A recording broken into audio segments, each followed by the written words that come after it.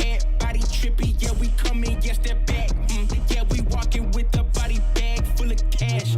Cut from a different rare, we raise it like a flag. Unapologetic. We gon' keep running it back, running it back, running it back. It won't stop. Running it back, running it back. And that's we gon' keep running it back, running it back, running it back. Running it back, running it back, running it back. Hey, 10 toes, I'ma never miss. Boy, I'm locked in, never take a loss in the sport, boy, I'm top 10. Giving work all around the clock, I know they watching. Got it out of the mud, ain't had no options. Oh, yeah, let me go ahead and change my style up. Got that touch like Midas. Back then they wouldn't invite us. Switched up, now they wanna be like us. And now they dealing with identity crisis. I know, I ain't sorry, get a pity party. You could probably get it from your mama now. But if you pull up on me, you gon' see a body, cause I'm not the one you want a problem with. 10 toes down, if I stumble, watch me stand up. When it goes down, get the doo-doo, tell your man's dog. You can blame it on your homies, got you hyped up. Whoa. Everybody trippy, yeah, we coming, yeah, step back. Yeah, we walking with a body bag full of cash. Cut from a different rare, we raise it like a flag. Unapologetic. We gon' keep running it back, running it back, running it back.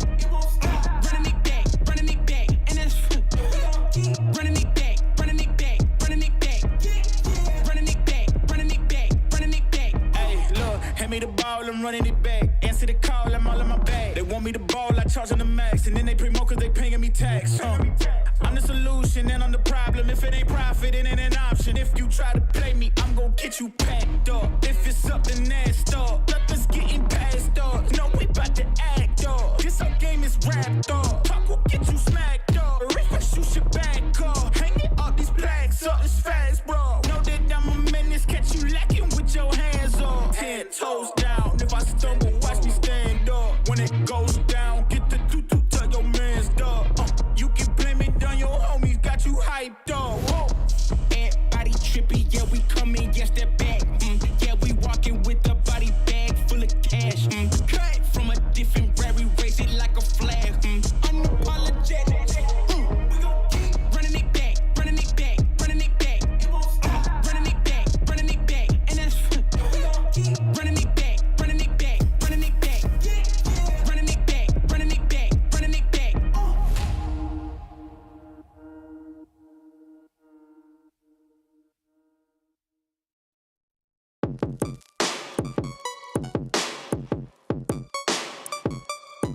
It's going down.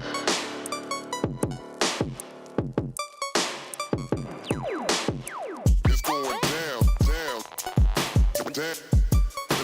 down, down, down. It's going down, down, down.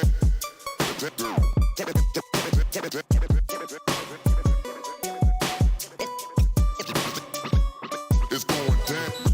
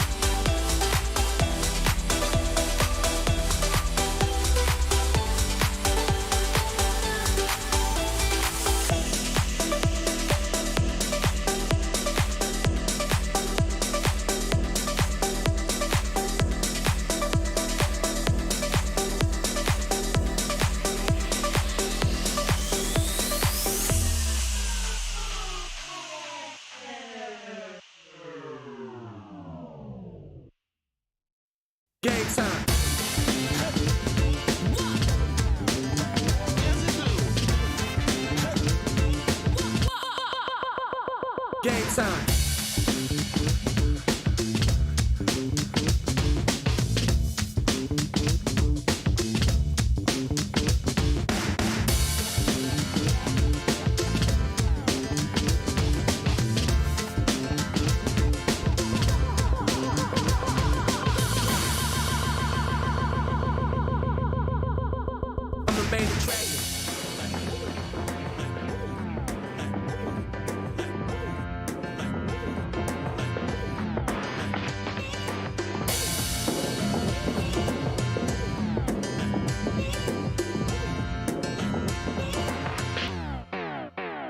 Game time.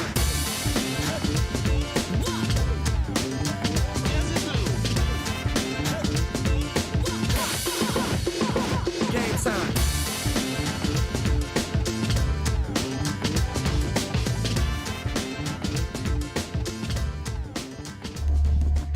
I'm from Denmark and my name is Riyadh. My name is DND. I'm from Romania and we've been playing for around 9 months for zero build now, but we only started playing for LANs for like, I don't know, maybe 2 weeks. Yeah, I mean, I was here last year as well. We were both here last year. So yeah, it's a nice event and I think we have decent chances, so we'll see. Last time I said I'm gonna win and I got second, so I'm not saying that again. It's a curse. Yeah, I'm not saying I'm winning as well. I think I get top 35 maybe, so we'll see. I don't feel any pressure for now, but maybe when the tournament actually starts, I might feel a little pressure for the first 2 games, 3 games. I don't really care if people think I'm going to do it. I hope it turns out well, but we'll see. I think for us it's going to be fine because we can adapt very quickly, but I don't know about the others. Yeah, I think the meta doesn't matter that much for us. I think we have it figured out. So yeah, we'll see. We'll be fine. Yeah, don't land shady, then you'll be fine.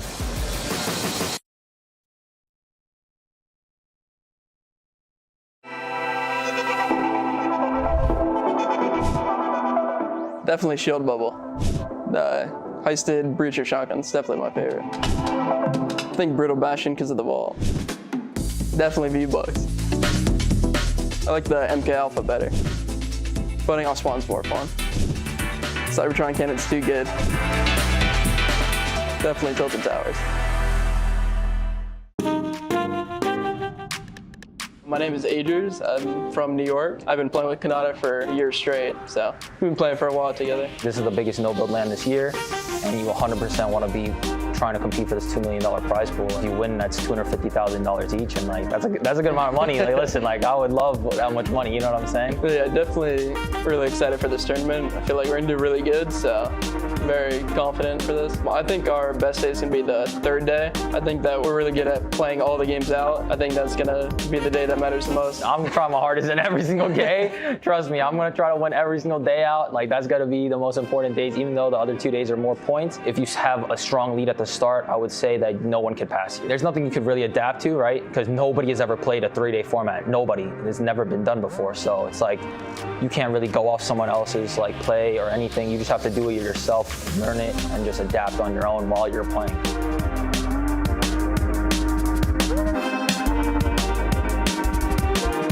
I don't really get nervous anymore because I've already played Gamers8 last year. I've already been here, same stage, same hotel, same everything. I already know how the vibe is, so I wouldn't say I'm nervous at all. There's no pressure. If we get lucky and everything goes right with us, I think we can easily win. We're top 3. I think we'll be pretty consistent over the days, and like you said, if anything or if stuff just goes our way, then we should be able to do good in every game. 4 porta bunkers instead of 2, which is really good in duos, so you can hold more loot for other slots. We'll be fine adapting, and everything will be fine. I think it helps our playstyle a lot because we play consistent, so it's more of like a passive playstyle with the more bunkers, and the shockwaves are like kind of hard to use without getting focused by another team, so it should be good for us. Trust me, I'm gonna go crazy this tournament. Don't let us win a game. Yep.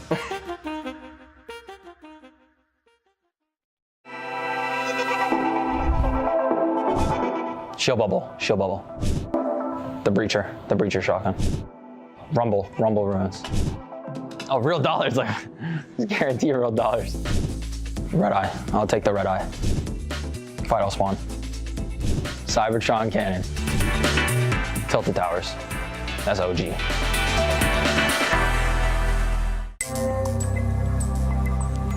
My name is Mixon. My name is Blaha, We're from Poland. and we are playing together for like 6 months. So I'm excited to be here. I think it's my biggest LAN yet. We are hyped to win this event. Yeah, I'm really excited to earn a lot of money. And I'm really excited about meeting players from around the world. 3-day format doesn't really matter. We always will try to do our best. Actually, I don't feel any pressure because of top 88. We're gonna try to win, and that's it. We're feeling confident. We can win this tournament, of course. And I think we will place at least top 10. Depends on a lot of things, but yeah, top 10, top 5. We're aiming for first, of course.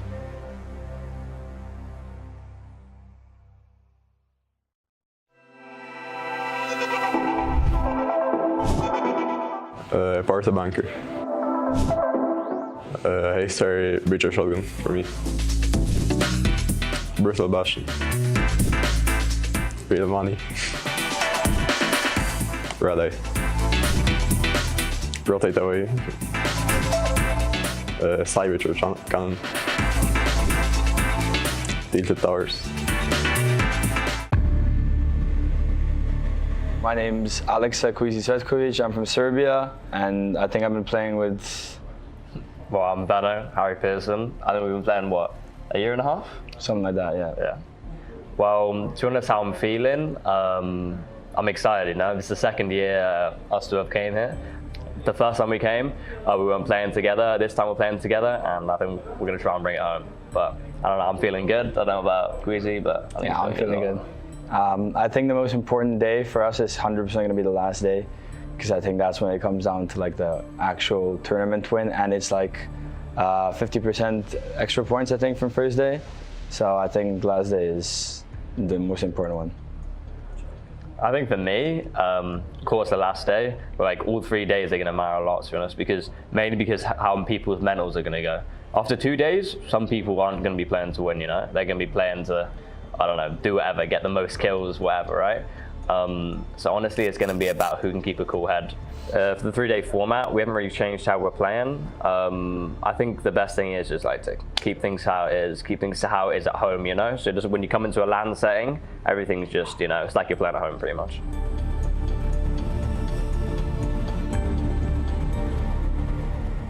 The pressure is always there, realistically, so yeah, I think we're going to try our best to show up, and we'll see. Our chance of winning, I'm not really sure. Since, like I said, it's a no build tournament, I don't think we've prepared as much as builds. If it was builds, I'd 100% be confident to win the whole thing. But I say like, it's about 75%, I think. Be scared. We're getting that island 12 out of 12, or 18 out of 18.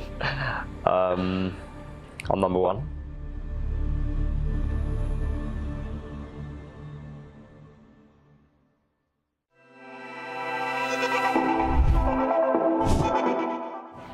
Porta bunker. Hasted accelerant shotgun for no build. Brutal Bastion. Real money. MK Alpha. Firestone. Cybertron cannon. Tilted towers. Alright, I'm Booga. I'm Threats. We've been playing together for, I'd say maybe around like, I don't even know. What's it? Dude, I don't even know, like 3 months. Is like that true? technically. Is that real? Like, okay, yeah, 3 months then. Yeah, I mean, this is super exciting. It's definitely a new experience for me. It's the first time being overseas, so it's pretty cool. But I mean, the hospitality is great. Everything's good, and like having a good time so far. This is my second time in Riyadh because I was here last year, but it's still pretty like surreal being here. Like everything's like perfect at the hotel, the venue, so it's pretty cool. Based on the format, the last day kind of is the most important one, just because of the way the points stack up. But you know, hopefully we can do good every single day, and then that'll result in a win. So, no, I mean, I feel like there's not much pressure because we're just coming in here trying to have a good time and have some fun. And, you know, that's what matters. Me and Threats having fun here. So we're going to have a good time, have some fun over 3 days, keep the vibes high, and hopefully win. So, yeah. Yeah, I'm so nervous for this tournament. Like, I'm gonna be shaking at the desk. Like, I'm probably not gonna be able to play, but you know, I'm gonna try my hardest. But yeah. I feel like for us, it doesn't matter too much because we don't get max stack loot anyways. So we kind of play with the average loot, and then we're probably gonna end up fighting mid to end game. So we'll probably just get other people's loot. Yeah, it's gonna be super cool, man. You know, trying all these new items. You know, they added ice cream yesterday, so. I like ice cream. Yeah, ice cream's so good. But yeah, it'll be fun. Have some fun, everyone. That's the, you know, that's the message, and that's me.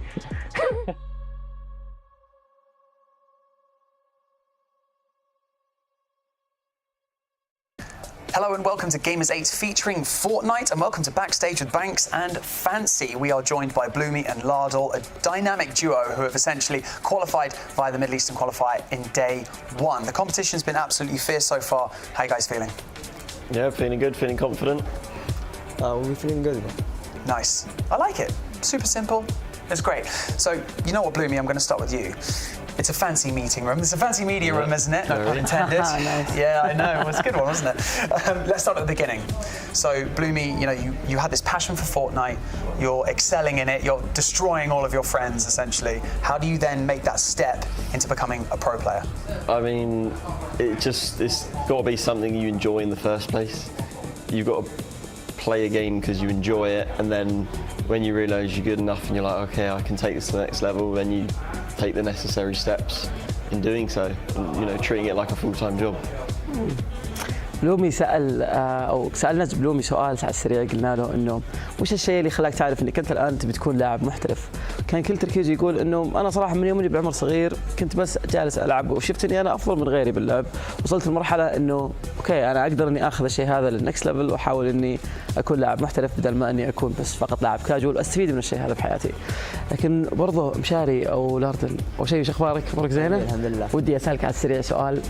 بحكم انك الجيمرز 8 السنه الماضيه انت ما كنت موجود معنا. لا ما كنت. هذا كان اول جيمرز 8، وبنفس الوقت انت كنت مع بلومي، شخص يمكن ما كنت تعرفه قبل البطوله بفتره، فلو تقولي بس وش اللي صار بينكم، كيف عرفتوا بعض، وكيف يعني حصلت الدو حقك اللي الان ما شاء الله عليكم كنتم او الان حاليا انتم من التوب 20 من افضل اللاعبين اللي موجودين معنا.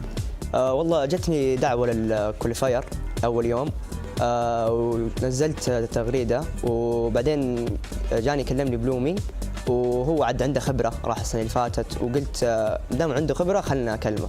كلمته والحمد لله تاهلنا يعني. So I just asked Mashari or Lardal about what was going on between him and Bloomy and how did they get together to become a duo and compete together in Gamers 8. So basically the story was Lardal got an invite to the Middle Eastern qualifier and Bloomy was just simply free and up to compete with him. So he hit him up on Twitter. Lardal thought that, okay, this guy has experience. He participated in last year's Gamers 8 and he was here with us. And so he was like, why not just take a chance on Bloomy and see what happens.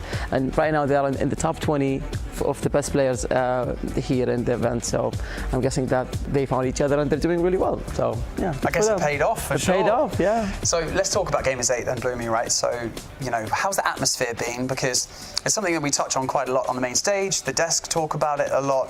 You know, how has it been day by day? Because obviously day one, it's quite frantic. Everyone's trying to kind of see where they fit in this lobby. And then does it get more tense when you're playing like each and every day? I mean, yeah, it gets more tense because there's less games to play until the tournament's over, but also the points, there's more, the points are worth more every single day. So yeah, it does get more intense, but I guess some of the younger players might get nervous with this, but I don't know, I've sort of become numb to it now. I've played so many tournaments, so I guess, you know. سالنا بلومي على السريع قلنا له هل كل يوم ورا يوم ثاني يصير الضغط عليكم اكبر بحكم انه يعني كل يوم نشوف اللاعبين قاعدين يشتدون يغيرون من الاستراتيجيات حقتهم يغيرون من اشياء كثيره من البلاي ستايل حقهم، لكن كانوا يقولون انه لا فعلا بالعكس، خصوصا انه مع تغيير النقاط وكل يوم يصير في تغيير في النقاط او طريقه حسبها، وبالعكس يكون في نقاط اكثر تاخذها بعد كل يوم من البطوله، والشيء هذا يخلي اللاعبين يتوترون اكثر وينضغطون اكثر. لكن بلومي بنفس الوقت هو يقول انا ما عاد صار عندي احساس صراحه، صرت مره متبلد بسبه انه لعبت لاين بطولات لاين كثيره فما عاد صار يفرق الحين. لكن لاردل ودي اسالك اكثر عن اللي صار في اول يوم وثاني يوم، خصوصا اول يوم كان ادائكم ما هو الافضل صراحه، لكن ثاني يوم شفناكم قاعدين تحاولون انكم ترجعون مره ثانيه وتسوون كومباك بشكل افضل. فوش الشيء اللي انتم استوعبتوه؟ هل انتم يعني احتجتوا وقت اكثر عشان تدربون مع بعض؟ حدثني عن اللي قاعد يصير خلف الكواليس. اول يوم طبعا هو قال لي بلومي قال لي اول يوم مو مهم، النقاط قليله فنعدل اخطائنا، وبعد ما خلصنا اول يوم رحنا براكتس روم عدلنا اخطائنا صح وحاولنا نعدلها، وبعد ثاني يوم سوينا كويس الحمد لله وعدلنا اخطائنا، وان شاء الله اليوم نبدع اكثر ان شاء الله. زي ما شفتوا اعزائي المشاهدين كنا نتكلم مع لاردل على موضوع انه وش اللي خلاهم هم يصيرون مع بعض، لكن بنفس الوقت انا ودي اسال سؤال اليوم وش الشيء اللي انتم بتسوونه، خصوصا انه امس شفنا جنتل واسكتار قاعدين يسوون استراتيجيات للناس اللي كانوا في التوب، كانوا يقلدون كامي ويابكو، كانوا قاعدين يدرسون حتى ما ناموا بالامس، قاعدين يدرسون الاشياء اللي هم كانوا يسوونها طول الوقت عشان بس يحاولون انهم يقلدونهم في اخر يوم ويحسنون الاستراتيجيات حقتهم. فهل انتم قاعدين تراجعون الاشياء اللي كانت تصير بالامس؟ اي طبعا استراتيجيه كامي افضل استراتيجيه، فقاعدين نحاول نسويها، بس ان شاء الله انه باذن الله توب 5 اليوم، انا واثق باذن الله. اهم شيء انت كويس، مو زي جنتل. لا مو زي okay كويس. So we basically talked me and Lardel about what was going on during the first day because they weren't doing so well. He told me that Bloomy kept telling him that it doesn't matter, it's the first day, there is not many points up for grabs either way, so let's just focus on fixing our mistakes and identifying them, and then on the second and third day we can get more and more involved in it. And I asked him about other players copying what was the top 3 players doing, which is what mainly Kami and Yapko were doing with the rotation strategy and everything that they planned for this tournament. And that, like they're saying that it's basically the best thing that you could do right now, and they're trying to do something similar or maybe even do better. And today on the third day, I'm sure that they're going to do their best. So Bloomy, I'm going to tier this question just very quickly before I let you go. Did your approach change from your day one qualifier into the global tournament? Because I know that you are fully aware of all the different regions and how they play and the styles that will change from your qualifier into the rest of the tournament. Yeah, I mean, in the Middle East qualifier, I know obviously the skill isn't going to be as good as the main finals, so I knew the plays that some of the players might make in the qualifier would be a bit more unpredictable.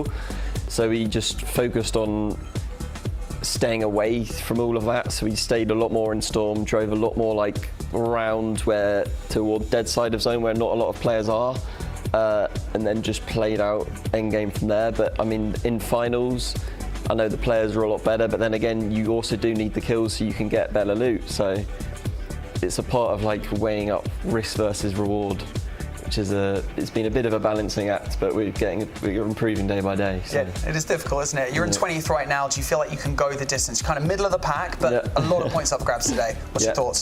Yeah. I'm really excited to play, to be honest. And like I said before, I think a lot of the younger players will get nervous. So I think that's where we'll thrive. Nice.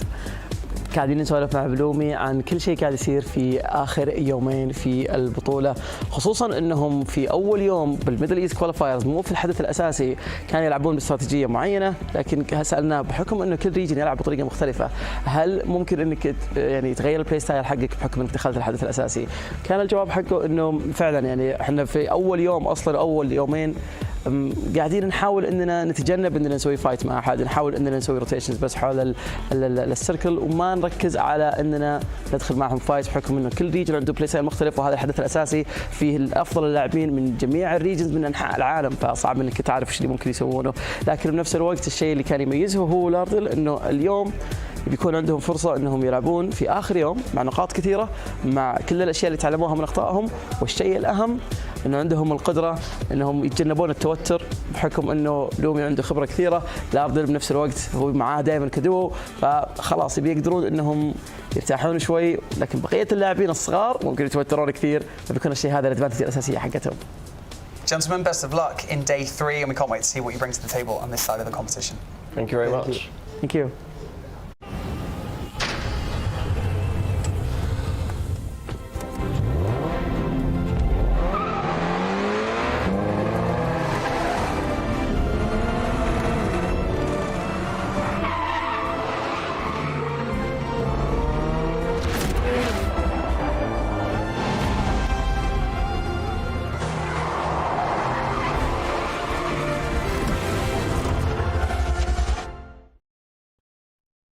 All new Honor Magic 5 Pro. Freeze even fleeting emotions in just milliseconds. Take marvelous night shots with lightning-fast exposure. The display reveals more details in bright areas with an astonishingly long battery life that just keeps going. The latest flagship chipset brings you exceptional performance. Unleash the power of magic. Honor Magic 5 Pro.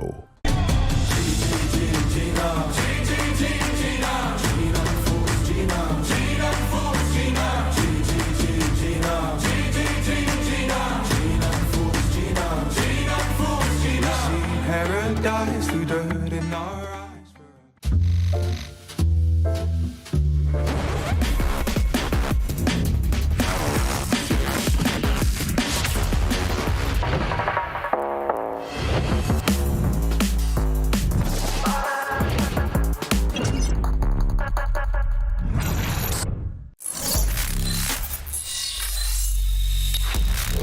Open your eyes. When you look into my eyes, tell me what do you see? Tonight, I'm gonna show you the wonders of the mall. I got nothing to lose. I got nothing to lose. I need warriors. So is this what you want to be? You wanna walk? Show me what's up, then. Now we ready to bust in. Take everything, leave 'em with nothing.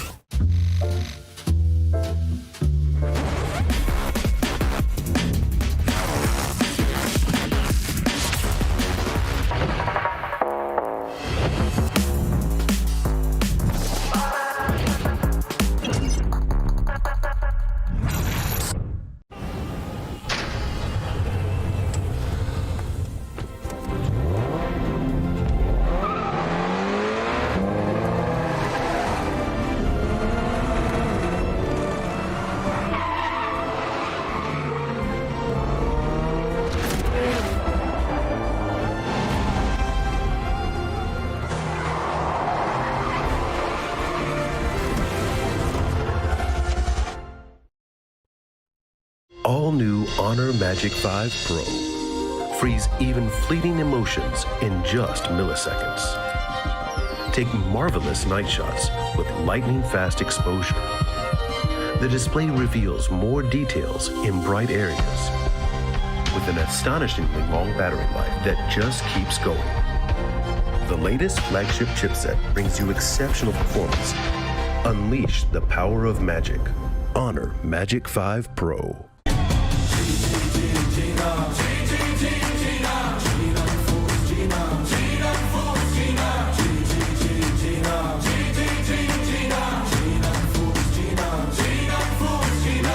Paradise through dirt in our eyes.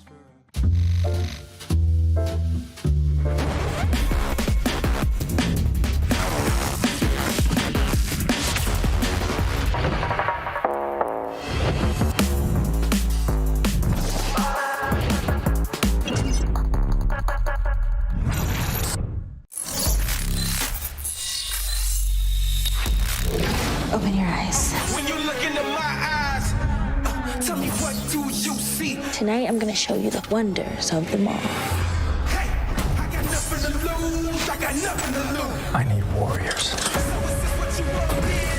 You wanna war? Show me what's up then. Now we ready to bust in. Take everything, leave 'em with nothing.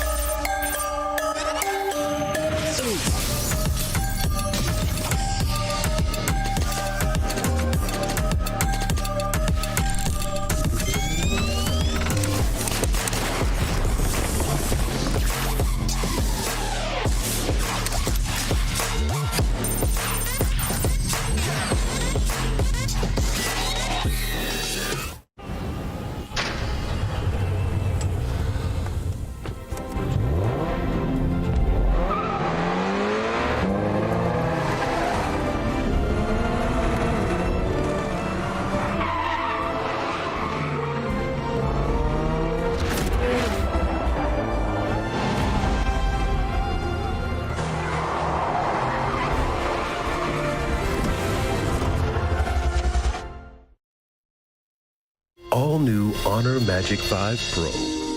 Freeze even fleeting emotions in just milliseconds. Take marvelous night shots with lightning fast exposure. The display reveals more details in bright areas with an astonishingly long battery life that just keeps going.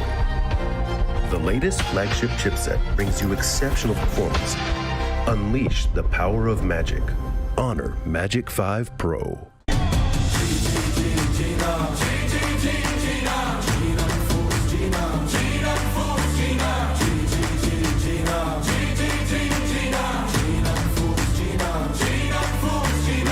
Paradise through dirt in our eyes.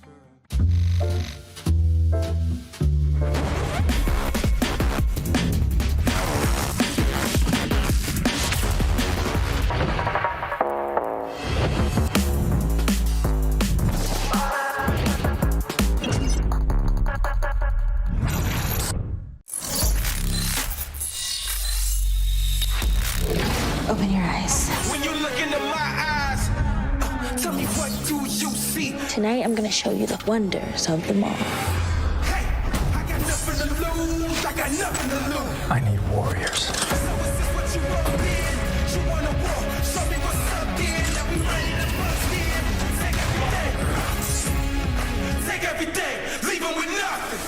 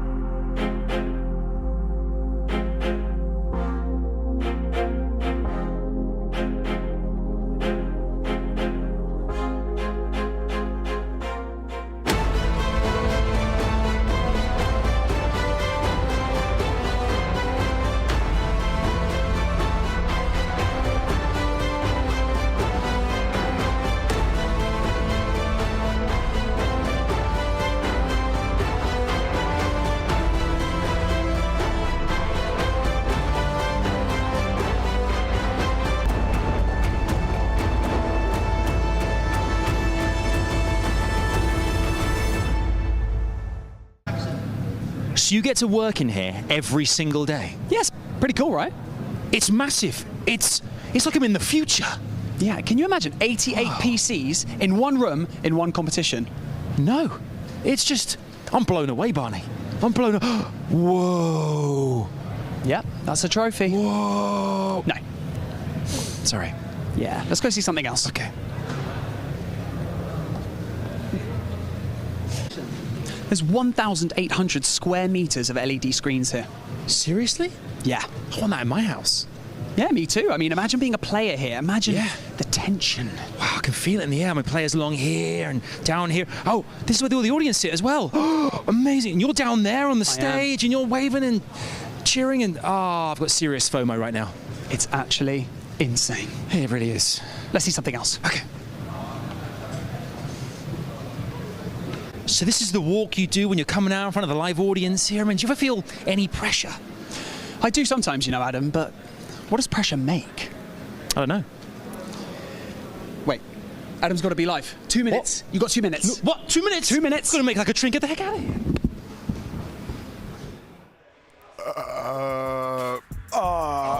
Should I host? You go for it. We're here for Championship Sunday, but we ain't got a host. Sorry. Welcome to Gamers8 Featuring Fortnite. Appreciate brought to you by Savvy Games. What time do you call this, man? We tried running outside in this heat. It's like working out in a microwave. Welcome into the show. We've got so much to look forward to. It is day 3 of our competition, boys. Let's go. We've got so much to look forward to. Of course, it's all about to kick off here because at the end of today, we will have our champions of Gamers8 Featuring Fortnite. Socials. We need to plug the socials here, guys. I mean, there's loads of ways you can upload stuff, right? Yeah, 100%, right? Yeah, Instagram, Gamers8, or, you know, Gamers8 as well. Like, it's just it's really nice to post your clips on Twitter, post them literally everywhere, go on the socials, follow up, and see what's up. We've seen some amazing plays so far. What's your favorite moments? Yeah. Hashtag Gamers8 right on Twitter, right? Let us know what your favorite moments are. Absolutely do that. And do you know what we should dive into straight away? Our leaderboard, because it's looking good. Catching you guys up from yesterday, of course, as well here. Our $2 million zero builds competition here, the end of which one of our 44 duos will walk away with that top prize of $500,000. That is a serious amount of money, gentlemen. More money than I know what to do. I know what I do. First of all, AC if I'm late for a show to get on stage. You know, I would love that. A portable one. Just like a unit I can wear underneath my shirt right now. Let's have a look at our leaderboard then and see exactly who is currently topping it. I mean, there they are. You can see them in bright lights in blue. Cammy and Yapko right now. 71 eliminations, 2,705 points. It's been a great first couple of days for this duo. Absolutely. And just for the top 4 right now, I want to put them in their own tier, the super tier, right? They're playing their own game pretty much. Cammy Yapko, as you mentioned, Adam, absolutely amazing from everyone else. They're just kind of ahead of the pack, but last night was kind of a catch-up for a majority of the teams. Yeah, let's not section them off too early though, right? There are still so many players close behind. And the big thing with today is the points have increased from 50% of what they were on that first day, right? So it's even easier to catch up. I'm looking at Cammy and Yapko though, and I'm saying, wow, OMG, how are they so far ahead still? After yesterday, I thought there was no way they were going to keep that lead, and they're still doing a brilliant job to stay up there. They have to keep fighting. Speaking of which, this next page too, I want to brand this the fighting tier. A bunch of teams that are basically 50 to 100 points next to each other every single game, scrapping it out. Sometimes they have a good performance. Other times it's like the most down bad game ever. But in this day, as you mentioned, Levin, the points, that will make the big difference. And I'm sure we'll highlight it multiple times throughout the day. But you look at that leaderboard, you see how close the points are, Adam? So close. But the money in between those points is like, do you know what I mean? Like, you're like a couple of limbs, a couple points away from just making thousands more or thousands less. Absolutely. Roba and Nikov, that 24th, 25th place, 15,000 to 30. That's a big jump. That's a huge, I mean, I saw as well, you come in the top 5, at least $100,000 straight off the bat there. I mean, that is a unreal amount of money here, but how much do you think it's about as staking your claim here as the best zero builds duo internationally? 22 different nationalities should I say represented here. It's the fatigue. That's an enormous amount here represented. I mean, to walk away as the champions of this, of Gamers8 Featuring Fortnite, that is a huge accolade. It's the biggest zero build event we have ever had. There's not been a zero build event bigger than this one. To be able to say you were the duo that won that, of course the money's nice and the players love the money. I can promise you that. Yeah. But, you know, the accolade, the respect you get, it's on a whole different level. Absolutely. You talk about the biggest event ever. Format-wise as well, Adam, it's the widest format players have ever seen back to back to back in a finals. 3 days in total is not something these players are used to at all. Yeah, we've seen that first day, as you mentioned, the points is one thing, but every single day we've seen different strats employed as well. We're going to kind of go through all that for you and really catch you up to speed here. But socials, again, just to reiterate what Levin and Shayo said there. Of course, we have the almighty socials. You can share all your favorite parts of this competition online. We'd love to see those as well. It's been brilliant to see exactly how much you've enjoying this thus far. Let's look a bit deeper at Cammy and Yapko and exactly what they're doing in this competition and what makes them stand out. We saw Yapko, particularly at the tail end of yesterday, really popping off again, elimination after elimination, counting for 15 points yesterday, 18 points they count for today. What is it that's really defining? We saw that strat employed in the first day, utilizing NPCs. What's going to happen, do you think, on day 3? I think the big thing with Yapko, when you're looking at his journey through this tournament, he has just unleashed, right? Yapko's been a player in the EU Fortnite scene that's been around for a while now. It's not like he's some new player, right, playing with Cammy. He's been here, but we've never really seen him at the top level really show off all of his talents. And I think when his team has needed him the most, he stepped up time and time again yesterday. Absolutely. When it comes to strategic decision making inside zero builds, it's a little bit more bare bones as to you just need to go somewhere or make a decision to leave or fight. And I feel like he sees the multiverse. He knows exactly what to do when things go wrong or exactly where to be to get the most points. Yeah, he really kind of sees into the future in some kind of weird way. I don't know how that's possible, but he's doing it. I mean, that was really interesting yesterday, that kind of moment that Cammy up against Bully, using an ice cream cone into the storm. We didn't expect him to come out on top there, but I guess the experience, the kind of like the knowledge, the awareness of surroundings, just managed to adapt in the moment and made it count. Yeah, they have many moments like that. I think that was one of the most highlighted ones, but that happens a lot of the times in very small ways across so many games. That's why they have almost double the elims over the teams at some points as well. It's just cool to see, and today they'll have to do it even more. The biggest thing we saw yesterday from Cammy and Yapko is a little bit of hindrance off spawn. I think that might be a tell of what might happen today at Fatal. If another team wants to challenge them once more, that's where there's big trouble. Look, ultimately, Yapko's going to get a lot of praise, and rightfully so. He's been phenomenal. But I look at Cammy and I think to myself, wow. Because this is a player who has been at the top of Fortnite. Yeah. We know him to be a top player, but you see him attached to Seti's name. It's always Seti and Cammy. Been. And when Cammy made that decision and said, look, I don't want to play with Seti anymore in Zero, but I want to play with someone else, I want to try with someone else, that's a gutsy decision. You don't just make that decision and you know, sort of let things ride out. You have to now perform, and what a way to do it. Every single decision he makes in terms of leading this team, where we rotate, how we play, it has been on point. And on top of that, he's also still coming up with big clutch moments as well. Yeah, he is. He really is. I mean, you see some stats on screen here. Absolutely right. Elimination, 71 between them right now. Those points, 2,705, only around 300 points away from our second place team, but they've been really stellar thus far. You know, 2 players here, don't tend to share too much about their tactics, what they do. They're quiet players, but what they deliver, don't deliver necessarily in interviews. They certainly do so on the map, because it just speaks volumes, the eliminations, the points. And I think it's really interesting as well about Seti and seeing the 2 of them side by side. You kind of associate them both with, like, you know, such history in this game. But now Cammy's kind of pulling away in this particular mode here. I mean, I wonder what Seti's kind of feeling in this situation as well. I think firstly, he'll be happy for his friend. Yeah, of course. We're all friends. But he's pretty burning. Because I know I'd be burning. I know I'd be burning if it was me. If it's me, I'm thinking, come on, Tayson, man, we got to catch up, man. Come on, we got to catch up. I know. And Tayson is a player as well with so many awards to his name. I mean, he's done so much in the space as well. So, I mean, that's the great thing about this competition. Every single duo stacked, been there, they've done great things. But who will be the top in this competition? We'll find out very, very soon. Our last 6 games of this competition. First things first, that we caught up with Cammy recently. Here's what he had to say. I'm Cammy, I'm 18 years old, and I'm from Poland. My journey in Fortnite started that I started playing on console because I saw the game trailer, and I always liked Battle Royale games, so I just think that it's gonna be fun to play, and yeah, that's how I started. Like in Season 3 of Chapter 1, I got a PC, and then I played Fortnite a lot because that was the best game for me, that I liked the most. I don't even know how I became so good, maybe because I was playing a lot. It's hard to say, I don't know. I think Chapter 2, Season 2 was the best season for me. That's the first season that I placed very well, that's when my esports career really started, so yeah, I think that was my favorite season.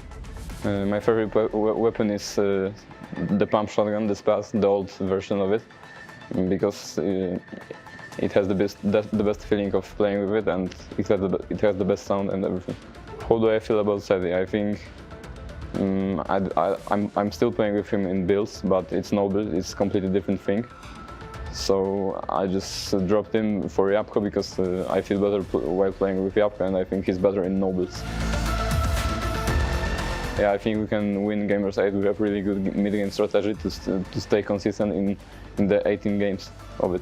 I think my biggest rivals are gonna be Thomas and Malibuka because they have really good spot on the map and they won both DreamHacks back-to-back. Yeah, he answered the question for us there, you know, bringing in Yapko because Fragger gets eliminations. That's what counts in zero builds more than anything else, and that's exactly why he switched things up.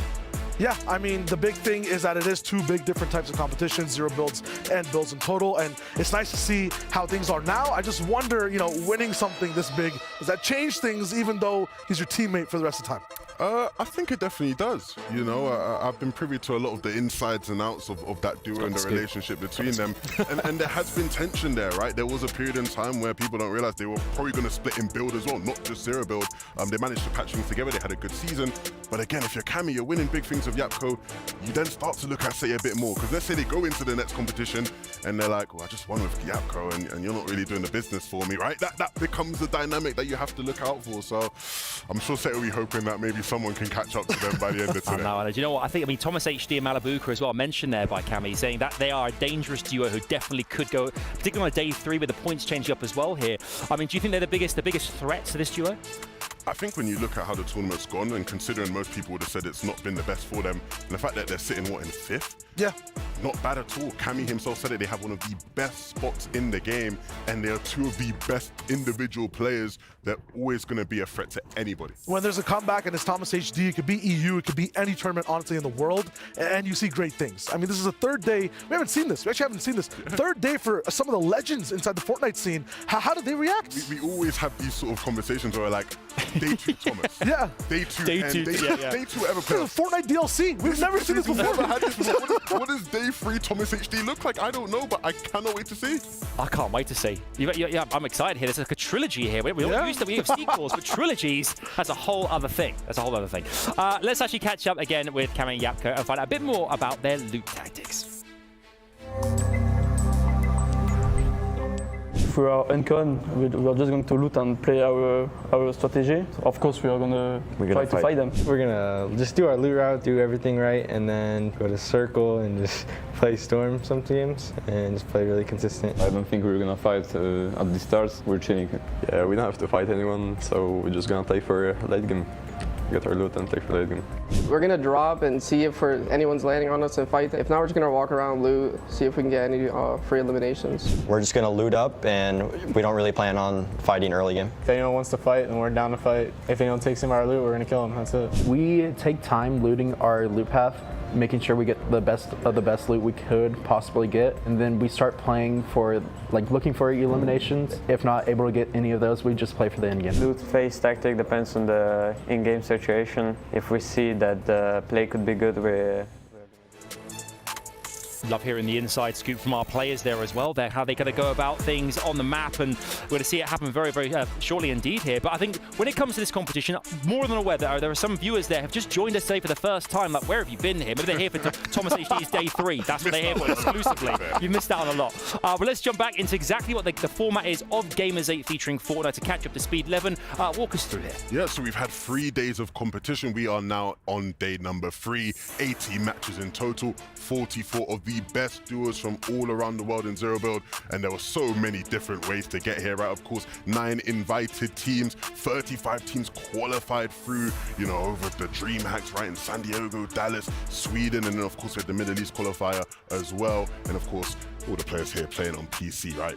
Yeah, absolutely. When it comes to just the competition, the points as well, going up each and every single day. So I believe today's a 50% increase overall, I believe. So that's going past 15, almost towards the 20 points for elims. And then when it comes to the placement, that's even bigger. So you can see it, 300 points for first place. It was almost 20, 18 points for elimination. So when it comes to comeback potential, a lot of the time it's experience and learning from a lot of players. That's what you use to maybe just have a better day 2 or have a better back half of the competition. This time it's literally literally points. It's what you do in the server. It's how long you survive.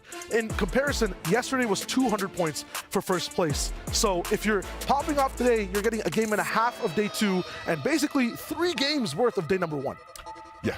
It's a lot easier to come back. Yeah. A lot easier to come back. I think if you're some of the people high up in the standings, you're almost sort of going, these guys ain't gonna work as hard as I do, I guess. But still, there's opportunities for you to rise up as well. I think teams as well will nullify those top kind of like 5, 10 like teams or duos, because if they kind of get a victory royale, get in the top every single time, they're going to really start to pull away from the rest of the pack, aren't they? So, dare I say, slightly more aggressive today strats. Maybe overnight they've talked it through and they will be changing things up. Level. What's your vibes? Well, I think what we will see today, hopefully at least from an entertainment POV from us, is a lot more double-digit elimination wins, right? Because those are the kind of games where 18 points per elimination, a big win, that's going to be a chunky amount of points. Like, that's really going to be a difference maker in the standings. Absolutely. That's for some of the people near the top 5, 10. I feel like also the other side of things would be absolutely true, right? Playing consistent, taking it slow like you were for the last 2 days, fixing a little few of your mistakes, maybe not going for the shiniest games of all time, having a nice sedan type car,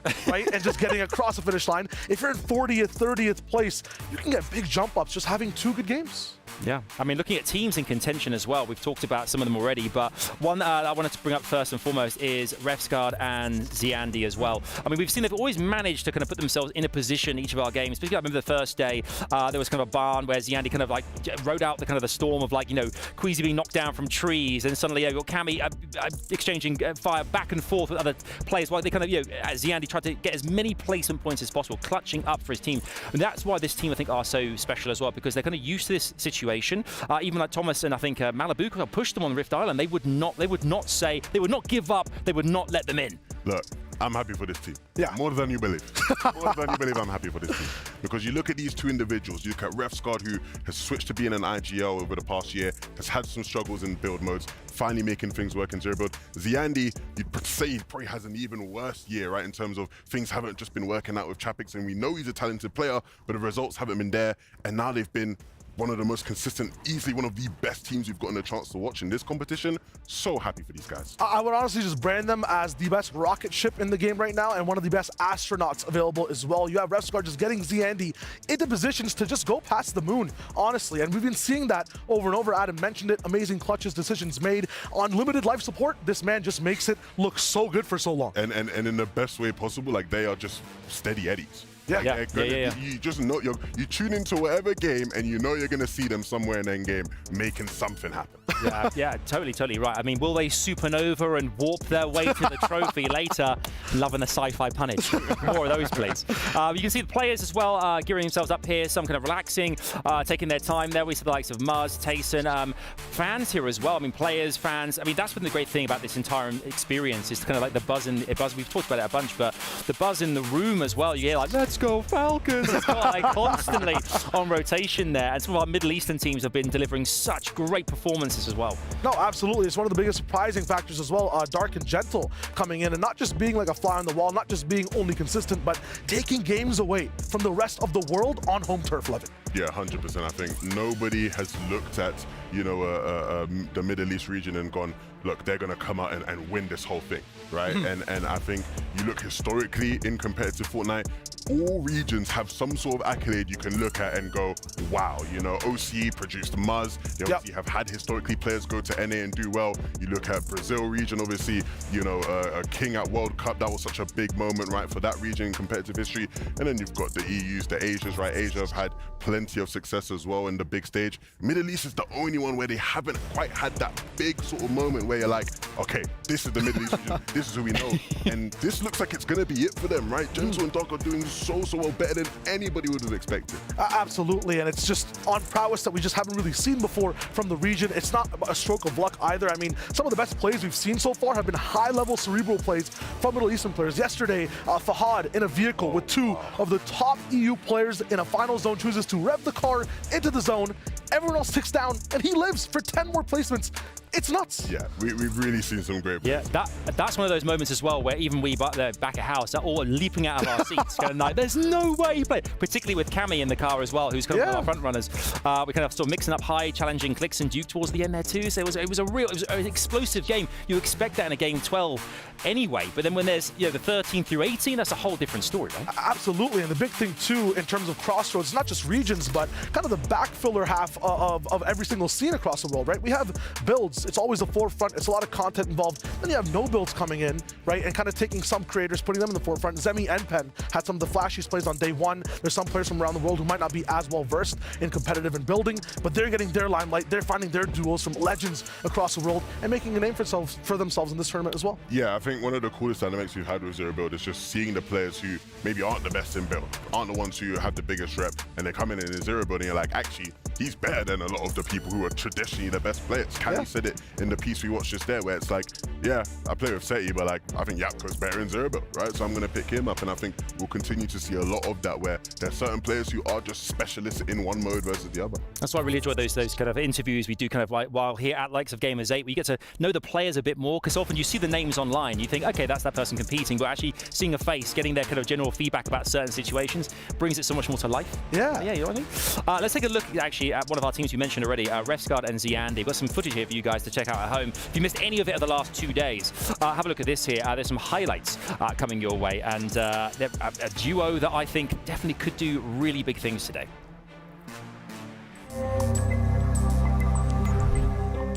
We're landing close to Taste and Seti, so I think we're just gonna go fight them every single game and then see how that goes. Yeah, sneak up on them, you know, make few plays here and there, you know, yeah, catch them off guard. Well, actually, there is another team landing on us, so like we're gonna fight probably, but overall we're not looking for fight, I think. Yes. We're only gonna fight if someone land on us. Then we fight every game, but if not, I think we're just chilling. It depends on the situation, but mostly we're not gonna fight. Yeah, we saw them at the end there, and they're looking confident. I mean, I think they really are ones to be, considered here for. I'm thinking about trophies now. I'm thinking $500,000. It's really kind of starting to set in, because this is the day. Yeah. This is game day, really. Some stats on the screen popping up for you as well here. I mean, they're in third place right now with 2,109 points. It's only a few hundred points away from Cammy and Yapko. So the thing is, yes, that is correct. They aren't far away. But at the same time, it's like, cool. Today, with today's format, like 2 good games from these guys would put them sort of in that sort of 2,700 range. But you just have to rely on Cammy and Yapko to be bad. Exactly. Isn't something you can rely on. They are just so consistent. You need the fastest race car, getting the best corner times, and the first place team to have flat tires. It's literally something to pray for, basically, but at the same time, on day 3, pressure being so high, no pun intended, it might be highly more possible than usual for some teams ahead of the race to maybe start to slow down. Yeah, diamond analysis there, mate. Diamond analysis. I think also as well, I mean, looking at the Middle East, because I'm really interested in what your thoughts are on this, because we've got all these potential favourites we think could go all the way, right? Middle Easterners, a Middle East duo, win this competition, okay, against this lobby, which is one of the most stacked we've seen to date. What does that do for the region in terms of Fortnite in general here? Because I mean, going up, I know it's 0 builds versus kind of traditional builds, but how much does that kind of like put them on the map in terms of like a region when it comes to this kind of game mode? So on the first note, it is just memes galore.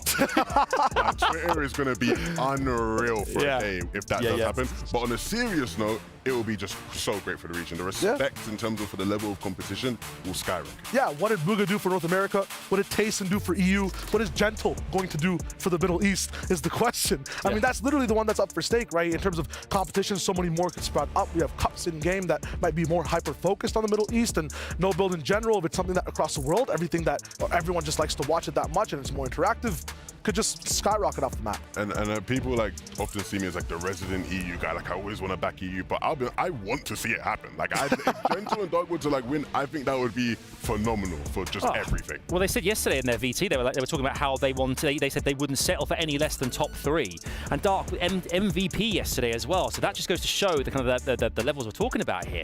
I mean, if they do manage to do that and win this entire competition, I know the crowd are going to go absolutely wild. That I want to see. I definitely want to see that.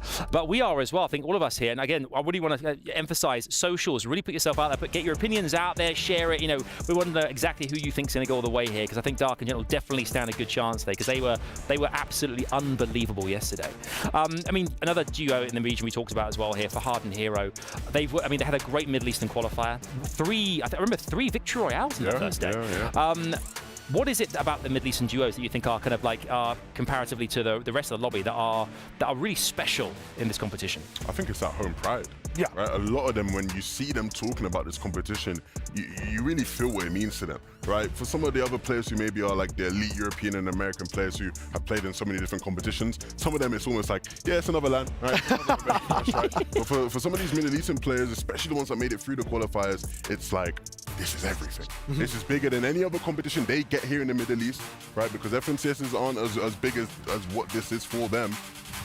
It has to be a big tournament for them. Yeah, and a comparison of expectations as well, right? It's kind of a reset on the timeline of competitive.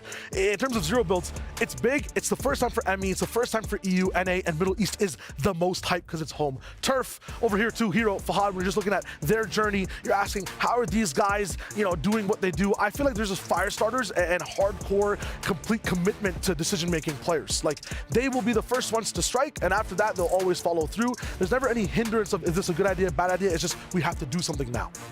Interesting. We've got ourselves a quick check-in there as our opening ceremony coming our way very soon here. Under 10 minutes time, it should be happening for us, so I can't wait to see as well. We must emphasize other duos as well we think are really in contention today. We've obviously talked about players like Pink and Anas in the past. We talk about the likes of Clicks and Duke yesterday winning, but obviously Mr. Savage in there with the deal as well. We've got like some really great finishes from our teams yesterday, which we know how much winning in an environment like this with a lobby as it is really does galvanize players to do a lot, they think we can do this. You can see how hyped they are. I love those cams about desks when they're high-fiving, they're jumping up in the air. It's like us in the desk here, we're just going wild. Other duos you kind of really do feel are ones to watch today, considering we know how the map, contested whatnot as well. Where should we be focusing our attention? In terms of pinpointing one specific place, that's you can say everywhere. Yeah, you could say everywhere. Genuinely, I think the big thing is I'm going to be looking at Pink and Anas, just because they are the reigning champions of this event. You look at Zero Build last year here at Gamers8, they were the ones that picked it up. I want to see them doing well again. I've been looking at Pink and Anas for the last 2 days myself, but 3-day competitions changes things for the players, changes things for me too, right? If there's a laser from the moon pointing at Earth, and they're asking me to pick one Fortnite player to take it all for me, I want Malabuka in the driver's seat, right? We talked about Thomas HD as well and how they're in 5th place overall. I feel like today's the day. Boosters are set, and these guys will find a way to stay consistent. I think that's their key, to stay consistent all the way to the end. Yeah, they're so close, right? They're literally within touching distance in terms of pushing into at least that 2K category that we're talking about, right? Very, very close to getting 2,000 points, and once they get into that point, I think they're going to be rolling. What about Queasy and Venom? Major 2, current champions, FNCS. Do you think that it had a great day 1? Surprisingly so, I think, to a degree. Obviously, this is day 3 now, where points really do make a big difference very quickly. Are they still, I think they're currently about 7th or 8th right now in the leaderboard. Are they still potential winners of this? It's hard to say. I think they're still obviously in that fight, right? Of course, they're still in top 10. I think they're about 7th right now. The big thing with these guys that has to be sort of looked at is that yesterday they then tried to implement some of the NPC strategies we saw, right? They were trying to pick that up and it wasn't quite going their way. They were having some problems with Source and Nat, right? A bit of drama online after the competition took place. It was funny because this morning, right, I'm at the hotel and I see Vino's dad and he's with Source's dad. I'm like, oh, maybe the dad's right now. Like, the players aren't getting along, but the dads are settling. That's a bit awesome, right? yeah. So we'll see how that goes. Right? I think the early games will be very telling of whether or not this is going to be, a good competition finish for Queasy and Venom today. Yeah, players like Source as well, and a young player coming into the competition. You're playing with some of some fantastic other players around the world in this kind of competition as well here. So I think that's one thing I always try to remind myself is that the rising stars coming through as well. What a great opportunity this is, Shayo, to actually be here at Gamers8 Featuring Fortnite. We're here in the middle of the desert desert in Riyadh in Saudi Arabia. You don't say that every day. I mean, that's kind of a rarity. Not at all, and it actually helps, I think, like the overall ecosystem of the tournament as well, right? Players a lot of the time, majority of the events for Fortnite always online. You finish a tournament day, you're kind of, you know, eating cold food that your parents might have made, and then you're ready for the next one. Over here, so much to do, Levin. I hear players getting into the hotel so late at the end of the day too. I'm pretty sure Queasy's my roommate as well on the other side, so like that room's just always noisy. It's crazy, man. Yeah, no, it's one of the cool things, right? Where like when Minnie and I were walking around the boulevard yesterday, it's like 1 a.m. and it's so active, so lively, where the players finish a tournament and they're like, it's not a thing of like finish the tournament, go straight to bed. It's like finish the tournament, let's have some fun, and then go to bed, right? And get ready for the next day. So yeah, I think the environment's definitely kicked in for a lot of those guys. Where for the ones who weren't here last year, you know, it's almost like wow, and you're like taking it all in, and things feel great. For the ones who were here yesterday, it's still very much wow. It's like I was here last year and it was crazy. I was so impressed, and I come back and I'm even more just like wow. So for all the players, everyone I speak to is like loving it. For the ones who I speak to who are loving it, but it's not going great in the competition, they're almost like, it's not going great, but I'm here. So it's cool. It is cool. I mean, you guys as well. You were here last year, right? So you had the chance to be here, and you're back second year in a row. Have you? I mean, what's been the thing that you've enjoyed the most here as well? That we're kind of rapidly coming towards our opening ceremony starting soon, and players we can see there getting rid of this Trippin and Quanti getting a hyped Tayson too. I mean, what's your experience been like personally of this time here in Saudi Arabia? I said it yesterday. I'll say it again. I'm a big fella. I like to, you know what I'm saying? I like to have a good meal, and I've not had a bad meal this year or last year. Like, food is just banging, which is great. And naturally, when you're here in an environment, in an event like this, seeing people and being able to talk to people, whether it be players themselves, my fellow talent, right? Parents, like everyone is just really good vibes, and it's fun. Yeah, I mean, I was born in the heat. It's nice to be back. This place is nostalgic almost, and I was expecting a level up this year. It's almost an evolution overall in what we're seeing in both, like, you know, how the players are handled and the things that are available to do. Clothes are nice, everything food related. I feel like I'm the one that has the most expertise on this subject. Is absolutely amazing. It's a very fun time to be here. It really is, yeah. And I'm hoping as well we could, you guys watching at home as well have kind of felt that in the casting, the desk here as well. The players, I think it kind of really kind of resonates. So I hope it comes out to you guys at home and you're kind of feeling the vibes as well as we are here. There's positivity, having a great time here. We're getting very close to our next game here. I mean, from a player's attitude standpoint into game 1, day 3, not really happened before, right? A game 13. Do you expect, because we saw that change in dynamic yesterday, we saw a game day 1 that seemed to be a little more kind of, I don't know, kind of slightly more aggressive than yesterday. The first 2 games felt very passive. We had like, I think 75 players left in the first game in the 5th zone, and everyone's being a little bit more kind of cautious, mainly. Do you think that changes on a day 3 now? What with the points buff as well here? Do you think that's a big thing, a big factor? Well, here's my thing, Adam. I'm gonna lay this down for you, right? 300 points for the win. It was 200 yesterday, right? And elims are worth more now. We had a very good coach yesterday. I want to page him back in again. Coach Adam Savage, what should we do if we're a duo who's jumping in right now? 0 points, 10 points. Is it time for aggression, or is it time to just think about what we learned and move forward? Well, I think if there's anything I've seen over previous competitions, I think aggression is definitely the way forward, particularly in an elimination-heavy format like this, where you're 18 points per elimination, but 300 for a victory royale. That is a massive amount here. We can see here that our first and second team as well, only 300 points separates them right now. If Kami and Yapko do go down early on, they get contested or something, whatever might happen here, and the team kind of supersedes them. I think that'd be really interesting to see that. I think if we see the leaderboard again here, perhaps it'd be great to see exactly how close it really is amongst our teams here. That's how I would play it personally. Obviously, I am by no means have any. That was really good. I just want to say I don't like to blow my own trumpet here, but thank you very much. You can see here the leaderboards here. I mean, it's very close. Dark and Gentle, Zanny, Refstar we talked about as well. Epic Whale and Acorn. We haven't even talked about these guys. It's true. In the business at that 2,000 point threshold, I'm just wowed by the 71 elims from Kami and Yapko. I'm just feeling like if that continues, even if they don't make it to end games, or just win out the game outright, even if they're just top 5, which is like some of their lowest placements, it's nuts, man. How did they catch up? Honestly, it looks like a graphical error when you look at it. It's like they're 71 and like everybody else is like 43. It's madness. I think they're going to keep rolling through.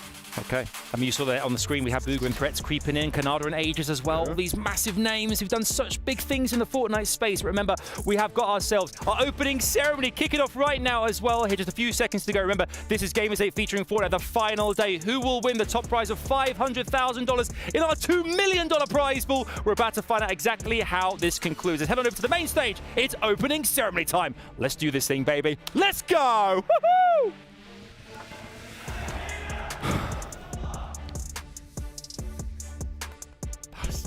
Good job.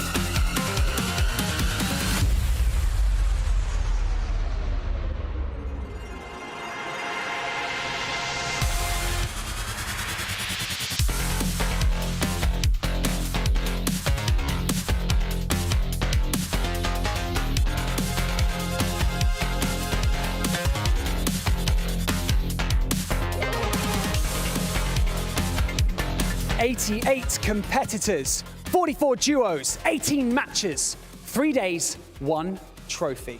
A legacy that goes beyond this week's competition. It is etched into the history books here in Riyadh. Welcome to our third and final day of Gamers8 featuring Fortnite. 88 منافس، 44 ثنائي، 18 يوم، 18 مباراة و3 أيام وكأس واحد. إرث سيخلد هنا حتى النهاية. إرث سيبقى هنا عندنا في مدينة الرياض. مرحبا بكم أعزائي المشاهدين والحضور في الجيم الأخير أو اليوم الأخير من موسم الجيمرز featuring Fortnite. Yesterday, we saw the tides turn in our leaderboard. While some of our players lost their cool, others evolved.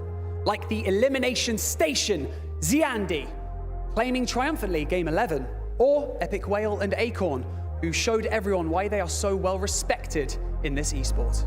شاهدنا تغير كثير في قائمة المتصدرين بالأمس، وقدرنا أننا نعرف وش اللي ممكن يصير اليوم بناء على أدائهم. لكن التغيرات اللي حصلت سواء كانت من زياندي أنه يحصل على المباراة 11 ويكون في المركز الثالث، أو عرفنا ليش إبك ويل وإيكورن دائما يحصلون على تقدير كبير جدا في عالم الرياضات الإلكترونية. A 25% increase in points yet again to close out this competition, which begs the question, it really is anyone's game to take, isn't it? My name is Banks and I am your host, and joining me here on the main stage is none other than my co-host, Fancy. 25% زيادة في النقاط اللي راح يحصلون عليها اللاعبين. راح يقدر أي لاعب حتى في المركز الأخير أنه يصعد إلى القمة إذا قدر يؤدي أداء ممتاز اليوم. بالتوفيق للجميع، لكن معاكم عبد العزيز أو فانسي ومعاي بارني بانكس في تقديم هذه المباراة اللي راح تكون آخر يوم معنا في البطولة. Tensions will rise as we approach the final map of the day. But before we get to that, it is time to introduce our players to the main stage. توتر جميع اللاعبين وصل إلى حده، ولكن جاء الوقت اللي نقدم لكم جميع المنافسين هنا على المسرح.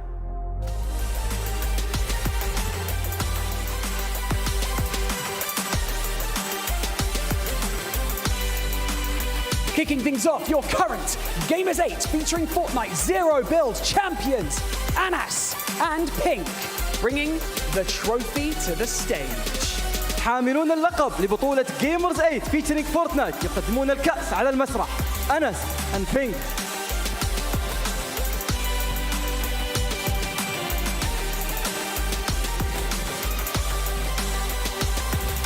حصلوا على المركز ال19 بالأمس، وقبل أمس كانوا في المركز ال10. خلونا نشوف ايش يقدمون اليوم. بامب اند تراشي.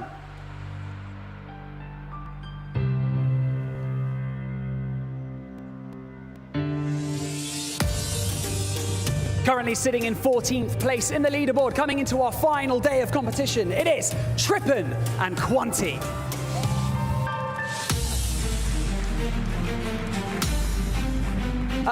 أعصابهم من حديد، عندهم قدرة يواجهون جميع التحديات. في المركز ال20 الآن بلومي and لاردل. Currently sitting in the middle of the pack, but make no mistake, there are lots of points up for grabs today. It is Nikov and Andelex. ممكن الآن هم في المركز ال30 لكن عندهم القدرة يصعدون إلى القمة. رحبوا معنا بنوا جي جي and Blast.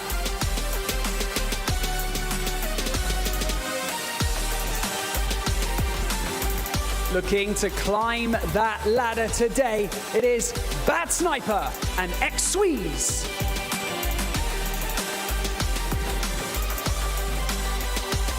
حاليا في المنتصف السفلي من البطولة، يحاولون يرجعون إلى القمة. Accept and Dubs.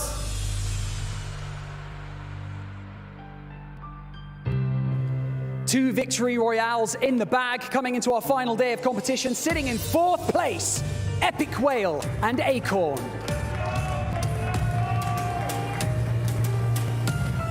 المركز ال26 حتى الآن، لكن عندهم الفرصة حسب أدائهم بالأمس. رحبوا معنا بلاي and سي.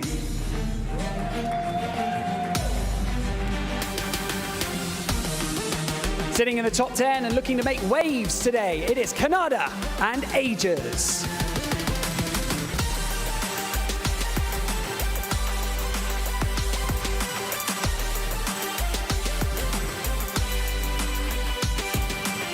Canada, Aegis, thank you so much for joining me here on the main stage. You know what? You've kind of personified something that we've been talking about a lot, myself and the guys at the desk. You've been consistent, extremely consistent throughout these last 2 days. You're in the top 10 right now. What's the plan for today? Doing the same thing, playing consistent, and hopefully we just don't have a dud game. No dud games. No dud games allowed today, for sure. But you've been putting up great numbers, like we've already mentioned. But Aegis, what's been holding you back from claiming a victory royale? I feel like we've been playing really consistent, but our end games we've been playing like kind of wrong, and like we have a lot of things we could fix. We're making simple mistakes, so hopefully we could fix it today. Jen. كندا and Aegis موجودين عندنا في المسرح. سألناهم وش الشيء اللي مميز في عندكم بتسوونه اليوم؟ كانوا يقولون انه احنا في كل مبارياتنا لعبناها بالامس وقبل امس وكلهم متفقين على الشيء هذا، انه عندهم كونسستنسي ما حد يقدر يسوي زيهم، فاليوم بيكون هو اليوم اللي يقدرون انهم يطلعون فيه القمة. Fancy gave me a look, and I was like, I was about to jump over you. I'm so sorry, guys. Thank you so much for joining me here on the main stage, opening the show, and best of luck in your final day of competition. Please take your seats. Let's continue.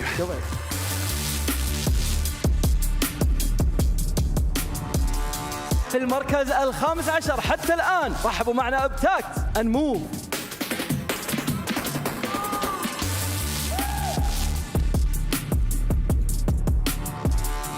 Qualifying for this competition just 3 days ago. They need a big push today. Satan and Smikey. من أقوى صناع محتوى الشرق الأوسط مع أحد من أقوى اللاعبين المحترفين في المنطقة، شونغ and Twist Arrow. Just a hair away from top 10 in our leaderboard. Is today the day for Baka and Pars?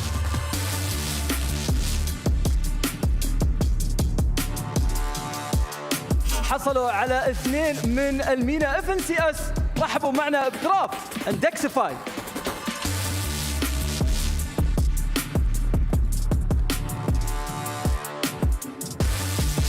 one strong victory royale, and the top 10 is in sight for Axe Force and Vortexers. غيروا نتيجة المتصدرين بالكامل بعد فوزهم في مباراة الأمس. رحبوا معنا بريفسكار زياندي. Looking to absolutely smash their way through day number 3 of competition, Bully and Muzz.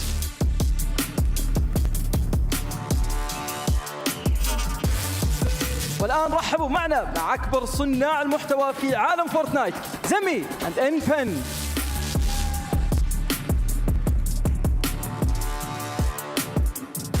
Just over 300 points from top 5. That's only one victory royale. It's Oct and Fluga.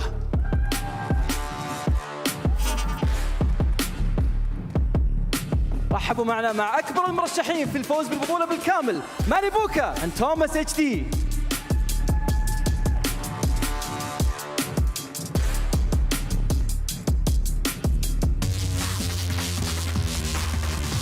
Guys, thank you so much for joining me here on the main stage. Malabuka, I'm going to come to you first. You know, there's been so much high expectations for you guys coming into this tournament. You've still been putting up really strong numbers throughout. But you know what? I just want to get from your words, how this tournament has been so far. How was day 1 and day 2? I mean, last 2 days, luck was not on our side, to be honest. But we still managed to get 5th. Hopefully, we will turn this a bit more up in the leaderboard today. Nice, hoping to turn things up. I like that. You haven't actually managed to claim a victory royale yet, Thomas. But, you know, like we've already said, you're in contention still. You're sitting in that top 10. I wanted to know from you, do you feel like today is going to be about survival, or is today going to be about aggression, or a bit of both? Both. We're just going to play our game. We're not going to focus on elims or anything. We're just going to play like we usually do. Yeah, and then we need to have some more luck in the late game because there's no builds. You can't really do anything if you get a max pull. So, yeah. Yeah, I feel like everyone is kind of, we all know that you have the capability, so whether you get those heads together and you can do this. Malabuka, very quickly before I let you go, do you feel like you have what it takes to take the victory today? I don't want to jinx it, but we have all the chances. Yes, they do, all the chances. ماريبوكا and توماس اتش دي يقولون انه بالامس ممكن الحظ ما كان في صفنا بحكم انهم اللوت حقهم ما كان كويس، لكن اليوم متاكدين هم انهم يقدرون يجمعون ما بين انهم يلعبون اجريسيف ويقدرون انهم يعيشون الى اخر لحظه عشان يحاولون يوصلون الى القمه. هم الان في المركز الخامس، فالشيء هذا ما هو صعب عليهم ابدا. Gentlemen, thank you so much for joining us here on the main stage. Please go and take your seats as we prepare for our 3rd day of competition.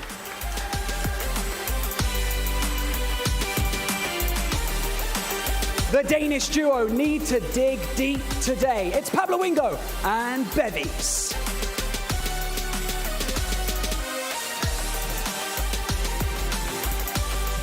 من افضل اللاعبين المحترفين في عالم فورتنايت بالعالم، فينو and كويزي.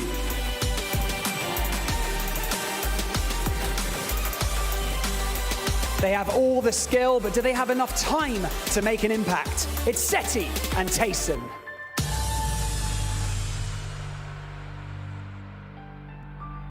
حاليا هم في منتصف قائمة المتصدرين، لكن عندهم كل فرصة للتعويض. رباب and ووكس.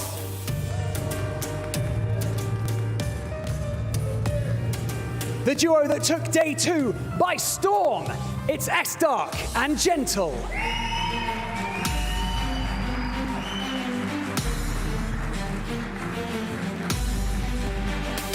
الحظ ما كان من صفهم حتى اللحظة هذه، لكن عندهم جميع الفرص انهم يعوضون اليوم. رحبوا معنا بكينج and فيزر.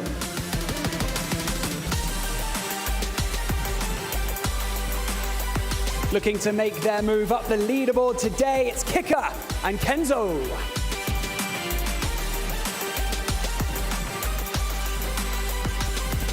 ممكن هم الآن في المركز الثاني والأربعين، لكن عندهم جميع الفرص انهم يعوضون في هذا اليوم. لاحظوا معنا بيبر يومزو. They got to dig deep and make an impact today. It's Natch and Source.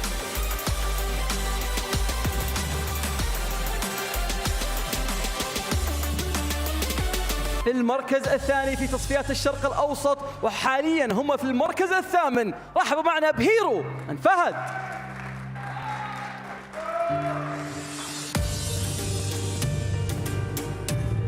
former Fortnite World Cup champion with DreamHack San Diego champion. It's Booga and Threats.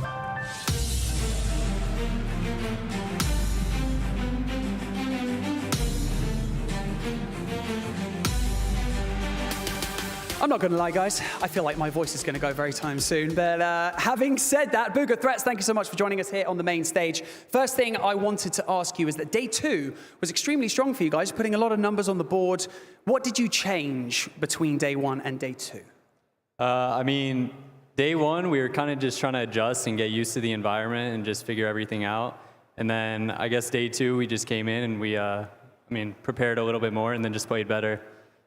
Speaking of preparation, Threats, how do you guys keep each other calm before you dive in? Diving out of the battle bus, are you guys talking a lot? Is it quite quiet? Like, what's the vibe?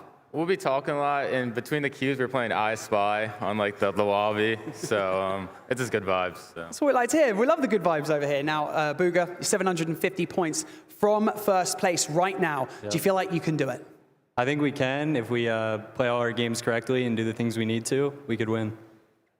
اوكي عندنا بوغا وثريتس على المسرح. هم في اليوم الاول ما كان النتائج حقتهم كويسه، في اليوم الثاني قدروا انهم يعوضون، وفرقهم ما بين المركز الاول 700 نقطه فقط، وهي سهله اليوم مع زياده النقاط. فكان كلامهم على انه احنا نحاول قد ما نقدر ندرس اللاعبين الثانيين، ندرس البيئه اللي موجوده هم فيها، وندرس وش اللي هم يسوونه عشان نقدر اننا ناخذ في مرحله الفوز بالنسبه لهم. فخلونا نشوف شو اللي ممكن يقدمونه اليوم، لان الحظ من جانبهم على كلامهم. Guys, I love the confidence, and we think that you definitely have what it takes to take it through to all the way to day 3. Thank you so much for joining us here on the main stage. Please go take your seats as we prepare and continue our walkouts.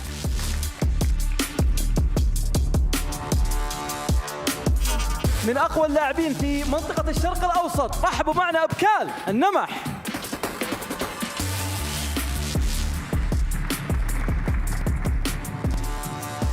Sitting tight in the middle of the pack right now is day 3, their day. It's Vert and Quinn.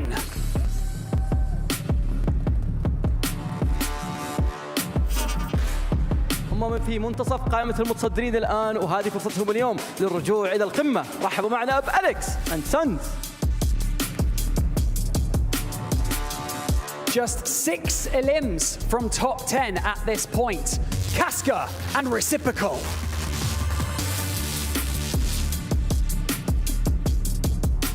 حاليا في المركز ال27، لكن أدائهم بالأمس شاهدنا وش اللي ممكن يسوونه مع كل الإليمينيشنز اللي هم جابوها. رحبوا معنا بعمار and Reason. We're all wondering if this duo can shift their fortune today. Let's see, it's Degen and Sizz Lucky.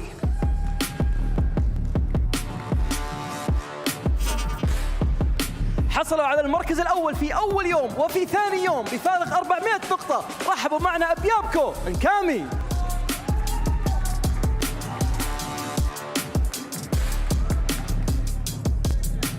Just one step away from top 10 in our leaderboard, Kami and Vanyak. من أشهر اللاعبين في عالم فورتنايت، ما يحتاجون أي تقديم أكثر من كذا. حاليا في مركز 28. رحبوا معنا بكليكس and Dukes. With a victory royale on day 2, can the big brain pull through once again? It's Mr. Savage and Vidil.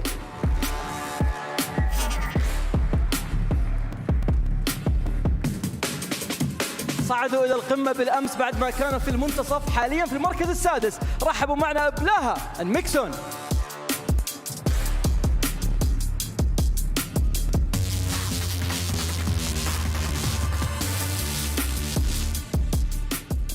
Welcome to the main stage, guys. My voice is gonna go, I can already feel it, but it's the final, so who cares? It's gonna be brilliant. Welcome to the main stage, 6th place coming into our final day.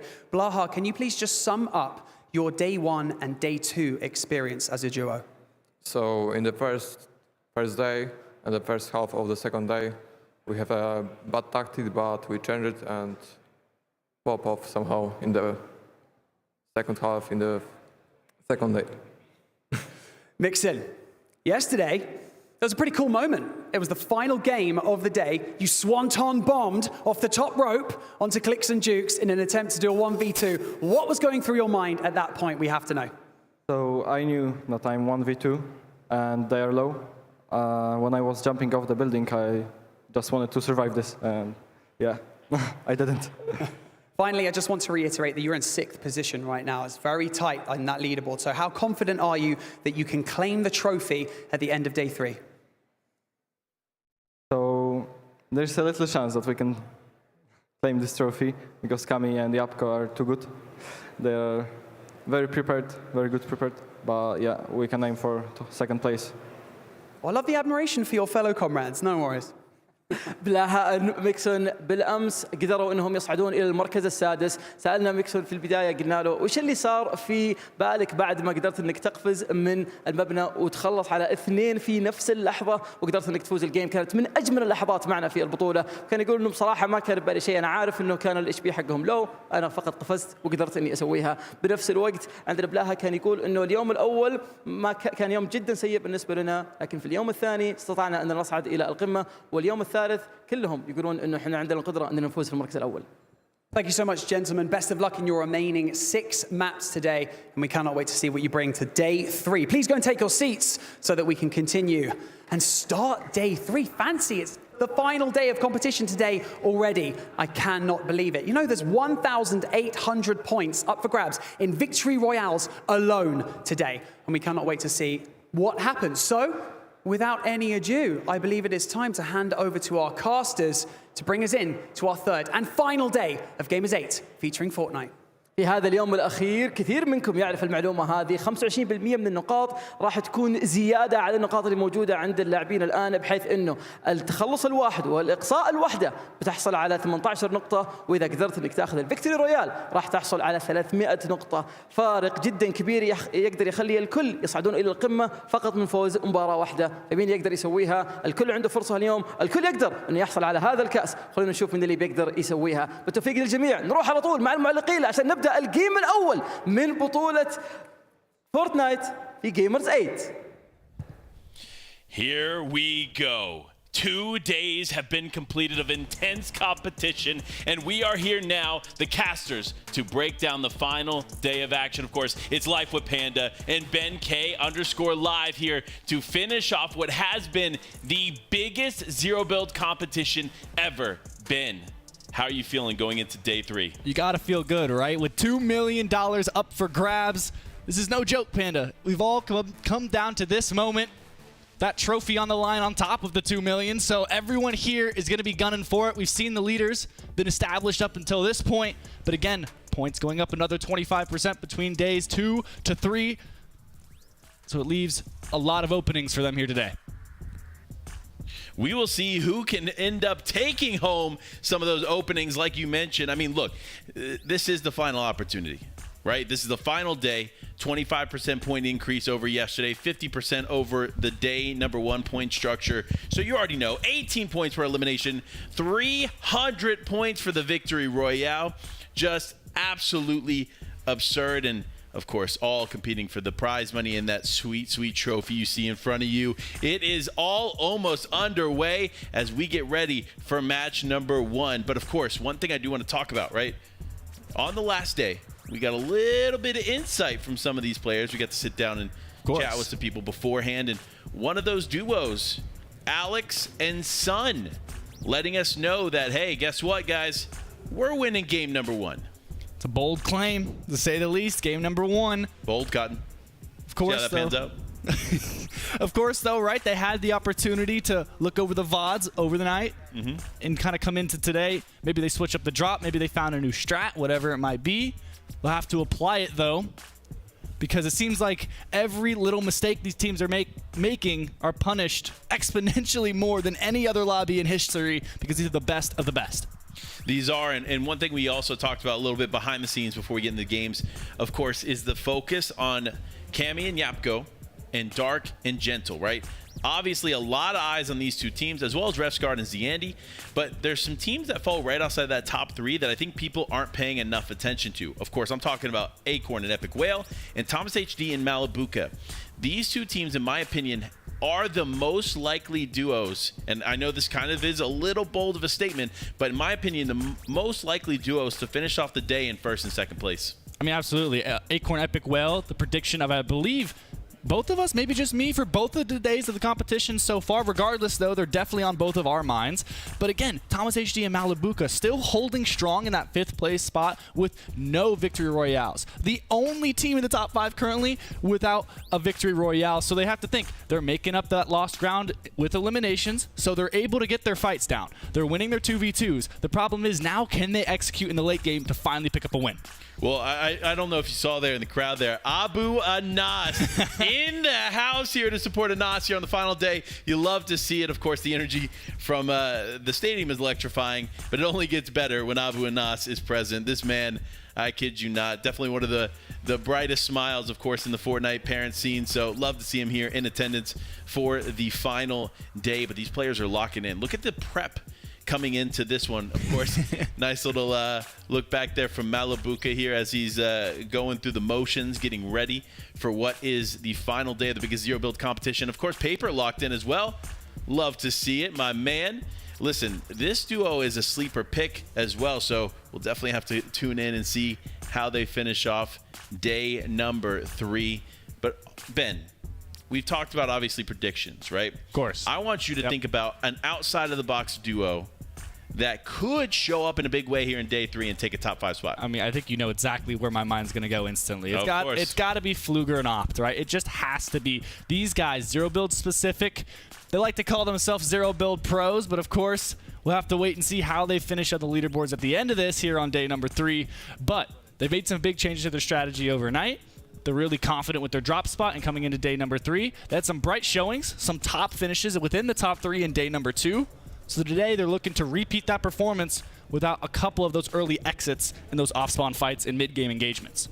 So this is interesting that you bring them up, right? We watched yesterday where they found a 2nd place finish and another like top 10 finish, if I'm not mistaken. But then they were just not consistent enough to get in and stay into the top 10. At one point, it looked like they were about to slip in, but unfortunately, just dropping slowly, off spawn, it just it's one of those things that consistency is more rewarding than the 1st, 2nd, 3rd, 4th placement spots. So things to think about here for Fluger and Opt. Hopefully, they can adjust those going into this one. But a lot of big names here just outside the top 10. Of course, we have to talk about it. Baca and Pars. The boys, of course, NA West represent. Shout out those two who honestly have been just all-stars in the NA West scene for a long time. Now they're getting to showcase, obviously, their abilities on a big stage like this. They were in participation, of course. Baca was there at the Invitational, did very, very well at the Invitational. But these two have always been a part of the scene and had a lot of success in the scene, but I feel like never got their flowers in the way that they deserve. So seeing them in 11th place right now gives me a lot of hope for a big finish on the day. And of course, there's your boy Fluger right there, as well as Muzz and Bully. Now, Bully tweeted out recently, right, just before the show, he said, "Tune in, this is our day." I'm paraphrasing a little bit as to what he actually said, but he is locked in here alongside his teammates. So hopefully a change of pace is made, as they were not necessarily finding the success anticipated in day 2. Oh, and a big part of a lot of these teams' success is going to be the amount of loot you can get your hands on. And I know Muzz and Bully really struggling and very frustrated, in fact, with their drop spot and the amount of loot they're able to actually get their hands on during each game, averaging around 4 chests per game, which really just isn't going to cut it in lobbies like this. You have to make sure you have something, whether it's a guaranteed vehicle, where it's a guaranteed NPC that can heal you up or duplicate your items, or if it's just a large amount of chests or ground loot spawns to make sure at least you have the weaponry to take fights as the game moves forward. So these two going to be looking to try and shift things up, of course, so we can move our way down, kind of check out some more people just outside the top 10. Anas and Pink, the reigning champs, still in 12th, very much in contention. We saw them this morning drop off the trophy on the stand here. And I got to say, Panda, it's looking good. I know for a fact I love to have that in my bedroom. Yeah, listen, the only way you're going to be able to get that trophy, Ben, is if you take it from a player, because guess what? They're the only ones up for grabs right now. And honestly, I'm looking at this leaderboard, and obviously we've talked a lot, you and I. Yeah. The talent team behind the scenes have talked a lot in preparation for today. And we're all sitting here trying to figure out who can genuinely finish on top. Of course, Kemi Yapko is the easy answer as of right now. However, with of course them showing their full hand early, I think it's actually caused a bit of a focus on them, especially with the considerable lead they had going from day 2 to day 3. players are going to begin fighting for the same things that they fight for, and that's going to cause a massive ripple effect going into day 3, which could see them being dethroned from the top spot. Gentle Dark, though, need to be careful too. Lots of game plan strategies that they put out there in day number 2 could be capitalized on by another duo. Again, that's why I lean towards spot 4 and spot 5 on the leaderboard as of now, because I genuinely believe that they are the ones that could walk away winning the whole thing, because no one's paying close enough attention to those two teams. Yeah, and I mean, Gentle and Dark, of course, securing 1,400 of their 2,300 points just in day 2. So if we talk about comeback potential as we move through this increasing point format, on the 3rd day now where it's going up even more, we could see some big plays. Shout out to Reno in the crowd, of course. BL re-entering the scene. Love to see it, and they're representing well. You know, you love to see the org representation in the crowd. Of course, you got the Falcon team out there in full effect. You got BL in attendance, and it's great to see. And I loved seeing a spike in support here for the Fortnite scene going into this event. We saw, obviously, Epic Whale getting picked up by FaZe Clan.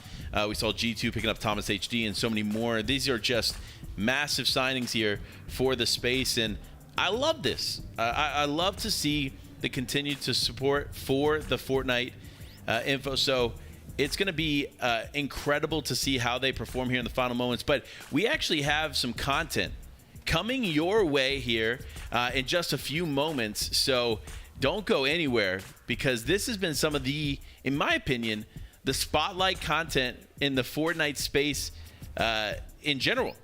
We don't necessarily always get a ton of content when it comes to Fortnite events. So it's great to see the media team work in overdrive to accomplish everything. On top of that pre-show with Adam and Barney. So good. Oh my gosh, I was losing it. It was hilarious to watch. So, of course, I can only imagine what content we have coming your way, especially when the players participate.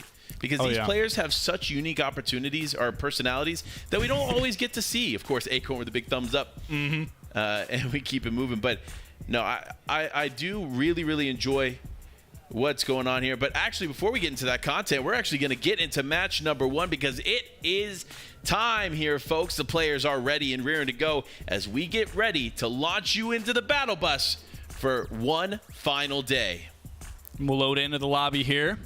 This is where the big changes have to be made. Teams need to come out big at the start. There's no time to ramp up. We've only got 6 more games. We're far past that halfway point. So it's only 6 chances, 6 lobbies, 6 buses to make something happen here. Bully and Muzz there. See Acorn and Epic Whale, one of those teams. Another one making the run, that 4th place position currently. 700 points behind 1st place. Kemi and Yapko, of course, holding the throne, leading the charge in this lobby currently. Be interesting to watch. A lot of the times these teams at the top of the leaderboard like to stick to their strategy and stick to their guns. There's no reason to fix it if it ain't broke. But I'm interested to see, knowing what some of the teams are cooking up behind the scenes, what they end up doing. Look, like we talked about, Alex and Sun, one of those teams that spoke to us right before we got into this. They were very, very confident. Wouldn't necessarily leak what they were going to do, but it did involve a vault. That's the only hint we got. So, fortunately, these players are jumping off the bus, which means they can no longer hear us as we get this game underway. And, of course, there's going to be some battles we need to focus on the day. Of course, Frenzy Field. We're going to see some more action potentially take place there with Kemi and Yapko. Surprise contested towards the end of the day. 5th game, yeah. 5th game, so we'll watch that closely. Obviously, we also have to pay attention to Brutal Bastion, as that has been an ongoing fight here for these teams. And Slappy Shores, another big one on the day. But last but not least, you got to talk about Mega City. Mega City been a hot spot throughout this competition for our aggressive competitors. At least that's the way to put it, right? I think that's fair to say. Acorn and Epic Whale holding the throne here for the teams landing at Mega City. One of the largest POIs in the game right now, so these two looking to try and take it for everything it's worth, find all the loot that's hidden in these corners. They're very familiar. Epic Whale sticking to it since the beginning, not trying to move away. Find some shockwaves early on in this game, so geared up well for any sort of early game fights, because that's the key to success here at Mega City. It's adaptability to be ready for fights when they come at you, even when you're not ready. Lots of things on the mind of these players, but one thing is for sure, the win is on the mind for Gentle and Dark, as they have had just a phenomenal turn of events here for them. Day 2 was spectacular, especially obviously those 2 big wins they got on the day. And for Dark, he's feeling good. MVP. I mean, that is no easy feat in itself. No. Getting the MVP trophy for the day is massive. And you already saw those bonuses on socials. That's a big chunk of change to walk away with. As an IGL as well, we saw Yapko here, which we can see on the screen, taking home the MVP for day number 1. Day number 2, of course, going to an IGL. We love to see that. A little bit of diversity there. As some more action here at Mega City. The flare guns are starting to come out, so they'll spot out Rezon just below. Looking to try and connect some shots. Arrow looking with this MK Alpha. Seems to be the weapon of choice as far as assault rifles in this competition. No surprise, the long-range capabilities of this weapon, there really isn't anything that rivals it. There isn't, especially in a situation like this where you got 4 teams fighting for Mega City. And while it is a great spot, don't get me wrong, it's definitely not worth fighting like this. And especially when you have Epic, Whale, and Acorn just below, focusing the smart thing, which is just get your loot in order. So for this duo, they're going to continue to loot up, do what they have to do to prep for the game. But for Arrow and sub 500K, they're going to find themselves falling behind in the story of Mega City. Bully and Muzz, no switch-ups here. Some high expectations put on their shoulders coming into the day. Again, we talked about, speculated at least, that they might try and switch up the drop spot. Still sticking to what they know best. Steamy Springs, the drop of choice for this duo.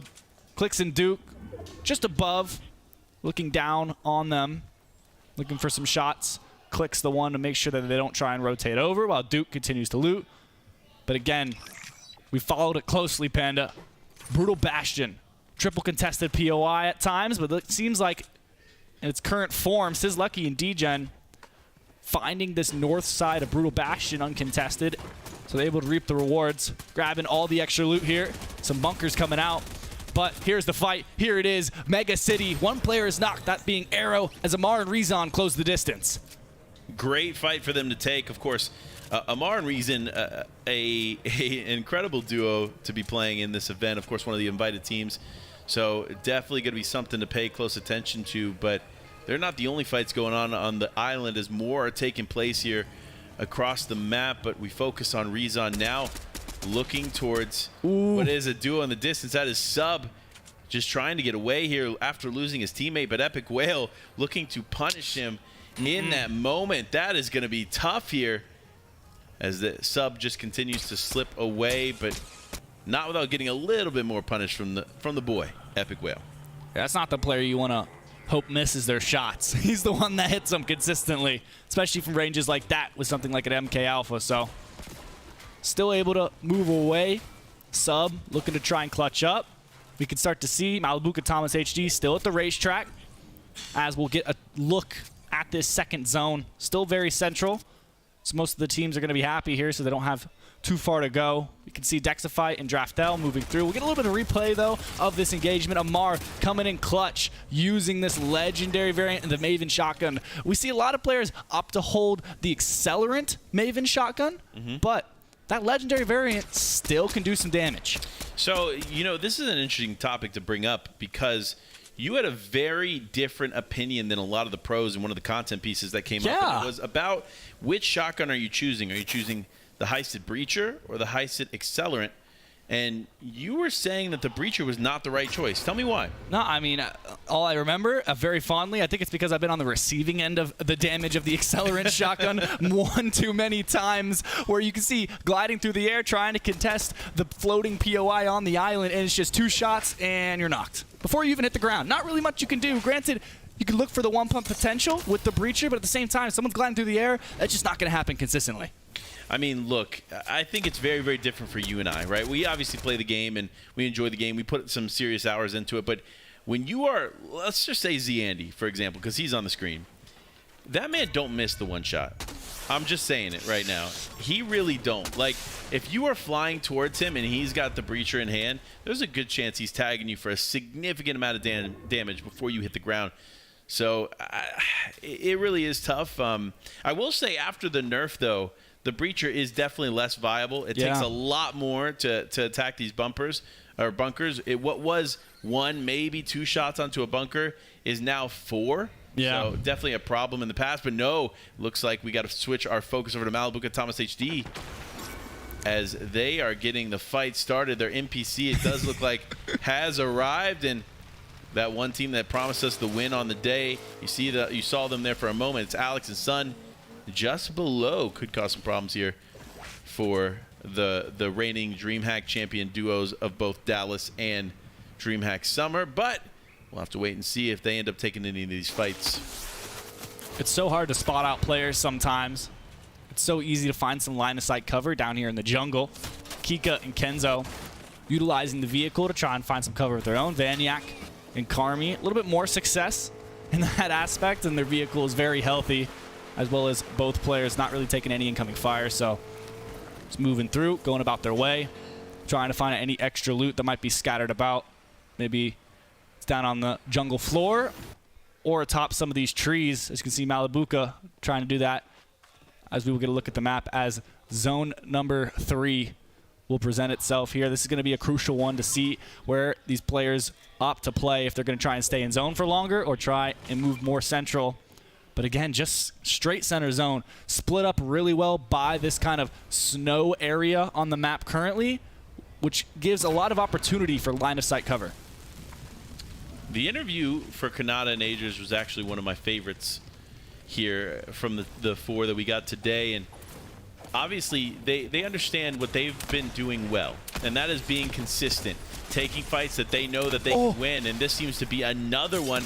While the bunker comes out, it's not going to be enough to stop the fight as Kanata gets up the elimination onto Kika, and Ager is going to be able to pick up Kenzo as well. So that's going to be a nice little 2-piece for them. You were talking about them in this point, and I'm telling you, man, they are just consistent. When they're taking fights, you can basically bet on them to win, and that's because they're only taking fights that they feel confident in their ability to win. And that's kind of the difference between them and some of these other teams that are taking these early and mid-game fights, is they often jump into it very, very confident, but you never know what's going to happen. Kanata Agers, they always seem to know what's going to happen. It's especially as the fight goes on. If they feel like they're losing it or they no longer have an advantage in it, they will disengage. And more often than not, they do seem to get away because they pack everything they need utility-wise to make those plays in and out of fights.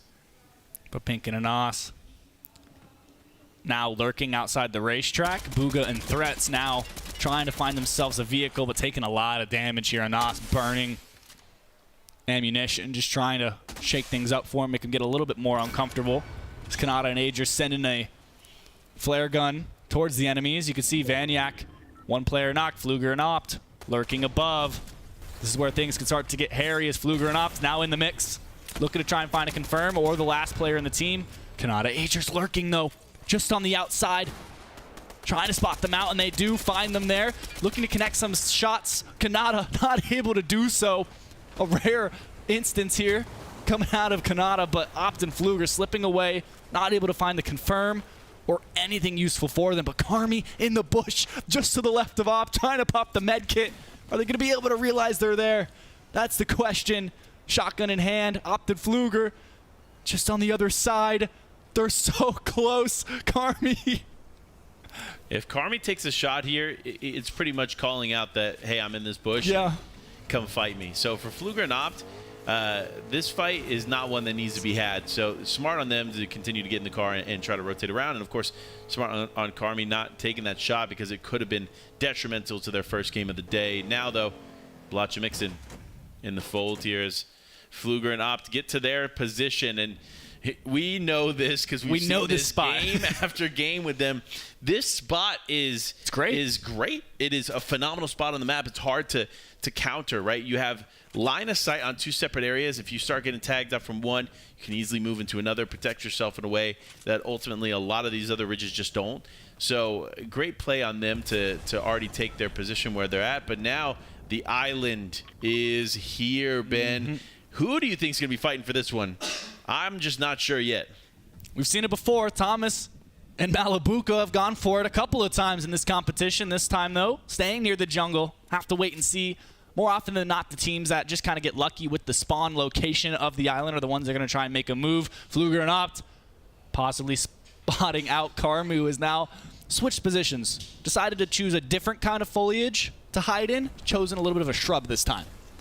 Okay, you know what? Listen, I rate whatever works, right? Whatever works for you, Carmi. If that is going to be the play, then that's the play.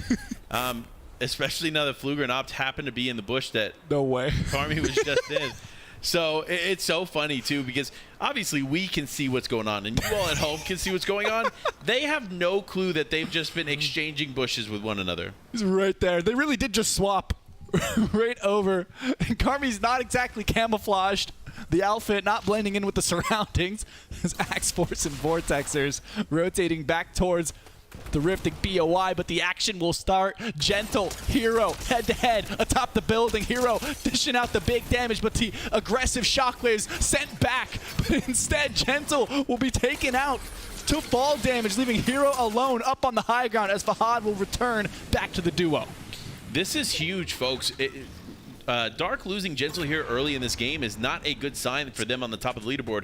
And we did talk about how they really need to remain consistent to be successful and stay up on the top, but ultimately they're going to be focused a lot more in these lobbies. The eyes are going to be on them because they are in second place, because they had such an exceptional day too, and because they showed a lot of what they've been doing well to the audience here in the game. So if you're one of these players like Draftel and Dexafite, you may be wondering, how do I come back from what has been a rough couple days? Can I make some big plays here in the last day of this competition? Well, with the 25% increase in points, anything's possible. Big games, those 10 elimination plus games are what these players are looking for, just like Levin mentioned. So Queasy and Vino, again, taking a little bit of punishment here from Acorn Cybertron Cannon, as they will hold off in this bush. A little bit of a ridge to play, so they won't be able to take any returning fire. A little bit of an interesting loadout selection here from Vino. The MK Alpha and the explosive repeater. We haven't really talked about it as much as I thought. We've seen it happen, be used in some close range engagement within buildings, but choosing it over a shotgun, I'm not sure exactly how I feel about it, Panda. Well, we saw the same thing, I think it was Epic Whales loadout. Yeah. And we saw it on socials. We actually only caught it for a moment on the broadcast, but I was analyzing his loadout, and I believe it was the only weapon was the explosive repeater. Interesting. So, you know, maybe it's a thought. Maybe it's something that players are catching on to that we haven't caught on to quite yet, which is very, very possible. Because while we watch the game a lot, they watch the game even more. So it's definitely something to pay close attention to. We'll see if they find some success. But speaking of success, it's, of course, Refs Gardens, the Andy. They have found everything they could possibly need and then some to play out the remainder of this game. So hopefully they can have a big game one on the day. But now Queasy Veno going head-to-head against Acorn and Epic Whale. One of our top teams from day one, of course, Queasy Veno. Struggle a little bit more in day two. They need to be consistent with this pressure because that's a lot of damage off of Epic Whale and Acorn. So we'll see how this continues forward. But no, now the pressure coming from threats as well. This is not looking good here for the duo on the day. But things can change in just a moment. They're burning these bunkers too. Literally and figuratively. They're having to throw down 3 there, as well as them being set ablaze by the vehicle itself. Vino and Queasy having their own NPC within their bunker compound. This Epic Whale rotating away. Don't really need to make contact. This is where the explosive repeater is so useful. So much damage to vehicles as well as to the players located within. Acorn and Epic Whale, though, they've been in this situation before. They're no stranger to this kind of pressure. So rotate out. They're spotting another player now in the vehicle there. They look for the double spray, connecting some shots, and there's the knock. So now Acorn and Epic will have an opportunity to push into the zone onto Rezon, who's knocked, leaving Amar alone.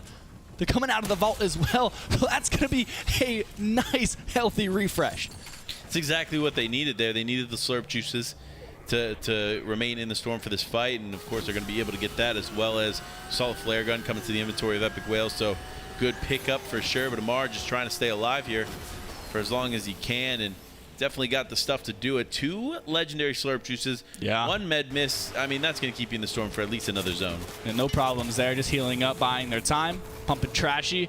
Different strategy here, trying to beeline it towards the next zone as it's going to go ahead and reveal itself.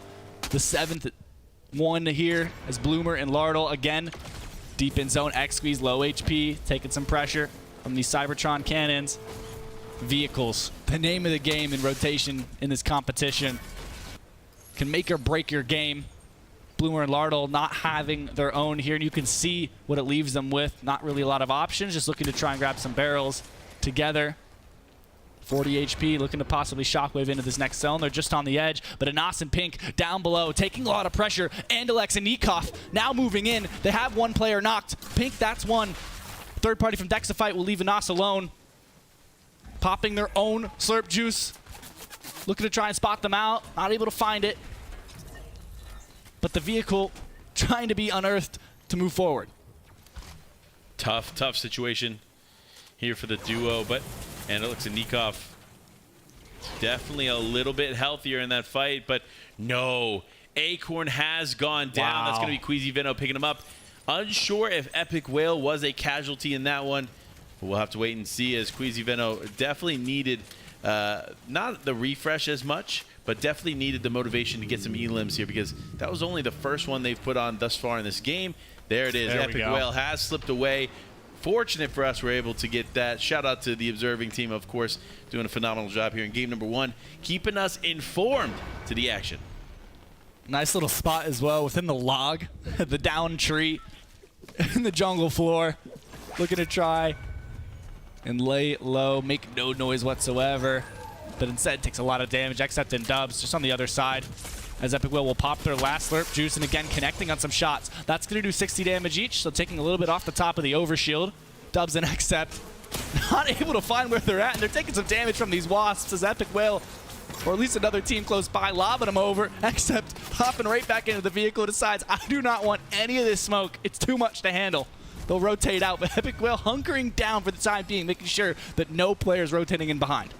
This is a great position for him to be in for now, but he's going to have to figure something out really, really soon. It does look like Malibu and Thomas HD are going to be out of this one, and that's going to be a huge loss to the lobby, but not a loss for Cammy and Yapko as they stay in this one and staying very healthy. I would be surprised if we don't see them in the top 5, but you never know. These games can just end in an instant, and you never know who the casualties will end up being. Doesn't take a lot to pop off and move up on this leaderboard. So again, everyone trying to capitalize on this 3-day format to the best of their ability. Yapko, Cammy, no eliminations for them quite yet. And we're used to seeing them finding some in the early game. As another team will be caught out, Epic Whale just below, being one of them. It's going to be Andalex and Nikov falling there. Epic Whale swapping out the shockwaves for the bunker to buy him a little bit of time here to use the chug cannon. Moving back though, Nikov as a solo, trying to get some shots on target. He needs this. He's stuck in zone. No heals left as Epic Whale rotating away back towards center zone. But he's stuck on low ground. Move on the other side of the wall. He's not aware what's going on here. Moo just trying to stay quiet, getting a little bit of these healing items from Epic Whale just on the other side. Are they even aware they're both there? No idea. Moo will catch him out. Epic Whale gets taken down.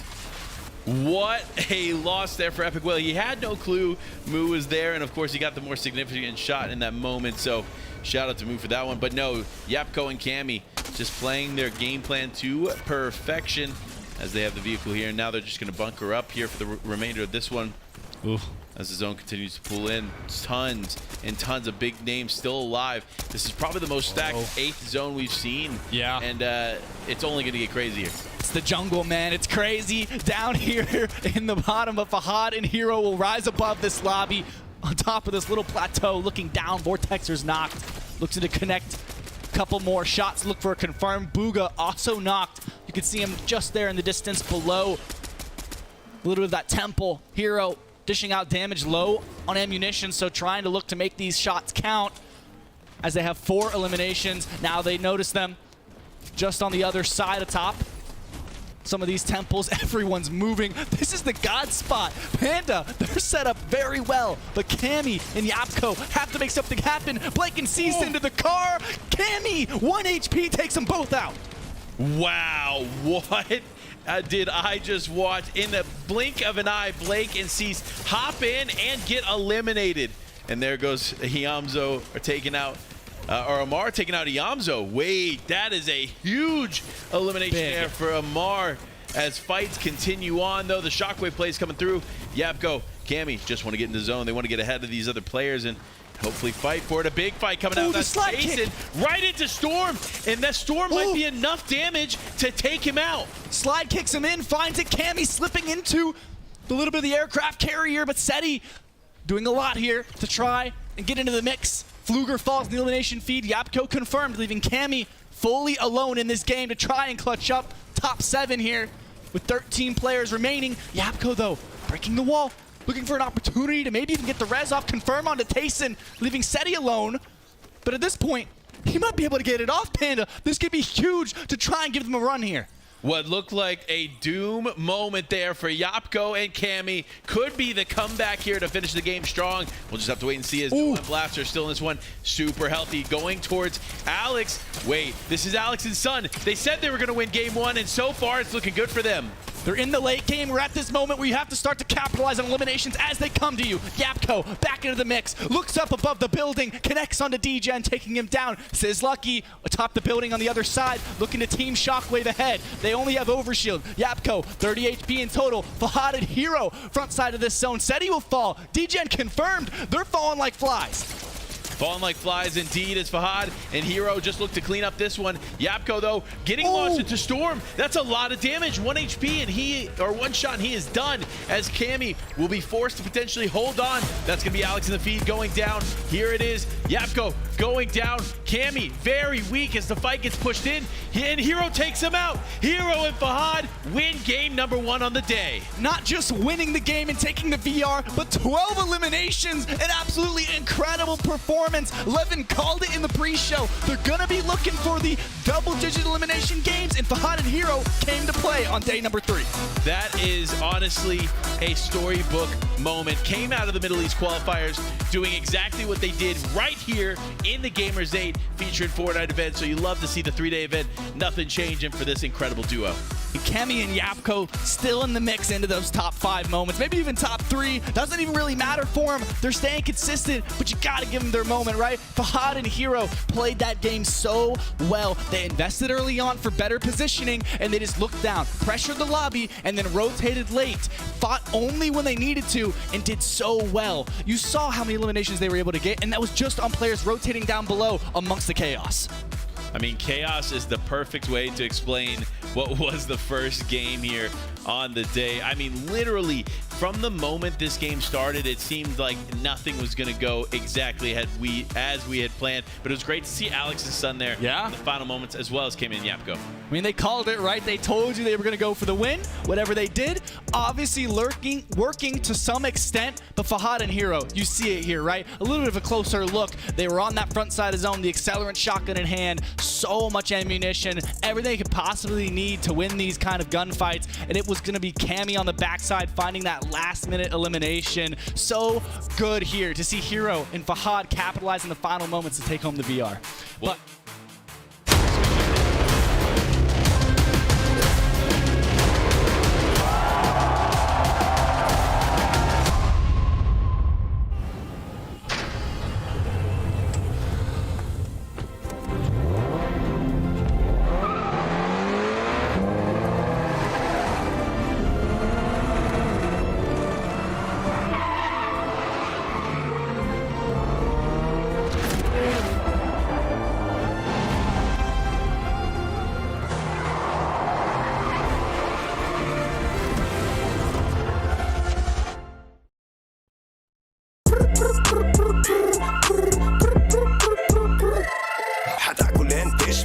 مستمتع وتلاقي الوجبة جاية على الأصول. يجيك العيش هش طالع من الأوفن والدجاج يقرمش just the way I love it. وتسوي كده وتسوي كده وتسوي كده مع الحشمة وانت تبغى راب خفيف اجيب تويستر. أنا اجيب لي وجبة الزنجر بس كله يجيب اكسترا تشيز على الكرانشي تشيكن في السنتر.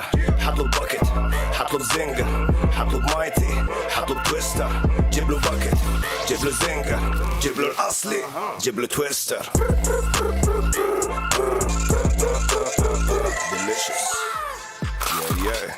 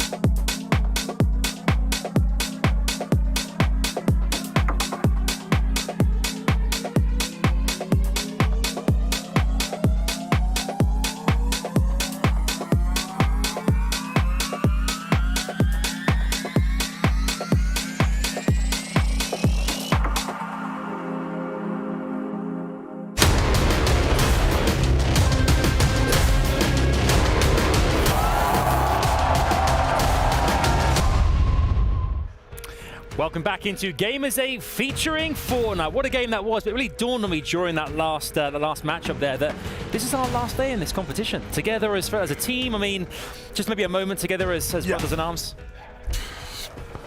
Come on, guys, bring it in, bring it in, bring it in, guys. So good to spend time together. I'm gonna miss you guys. I'm gonna miss you. Yeah, I miss you too.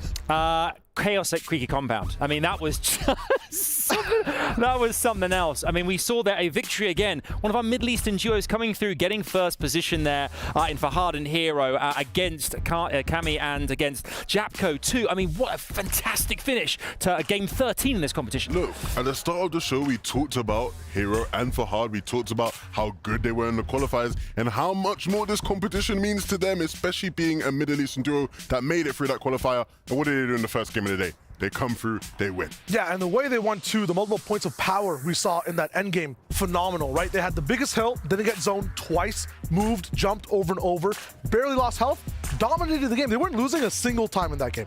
Yeah, we saw as well that Kami and Japco, I think Japco down. Yeah.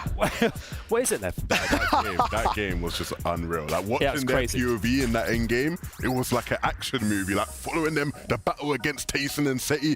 Yeah. You're thinking, Kami, revive, you can revive, you got time. He's not reviving, you're thinking, oh my God. Then he revives right next to a window. You're like, no, not next to the window. Then he keeps going, oh, it was. And then Seti gets there. I mean, it had everything. I mean, that's what we wanted from this competition. Entertainment factor, fellas. I think interestingly with that kind of leaderboard jumping as well, we said 300 points for a victory royale, not to mention eliminations, 18 points per elimination, and Hero and Fahad as well.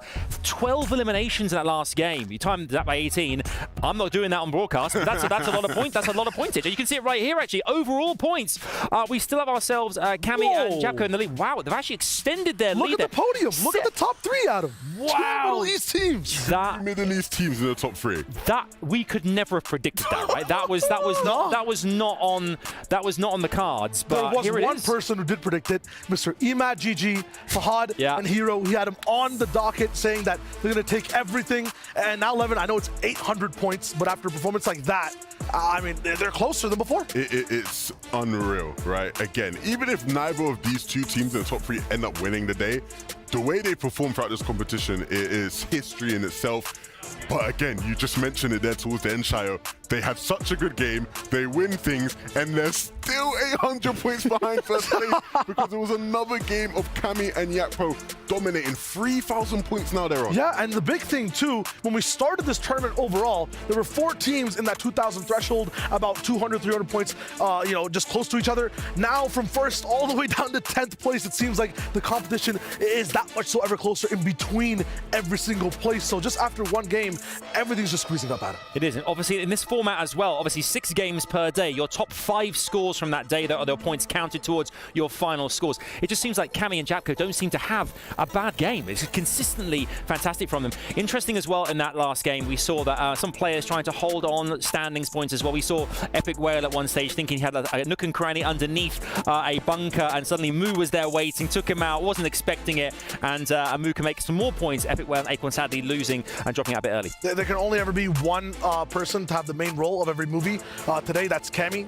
Today, that's Japco in supporting roles. Unfortunately, Epic Whale didn't make the cut. This time, there's 5 more games. Still very, very close. And when it comes to everyone else, I feel like at least there are some game plans being active. We saw Kanata Agers actually in a very clean 2v2, taking things down with barely any damage taken at all. And a bunch of people are actually getting their gears going in this first game. I think the good thing about Epic Whale and Acorn is that they've showed that they can be those leaders, right? They've won 2 games in this competition, more than capable of winning a couple more.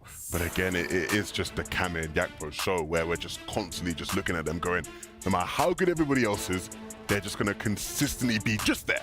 Just there, and so you just can't catch them. They just seem to always find a way. I mean, here we are 13 games in. They haven't stopped doing it yet. I mean, is it going to stop it? I mean, I have no idea. But well, we have some highlights in a second here for you folks at home. You can see exactly how things have panned out in that last game. But as you said, explosive. We wanted it to be frenetic, fast-paced, and it's exactly what delivered as well. It's just there's just moments that shouldn't make sense. This one here is one of them. Down to 1 HP in a battle stomp Bloom battle with Cease. Like, you shouldn't survive that. Then he jumps out of the car to pick up a med miss, and you're like, how? Anybody else in that situation just gets shot and it's over, but he survives. Even when everyone's flying around, even when Yappa got revived all the way in the air, we see his POV not touched, maybe just one shot. Then we see Fahad beaming someone 8 for 8 shots and then losing their shields. These guys are moving invisible. They know what's going on behind the scenes. There's something we might not be seeing. I don't know what it is, but they have the touch. They have the touch. It's just a tournament. Well, I mean, they shook off the jinx yesterday with the truck play at the end there. Cammy got out of the truck this time, managed to continue. After game 12, that did not happen. But it really changes things up. I mean, we kind of imagine that on this final day when points are so buffed as well, that 150% over the first day here, when you see the teams that have not excelled in a particular match now, it's really making a massive difference. That kind of that middle kind of bubble teams, because don't forget, $500,000 for the top prize in this $2 million prize pool, but you start to make some serious money after like the 25th position, I think you said. Yeah. When you do not have a good game in this, it really affects the leaderboard, really affects your standing as well. Especially today, where like somebody from beneath you having a semi-decent game just rockets them up more because it's just more points. It's like you really are punished. The margins are so fine in today's. It's still, you just have one game at least to, you know, scrap over. To jump on a trampoline, you first have to go down before you go up. So this is the portion of the jump where you are down. The next 5 games, it's time to lock it in. You know what today's about now. So Cammy just made a trampoline where you only go up. There's no go. Cammy knows how to fly. Yeah, I've got a really random question for you both here, okay? Going up, rockets, talking about space and such as well. Yeah. Someone offers you $500,000, our top prize in this competition, or a chance to go to and walk on the moon. What would you do? I would have the moon play all day, personally. What are you going with? Me? I'd go to the moon. I compete here, actually, because it feels like you're on the moon, and you can win 500K. This guy's so cool. I'm taking the money all day long. I'm taking the money all day long. Classic 11-2K right there. Classic 11. Let's have a look at some stats as well coming through here, and you can see exactly how things matched up after that last game. You can see Hero and Fahad there, our first place team. 12 eliminations, 516 points off one single game. It's mental, and it's like, it's really, if anything, it does add a bit of fear if you are Cammy and Yakpo, because if they do step up any bit, someone near them can have a game like that, all of a sudden, the big lead they have is just gone, right? So they can't afford to have any slip-ups in the earlier stage of the game. Absolutely, and in terms of stake as well, in terms of what Hero and Fahad are doing, compared to the first day, people didn't get up to 500 points, some teams, right? There's people in this tournament where these guys just jumped up their entire day's worth of games overall. Yeah. Okay, we don't have to go that far now. So past that too, yeah. I was saying, forgive me if I've made a mistake here, but with the maps and POIs and such as well, and drop spots for teams. Originally, I think, wasn't it Fahad and Hero going down south towards where Queasy and Veno usually drop? Yeah. But because of that potential contest, they actually went to top like near Breakwater Bay, perhaps like north in the map, and that's really made a difference. Yeah, so in the qualifiers, right, to actually make it into this competition, like you said, they were landing Kenjutsu Crossing. Understandably, they didn't want the smoke with Queasy and Veno. So they moved elsewhere. But, you know, when they make that decision, you almost look at it and you go, ooh, are they going to struggle there? How are they going to do? Are they going to be as good as they were in the qualifier? And yet they're still managing to make it work. You've still found success. We've seen some issues where if the zone does pull in certain directions, they don't have as much control and they might have some dud games. But when it comes to, you know, the majority of the zones we've seen so far today, playing off of the left side of the map, especially where you're near, you know, Creaky Compound in the middle, you have so much more freedom to be able to do what you want to do. I feel like that game was just them ice skating on the rest of the competition, literally down below them. They were up on a hill for, God knows, like 20 minutes the whole game. Yeah, I mean, Cammy and Jappo and that we saw that kind of video earlier on as well, talking about other teams that they kind of think could be potentially the winners of this competition here. They mentioned Malibuca and Thomas HD. They're dropping in a more central part on the map as well. Those kind of zones, when they pull in that direction, we just saw Creaky Compound. That makes a big difference for those kind of teams. What was it that maybe didn't work out that time around for them, do you think? I think the big thing is, like you said, they have a very, very good spot. When you look at this meta this season, a lot of the central spots are considered like the better spots in terms of the options of where you can rotate through, how you can control the flow of players moving around the different parts of the map. I think when you look at Malibuca and Thomas, sometimes we see them go for these all-in plays, right? Where they are so talented that a lot of the time, you flip a coin, it's going to land heads for them every single time. Problem is that in this competition, a lot of the times, it's not landing heads, it's landing tails, right? And so they're being sort of punished a bit more, and you're seeing them struggle in that sense. But I don't worry, that is just true to their nature, true to their style, and I think eventually, they're going to keep rolling that dice and it's going to roll for them. Yeah, right now it's a 1,000-point difference between them and first place. And that game, which is like a very good game for the Middle Eastern duo, still, you know, not the peak of elims we've seen in one game so far, is just about 500 points. So if they have 2-3 good games still, anyone really from 10th to 15th having 2-3 good games, they can jump up substantially on the boards. Yeah, certainly. And don't forget as well, you guys at home, we're looking every day at MVPs as well. MVPs, total eliminations, these merit awards we have as well. Of course, our analysis as well brought to you by STC. I should mention that as well. I think with regards to, you know, because we've got like a potential drop map we kind of saw prior to this competition taking place here. And you can see players kind of came into this and no one really wanted to have, you know, off spawn kind of like fight straight away. They wanted to kind of take their time, breathe into the competition here. Now I'm looking at day 3 here and I'm seeing that very first game. Things are getting really, really interesting. And I think after this, we're going to take a quick break here. When we do come back here, we do have a next game for you. I think we're going to see even more firepower, even more electricity, even more crazy, more chaos in just a few minutes time on that next game. Do not go anywhere. Loads more Gamers8 Featuring Fortnite coming your way. It is Championship Sunday. You don't want to miss any of it. We'll see you in just a few.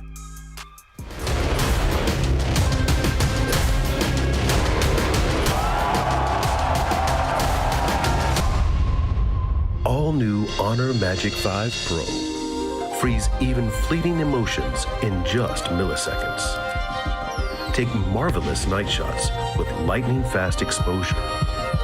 The display reveals more details in bright areas with an astonishingly long battery life that just keeps going. The latest flagship chipset brings you exceptional performance.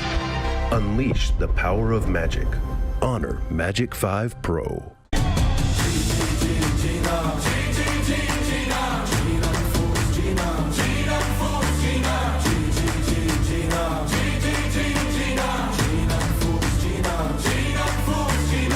Paradise through dirt in our eyes.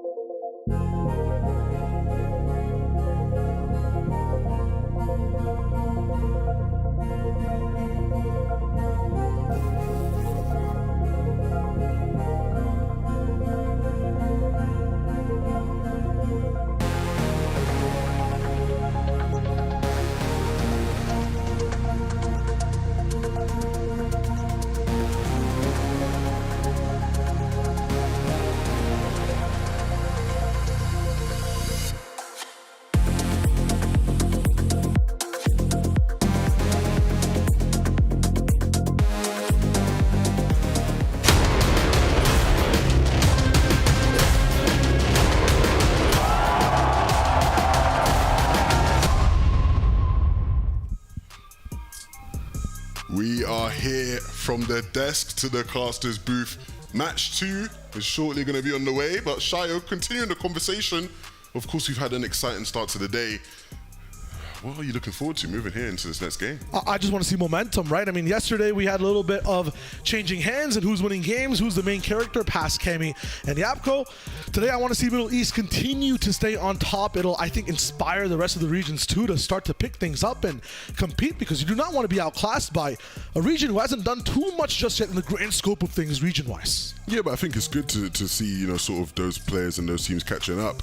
Of course, like you say, nobody was expecting the leaderboard to look how it looks right now. Even besides just the Middle Eastern players who were doing incredibly well, people didn't predict Cammy and Yakpo to be in first place dominating the competition like they did so far. Not at all. I think there was just some respect tossed because yes, you see Cammy's name. Yes, you recognize Yapko in general from playing overall in EU for a couple seasons. Over time, is just now they are in the center of the limelight. I was thinking that even today might have just been something they weren't expecting. You know, 3 days ahead in the competition.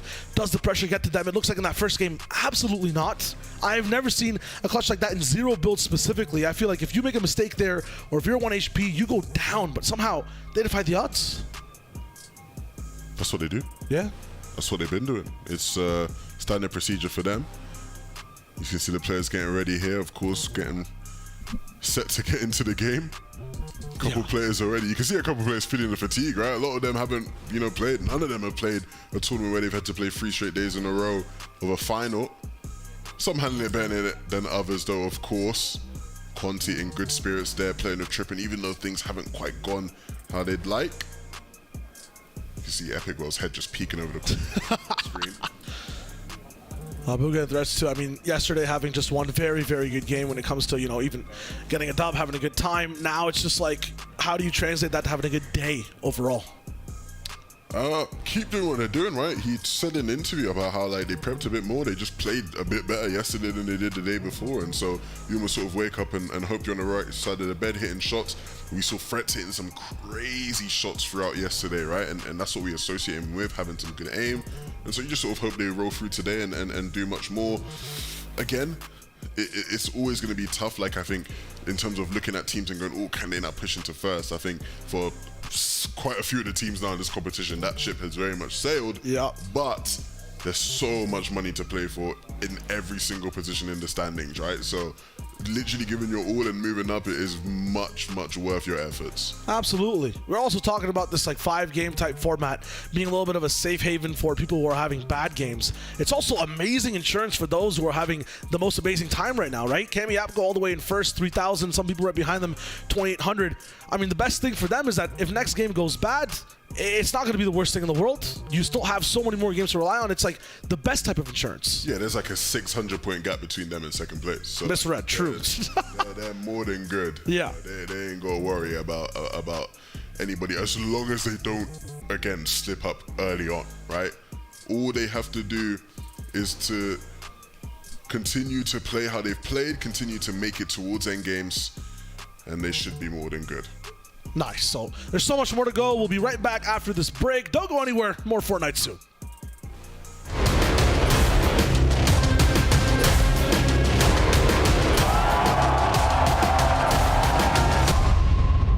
Hello and welcome to Gamers8 Featuring Fortnite, and welcome to Backstage with Banks and Fancy. We are joined by Bloomy and Lardal, a dynamic duo who have essentially qualified via the Middle Eastern qualifier in day 1. The competition's been absolutely fierce so far. How are you guys feeling?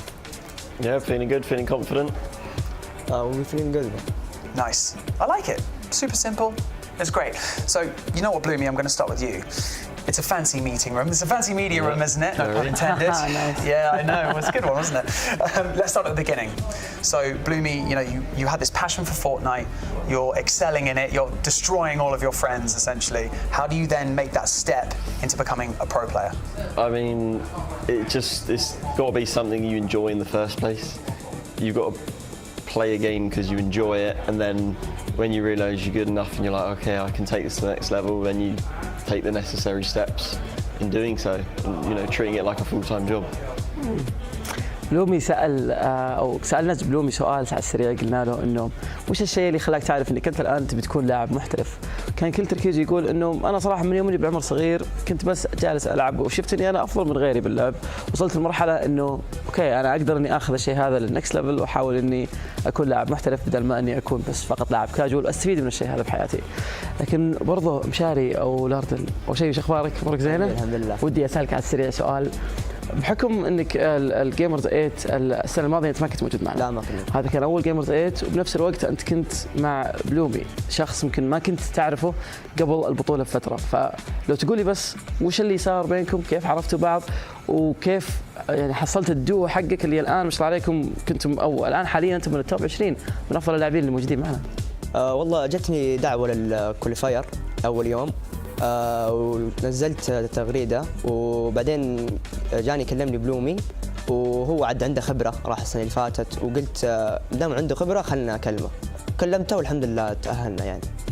So I just asked Mashari or Lardal about what was going on between him and Bloomy, and how did they get together to become a duo and compete together in Gamers 8. So basically the story was Lardal got an invite to the Middle Eastern qualifier, and Bloomy was just simply free and up to compete with him. So he hit him up on Twitter.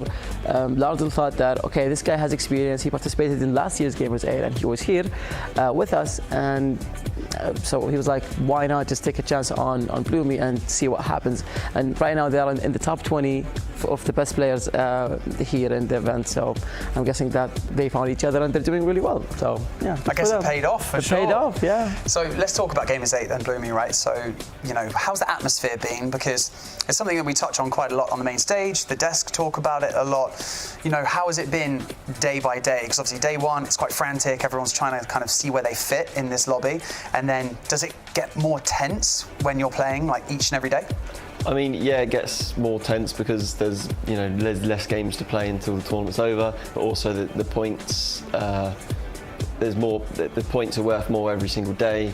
So yeah, it does get more intense, but I guess some of the younger players might get nervous with this, but I don't know, I've sort of become numb to it now. I've played so many tournaments, so I guess, you know. سألنا بلومي على السريع قلنا له هل كل يوم ورا يوم ثاني يصير الضغط عليكم أكبر بحكم إنه يعني كل يوم نشوف اللاعبين قاعدين يشتدون يغيرون من الاستراتيجيات حقتهم يغيرون من أشياء كثيرة من البلاي ستايل حقهم، لكن كانوا يقولون إنه لا فعلا بالعكس، خصوصا إنه مع تغيير النقاط وكل يوم يصير في تغيير في النقاط أو طريقة حسبها، وبالعكس يكون في نقاط أكثر تأخذها بعد كل يوم من البطولة، والشيء هذا يخلي اللاعبين يتوترون أكثر وينضغطون أكثر. لكن بلومي بنفس الوقت هو يقول أنا ما عاد صار عندي إحساس صراحة، صرت مرة متبلد بسبة إنه لعبت لاين بطولات لاين كثيرة فما عاد صار يفرق الحين. لكن لاردل ودي أسألك أكثر عن اللي صار في أول يوم وثاني يوم، خصوصا أول يوم كان أدائكم ما هو الأفضل صراحة، لكن ثاني يوم شفناكم قاعدين تحاولون أنكم ترجعون مرة ثانية وتسوون كومباك بشكل أفضل. فوش الشيء اللي أنتم استوعبتوه؟ هل أنتم يعني احتجتوا وقت أكثر عشان تدربون مع بعض؟ حدثني عن اللي قاعد يصير خلف الكواليس. أول يوم طبعا هو قال لي بلومي قال لي أول يوم مو مهم، النقاط قليلة فنعدل أخطائنا، وبعد ما خلصنا أول يوم رحنا براكتس روم عدلنا أخطائنا صح، وحاولنا نعدلها، وبعد ثاني يوم سوينا كويس الحمد لله وعدلنا أخطائنا، وإن شاء الله اليوم نبدع أكثر إن شاء الله. زي ما شفتوا أعزائي المشاهدين كنا نتكلم مع لاردل على موضوع إنه وش اللي خلاهم هم يصيرون مع بعض، لكن بنفس الوقت أنا ودي أسأل سؤال اليوم، وش الشيء اللي أنتم بتسوونه؟ خصوصا إنه أمس شفنا جنتل وإسكتار قاعدين يسوون استراتيجيات الناس اللي كانوا في التوب، كانوا يقلدون كامي ويابكو، كانوا قاعدين يدرسون حتى ما ناموا بالأمس، قاعدين يدرسون الأشياء اللي هم كانوا يسوونها طول الوقت عشان بس يحاولون انهم يقلدونهم في اخر يوم ويحسنون من الاستراتيجيات حقتهم. فهل انتم قاعدين تراجعون الاشياء اللي كانت تصير بالامس؟ ايه طبعا استراتيجيه كامي افضل استراتيجيه، فقاعدين نحاول نسويها، بس ان شاء الله انه باذن الله توب 5 اليوم، وانا واثق باذن الله. اهم شيء انت كويس، مو زي جنتل. لا مو زي okay, كويس. So we basically talked me and Lardel about what was going on during the first day because they weren't doing so well. He told me that Bloomy kept telling him that it doesn't matter, it's the first day, there is not many points up for grabs either way, so let's just focus on fixing our mistakes and identifying them, and then on the second and third day we can get more and more involved in it. And I asked him about other players copying what was the top 3 players doing, which is what mainly Kami and Yapko were doing with the rotation strategy and everything that they planned for this tournament. That, like they're saying that it's basically the best thing that you could do right now, and they're trying to do something similar or maybe even do better. And today on the third day, I'm sure that they're going to do their best. So Bloomy, I'm going to tier this question just very quickly before I let you go. Did your approach change from your day one qualifier into the global tournament? Because I know that you are fully aware of all the different regions and how they play and the styles that will change from your qualifier into the rest of the tournament. Yeah, I mean, in the Middle East qualifier, I know obviously the skill isn't going to be as good as the main finals, so I knew the plays that some of the players might make in the qualifier would be a bit more unpredictable. So we just focused on staying away from all of that, so we stayed a lot more in Storm, drove a lot more like around toward dead side of zone where not a lot of players are, and then just played out end game from there. But I mean, in finals I know the players are a lot better, but then again you also do need the kills so you can get better loot, so it's a part of like weighing up risk versus reward, which is it's been a bit of a balancing act, but we're improving day by day. So. Yeah, it is difficult, isn't it? You're in 20th right now. Do you feel like you can go the distance? Kind of middle of the pack, but a lot of points up grabs today. What's your thoughts? Yeah. I'm really excited to play, to be honest. And like I said before, I think a lot of the younger players will get nervous. So I think that's where we'll thrive. Nice.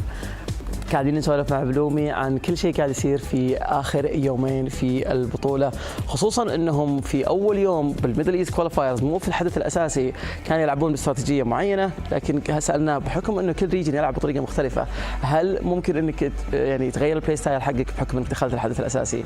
كان الجواب حقه أنه فعلا يعني احنا في أول يوم أصلا أول يومين قاعدين نحاول اننا نتجنب اننا نسوي فايت مع احد، نحاول اننا نسوي روتيشنز بس حول السيركل وما نركز على اننا ندخل معهم فايت بحكم انه كل ريجن عنده بلاي ستايل مختلف، وهذا الحدث الاساسي فيه افضل اللاعبين من جميع الريجنز من انحاء العالم، فصعب انك تعرف ايش اللي ممكن يسوونه، لكن بنفس الوقت الشيء اللي كان يميزه هو لاردل انه اليوم بيكون عندهم فرصة انهم يلعبون في اخر يوم مع نقاط كثيرة مع كل الاشياء اللي تعلموها من اخطائهم، والشيء الاهم انه عندهم القدرة انهم يتجنبون التوتر بحكم انه لومي عنده خبرة كثيرة، لاردل بنفس الوقت هو معاه دائما كدو، فخلاص بيقدرون انهم يرتاحون شوي، لكن بقية اللاعبين الصغار ممكن يتوترون كثير، فبيكون الشيء هذا الادفانتج الاساسية حقتهم. Gentlemen, best of luck in day 3, and we can't wait to see what you bring to the table on this side of the competition. Thank you very much. Thank you.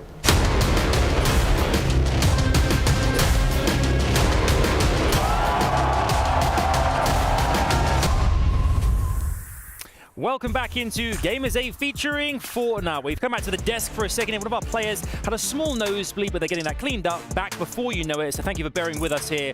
And we do have Takata and Kelly Link here in the meantime to fill us in all things Fortnite. As you've been watching back at house, we talked about so much yesterday, but what have you seen thus far today? What has interested you, Takata? So much. Middle East domination. Yes. Cami Yapko continuing that lead with their golden crowns on their head. Feeling good, feeling confident. It's what you love to see. What I'm loving is all these ride shares happening in game. Players just jumping into other people's vehicles, and you know, it's all about sharing and caring. I love it. I love that too. I mean, interesting that we've seen our top contenders right now kick on today with such aplomb. First match today, match 13 technically of 18 across these 3 days, and coming in second place barely, but still managing to hold around and get. Look at these points as well here. We broke down these a bit earlier on here, but let's just start. 76 eliminations here. I mean, you know, both of you know full well how difficult that is. I mean, Takata in competitive as well in zero builds. 76 in a lobby like this is unbelievably impressive. It's unreal. I mean, the amount of consistency Cami and Yakko have had with eliminations and placement throughout all the days of this tournament has been unreal. But what I want to point out, being day 3, having a 150% increase point-wise on elimination points and placement points compared to day 1. If you get an 11 Elim Victory Royale, that's 500 points basically, Adam. So even though Gentle and Dark right now are at 2,400 points and Cami Yapko are at 3,000, one big win from that duo is all it takes if Cami and Yapko have a bad early game. And I think a lot of it, obviously, we talked about it yesterday, is due to that NPC Remedy. Absolutely incredible, offering them heals, having a lot of HP themselves, able to get into vehicles, which they definitely prioritize in their rotations, but also it lets up a little bit of loadout space so that they're able to have those better guns. We constantly see them with either purple or gold weapons in their stock, as well as a ton of bunkers. And by having heals on deck through the NPC, they don't need to worry about having extra slurps, having some med miss or med kits, because they know that they're going to be able to deal with that. And even when Cami is down to 1 HP and down to play her, somehow they're able to heal themselves back up and even revive their player. Yeah, I mean, especially building or being the zero build game mode as well, with the amount of items you have to carry, the shockwaves, the porta bunkers, the Cybertron cannon, all the different types of heals from the ice cream cone to the legendary slurps. Having that NPC is incredibly helpful. It really is. I'm glad you brought up the inventory items as well. The weaponry plays in a huge part of it. We can see some footage from earlier on today as well, the opening ceremony of our competition, which has been 3 days. 3 days of just fun. Just fun is the word. It was really cool. We actually got to go into the venue when the show open started, see all the players, and I just love how calm, cool, and collected a lot of them are. And honestly, I kind of expected a lot of these Fortnite players because I've been watching them for about 3-4 years now, and a lot of them back then were very nervous giving one-word answers, but so many of them have kind of grown up in front of our very eyes and have become these very confident individuals jumping into a incredibly large tournament. It's very impressive. I mean, it's what you love to see, and it's day 3, Kelly. I mean, it's time to be focused, time to be confident, and that's what we were seeing from their players as they were walking on stage. You know they're locked in today, trying to make it happen. They really are. They really are. You can see some footage here of Moo there, an epic whale a short while ago, and this is when Hero got the height advantage here. We referenced, particularly in traditional builds, height is such a key factor, high, low, or mid, but here, if you get a mountain top, you get there first, you rotate quickly enough. Look at that! And follow, I love this. 1 love HP! This. I remember backstage, Kelly literally jumped in the air and went, 1 HP! Oh, I loved it. I mean, I'm absolutely right to do so. I mean, it was a fantastic first game. We had kind of a bit of everything. Yeah, and I think a lot of the success there to our Middle East team was also their loadout. Obviously, that cannon is highly prioritized, but they also had that accelerant shotgun as well as the mythic drum shotgun. So either they were able to go to Rift Island and pick that up themselves, or able to take down another team and grab that too.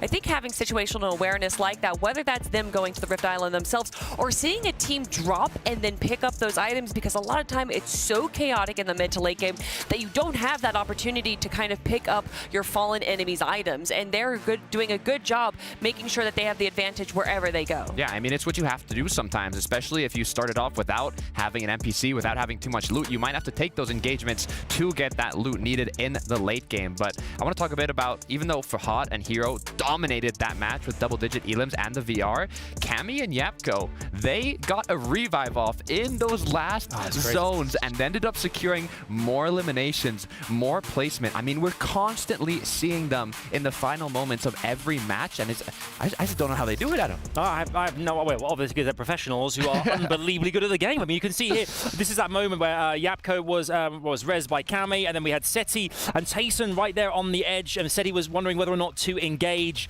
and before you know it, was being kind of third party, and then we had ourselves just a chaotic end to proceedings here. But Cammy and Yapko just seem to, whatever the map goes, whatever the storm shifts to, they always find a way to navigate it so efficiently and so quickly. It always seems to make the right move, and I think that obviously comes with a lot of experience. Obviously, particularly, Cammy has been there and done it for such a long time here, but Fragger as well. Yapko just managed to find so many eliminations around the map. Wherever he is, he finds a way to create pointage, to accelerate them on the leaderboard. And I think over 70 eliminations so far in the competition, so it speaks volumes. I mean, it shows. I know sometimes maybe we don't see them too much in the early mid game, and then I'm just looking at the late game. Goes on Yapko Pav, 9 elims, 8 elims, 10 elims just for Yapko. I mean, he has been looking unstoppable throughout all the days of this tournament. Yeah, but I do want to focus shift focus again onto our Middle Eastern players, and not so much Fahad and Hero, but the other duo, Dark and Gentle, that were coming in out of first place or second place out of today, and actually going down to Fahad and Hero. And obviously, you're not going to pick and choose who you can take down, but you know that the crowd had to have been a bit conflicted in that moment. But shout outs again to Fahad and Hero being able to do that. Yeah, region on region action. It was actually on that Rift Island where you do get that mythic shotgun. So you know that they were happy they got the eliminations, but at the same time, once you see the names, little heartbroken at the same time. Yeah, I think it's fantastic. I mean, we've told you guys at home as well, we're enjoying the fact that the region itself, we're just celebrating the magic that's happening in the Middle East right now. We're getting word that we are very close to going over to our casters for our next matchup here. We're actually going to go right now over to them and catch on up with Levin and Shio and see how this one plays out. Play out well, it will indeed. I mean, just match 2. Everyone's still kind of hyped up. That first game, I think, was just a movie that we can all appreciate over time. There was so much at the end of that plot. Yeah, I think you look at the way the story's going, and it's very much Cammy and Yapko's story to tell, but there are some other names featuring in as well, of course, Fahad and Hero winning that game, their journey from the qualifiers. We've literally got to see them every step of the way here this weekend, and obviously, they'll be very happy about how they do. But the good thing is, I'm seeing players in the game, gliding, landing, so the action is just on the corner, and I think all around the board, I really want to see, like Adam Savage was saying, more. Oh, that's not a good sign. That's not what you want to see. That's not what I want to see. Oh no, please take it back. Oh goodness. He's letting them know they're having too much fun. That's all it is. That's all it is. Like, just gotta dial it down. There, more fun needs to be done in the world. Oh, you made a repeat signal there. Okay, so we are gonna be what looks like just resetting, spinning that the block. Match. Yeah. 100%. No. Cammy didn't get a good enough drop. That's what it was. You know what I'm saying? We gotta run it back. Make sure Cammy's got everything in check, right? 100%. Well, while we wait here again, yeah. As I was alluding to, Adam Savage was talking about seeing people be more aggressive and just sort of making all-in plays and changing up things drastically. Like, I want to see that as well, right? Because a lot of these games early on, slow starts. People ain't trying to fight each other. People ain't trying to contest. People are scurrying away trying to loot any sort of scraps they can. But I just want to see people go, look, I ain't fighting with scraps no more. I want the big boy loot. And if you ain't gonna give me the big boy loot, one of us is going to the lobby. He asked you a question too of like 500k or the moon. 500k is available for some of these players now. These points are up to 18. You know what I mean? They want the big boy loot. They're gonna get the big boy points with that as well. You could push mid game if you'd want to. You could try to go for some fights. I mean, how many points would you need to be offered to actually start fighting here? If I'm low down, anything. I'll take Literally, I'll literally take anything. Do you know what I'm saying? Because again, the money is there to be had. You have so much on the line, and even if you aren't in contention to get a top 5, the money you can get from a top 10, top 15, top 20. That's Blue just looking at. Blue, don't look at me like that, bro. Like, come on, bro, chill out, dog. But yeah, anything you can get, you know, you'll take. So you really got to start fighting for it. Nah, it's a definitive thing. I just wonder when the water bowl like cracks and you know the liquid starts to flow. This is just going to be tough for teams that are middling or down at the board. If 80 people stay alive for 20 minutes and then you see RNG who gets to live. I mean, Epic Will's living. Cammy's got the super protagonist protection buff. Like there's no chance for the smaller teams, I think, until they start to take these 2v2s, and we see some Middle East teams targeting that. We've seen Fahad and Hero do that, I think, the entire tournament so far. I mean, they were fighting north side near Brutal sometimes. They've been controlling the map as they get towards the middle as well, but there's a bunch of teams that just need to level up overall and really push for grand gestures this day. Yeah, here we're seeing Duke and Clicks right there. They were on the screens, and certainly a team you'd like to see do exactly what you just said there, right? Where they have a lot to fight for, especially in terms of pride, right? Everyone wants to see the big Clicks doing well, right? Of course. The Dubs is in good spirits. Are we in game now or something? Or why is he so happy? That's what would make me happy right now. Jumping out, paying attention to the monitors. Epic Will focused. Got Vanya Karmi there too. Just looking to see what they can do next. Staring deep into the screen. Where would you want to sit on the stage? Where would I want to sit? I'd like to sit like maybe where like Epic Will and Acorn were, just like very close to like the sort of like bottom middle area where you're like close to being able to walk up onto the podium. Yeah. Because obviously when I win, I want the cameras to be able to have easy access to me so I can walk up and pick up the trophy. So nice. That's why I'd sit there. Where would you sit? I would sit the furthest away from the trophy, so I'm thinking like maybe top middle or top left, because then I get that long walk. I get lots of celebration going all the way. You know what? I like that. Like long walk so everyone has to watch you, like all your competitors. You know what we need to start doing that we don't have? What? We need to have like Guard of Honor in Fortnite. Where like Guard of Honor? Like everybody has to stand in like a row and like the winner just walks past everyone to the trophy. It's a bit harder in Fortnite because you got like 100 people. It'd be like a snake line. yeah. But like, I want to see that. Like, and then everyone just has to look at you as you walk up to the trophy. It'd be brilliant. That's nuts. I like that.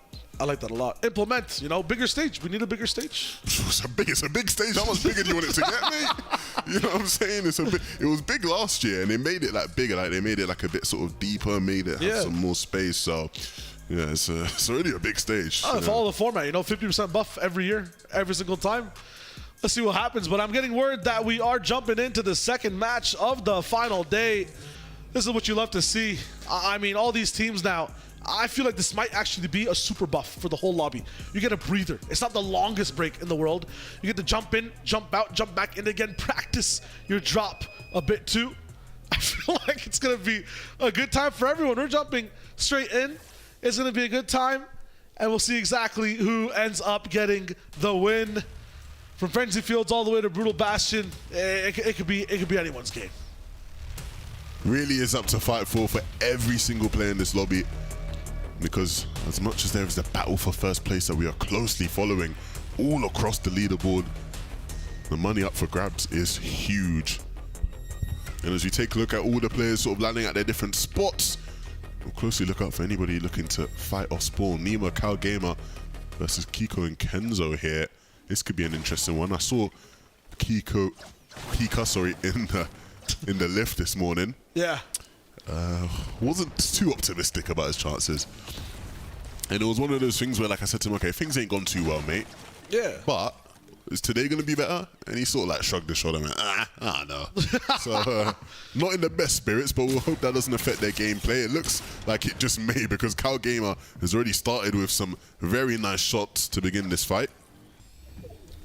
The Maven hit its target. He might have just been hungry, you know? Early morning. But now it's just a full stalemate. They got a few more chests to rock with. We got some shields on the downside as well. You can see what just a beautiful leaderboard we have here. Dark Gentle, Fahad Hero, and Riskard, Epical Acorn still in the mix, and Block on Mix and jump up from the top 10, closer to the top 5. This fight though, taking its sweet time. As they all seem to do. Oh. After those initial shots, I thought they were going to just fully engage, but in typical zero build fashion, both teams slowing things down. A lot of the time it's like you're farming for mats, but for me it's like, this is truly just waiting things out. You're not even stimulated the whole time. Yeah, no, it's true, right? Like when this happens in builds, you're right. It's like, okay, well, let's get some materials before we fight. This is just like, let's wait for someone else to make a mistake. Yeah. Nobody's making the mistake. Oh, here's a few happenings all at the same time. Beams from Cal Gamer. He's surprised he's getting shot from the backside, maybe checking something, but scurrying away like rats down below. Fumigation from the roof, but doesn't fully get their targets. Yeah, and again, a couple decent shots traded on both sides. Looked like at a point Cal Gamer was really suffering. And again, trying to sneak shots through windows here, and some connecting, some not. The bullets are too big. Too big, apparently, yeah. This is a horror movie for Giga. He doesn't know exactly where to look. There it is, first angle, but once again, too wide. Nima waits, they don't have to move. They're just waiting for one of them to overextend, peek through a window they shouldn't. A team has fallen in the feed, so fights are happening elsewhere. Some tension off the drop, and Cal Gamer finally makes a door open, but actually both players in the same spot. I think Nima's also giving up the roof. He falls down, they might have seen that, but could just be a bait. Not sure if there's enough ammo here to actually take this wall down and still fight. There's actually not. Cal Gamer out of SMG ammo. Light ammo gone. He is shotgunning the walls. You do not have the ammo to do this, bro. Like, you 6 just don't. bullets. Like, what am I seeing? You don't have the ammo. 6 shots left. Oh, these guys have so much left over. I mean, the chances for Cal Gamer might be running away if he doesn't land any shots. He only has 3 to land. It's the big ones. He's actually, oh, there we go. Never mind. He knew about the 2 ammo containers already there. Nima getting jumped on, though, and this is just trouble. Bullet management. I mean, it doesn't even matter. It's not the same people who started the fight. It's Andalex Nikov who were watching this show and wanted it to end. They cancel season 2. House wait. You're not going to be watching any more episodes. Yeah, Andalex and Nikov were like, all right, enough of this. No more riffraff. Let's get this done. Some Falcon on Falcon action. The Falcon fans won't be liking that one. And they will be liking that one, too. Yeah, they won't be, they will be, exactly, yeah. Oh. It's nice to see. Vanya and Karmi. It's always Vanya and Karmi that we switch to, I feel like. When something happens, we get to see their reaction first. They're the audience that's playing with us. And there's always no reaction from them. It's perfect. Everything's balanced, as it should be.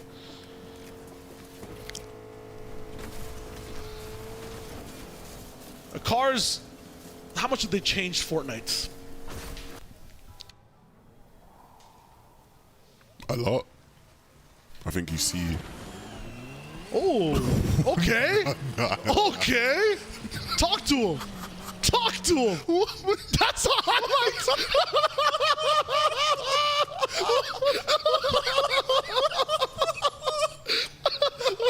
That's amazing. I love that. That's the best action you're going to get in this game. I thought we got lucky. Now we selected. I love that so much. That was brilliant. Thank you for that. That's made my day, honestly. That's made my day. Oh, man. He was styling on the bike, bro. Oh, my God. There's got to be a sub format for that. There's got to be a sub format for that. Oh, man. No way. What do you rate that out of 10, that move he did? Honestly, I was going to give it like a 6, but he did it twice. Yeah, He took that off-road. That's a 11 out of 10. Only Dexifite, man. Dubs accept. Parking garage, no bikes. On the roof is Amar. It's intense. Ziandi gets taken by the storm.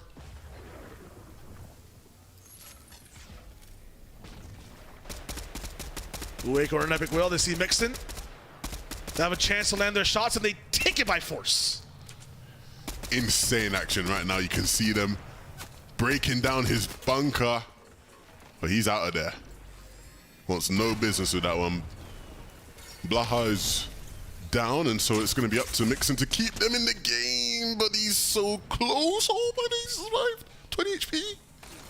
Top 4 on top 6 action. Is he going to get time to pop the biggies, though? Oh, it's 5th on 6 action. He has some time. Doesn't have any space. My goodness, it's like parkour. He's just running around, trying to find space. Tayson. Let's go, Falcons. Oh, now you're joining them. Okay. Yeah? Well, I want to see Tayson start to pick things up. There's a chance still, right? Once again, it feels like this might be the 3rd or 4th game. It's just a few tiny breaks. It's still just game 2 of the day. Of the super point boosted day. Bloomy and Lardle. I think one of the most entertaining duels to watch. Anything could happen with Bloomy. Yeah, like, Bloomy qualified through the Middle East qualifiers. Like, we haven't maybe talked about that as much in the past couple of days, but it's like, he traveled all the way. He's not Middle Eastern. He traveled from the UK, you know? Like, he came all the way here. There was no guarantees he was going to get to play for the big money.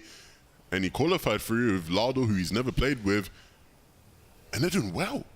Like, they're doing better than some of the best players, you know, some of the biggest names. So, big props to Bloomy. Bloomy was actually here last year, right? And so, for people that don't know, some of us, we got some story time here, right? Bloomy and I were like the last people to leave. Like the event last year, right? Like everybody had their flights home, and it was just me, Bloomy, and Edgy. And Bloomy and I were actually on the same flight. So we spent a day with each other, and he was so excited to come back. And you can see Bloomy here. Okay, Bloomy. And he's here to stay. He's here to stay. Lovely, that. My. Absolutely lovely.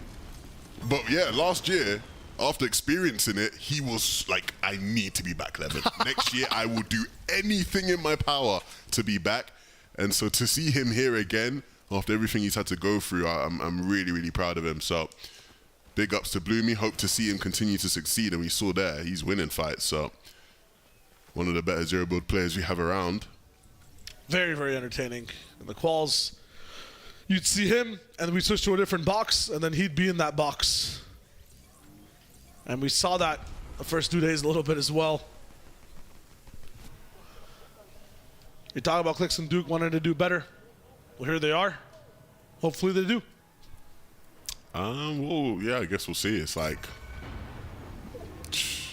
3rd zone. Everyone's still just here chilling at Mega City. Yeah. They've got some decent loot, so... I want to see what Dexifite's up to, personally. You know what? You're onto something here. Yeah? What is Dexifite up to? That guy's the GOAT. And Alexa Nikov, we saw them fighting earlier in this game, and they're looking to fight even more, but this is against a team who has been very proficient in their fighting prowess. Yakpo and Kami, the tournament leaders, first place team.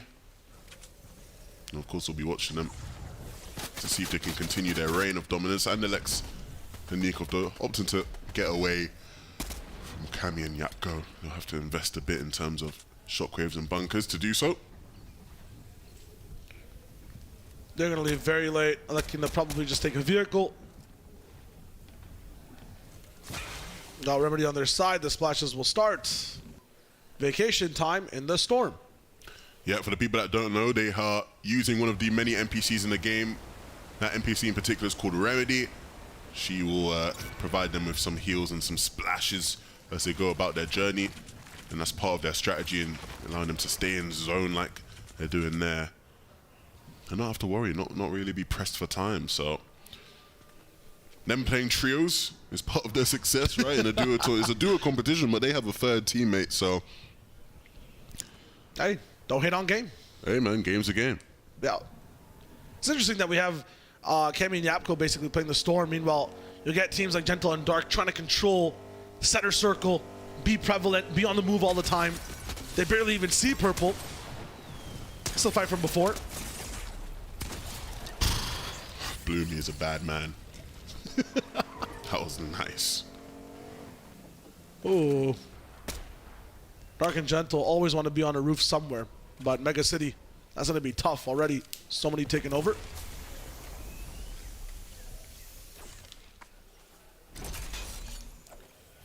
Moon Tax going way deeper into the Storm still. Probably just have some stuff to get. The heals. We got some more players now. And look what they parked. Ty is gone.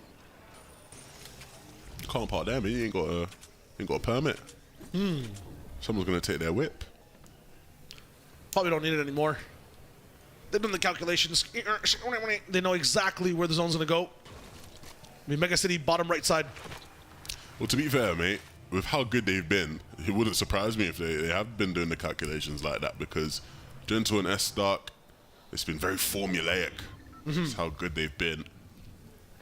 Repeated success throughout yesterday, and hopefully more of that today. The zone's starting to close in. Love the layout of the stage. The lights, the LEDs. And love the strats from Cammy and Yapko. Playing a different game they could be. They are so far from this. Like, it's absurd. If we could see the map again, like, they are an insane amount of distance away from the safe zone right now. And it just doesn't matter because Remedy will just chug splash him up to max HP. Yep. Now look at Thomas HD on top of Rift Island. This time, they don't have to all in 50-50 to actually dive for it, try to fight for it, and ultimately go down. They're fine. They've got the control. It's just, this is all they know. Rift Island, Rift Island. That's all they know. Rift Island available? Can we see it? Yep, go for it. Yep. That's Malabuk and Thomas in a nutshell. Might spell success for them this game then. We'll have to see. Fluger up. They're always there. Yeah, Panda was referring to them as sort of like one of those kind of dark horse teams, and I certainly agree with them because, like you said, they're like the fly you can't get off your window. Is that the saying? The fly on the wall. Fly on the wall, yeah. Yeah, they're just always there. You can't get rid of them. They'll get the points. They'll get everything. Yeah, they're good, and they're good. You know, they know what they're doing. They're players who very much are more comfortable in zero build. Yeah. So. Yeah, they've given a few interviews as well. We've seen Fluger just talk about his approach to the game and just his seriousness on how much this competition means to him. Meanwhile, Refs Garden, Riz Andy will do their thing. Ooh, what do we have here? Wox and Robab might find themselves in a world of hurt. The Swedes have collided with the Polish Plow. 3v2? It is a 3v2, yeah. Oh, they switched cars too. This seems like a heist movie. Like, they're onto us. Can't believe Remedy takes shotgun as well. She takes the front seat. No, this is too much. She could almost deny someone access. Say like you have Cammy surviving to late game, Yapko in the vehicle, 2 people want to get in. It's taken.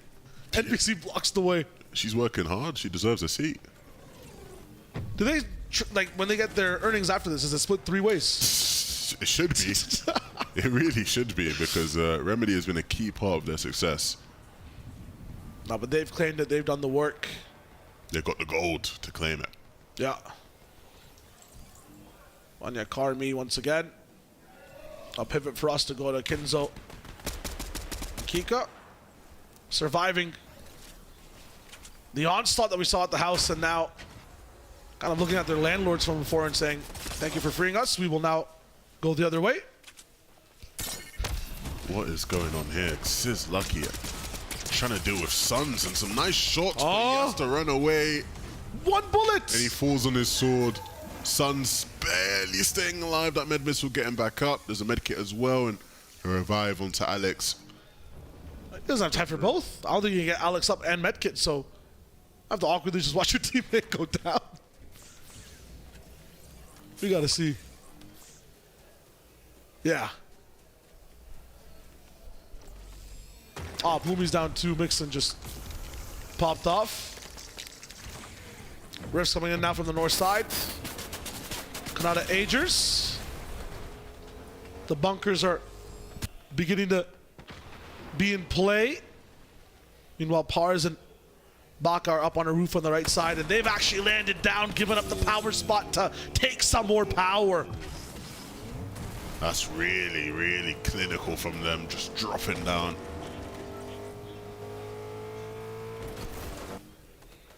Thomas Ichi Malabuka had Rift Island. Every time I see them in that position, I feel like, hey, this is going to be their game then. And they have a nice zone as well. Zone pulls towards them. They can access dead side pretty easily. You can see them no fear about going down the hill and who could lurk up above it. Oh, now everyone's moving. So rat race straight to the next zone. Zone is moving itself as well. Where is this car parked? Duke coming in too, running. Look at Clicks, he's running right past somebody. They're like fighting as they rotate into zone. Yomzo's falling, and Clicks now such low HP. The drive-by from Epic Will, wow. Another one made it. Duke on the left. They don't care, they don't have the time. Just running, and Duke falls from the left side. Epic Will says, I'll just take one for now. I'm not that hungry.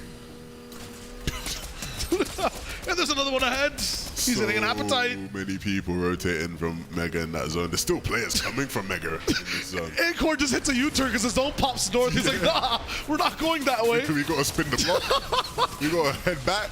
Oh, they find Dark. They're moving up the boards by actually taking the people up against them. Yeah, this is exactly who they needed to be taken out. The likes of Dark, the likes of Gentle. And that's gonna be huge. Gentle has such a tough time on his hands now. If he's playing as a solo here. Oh no. Oh, Flare coming in. That was a cannon. That's to just break the bunker. Pablo and Gobebis live up until this moment. They're finally down. Nikov actually moving up the mountain. Vanya takes him out. Malabuka Thomas just watch all this happen as they keep moving to the best spots in the zone. Yeah, they've had some nice zone pulls, and they're picking their spots very nicely as well. Ooh. Hero walking into that box. Takes Quinn down.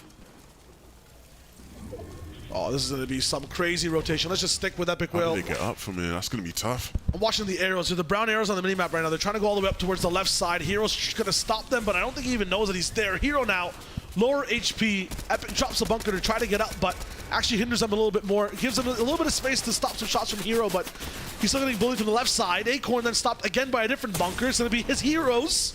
Epic takes him down. They're just running around. But it's working. They're picking up at limbs along the way. That's a decent amount. Ooh, Yapko went down there.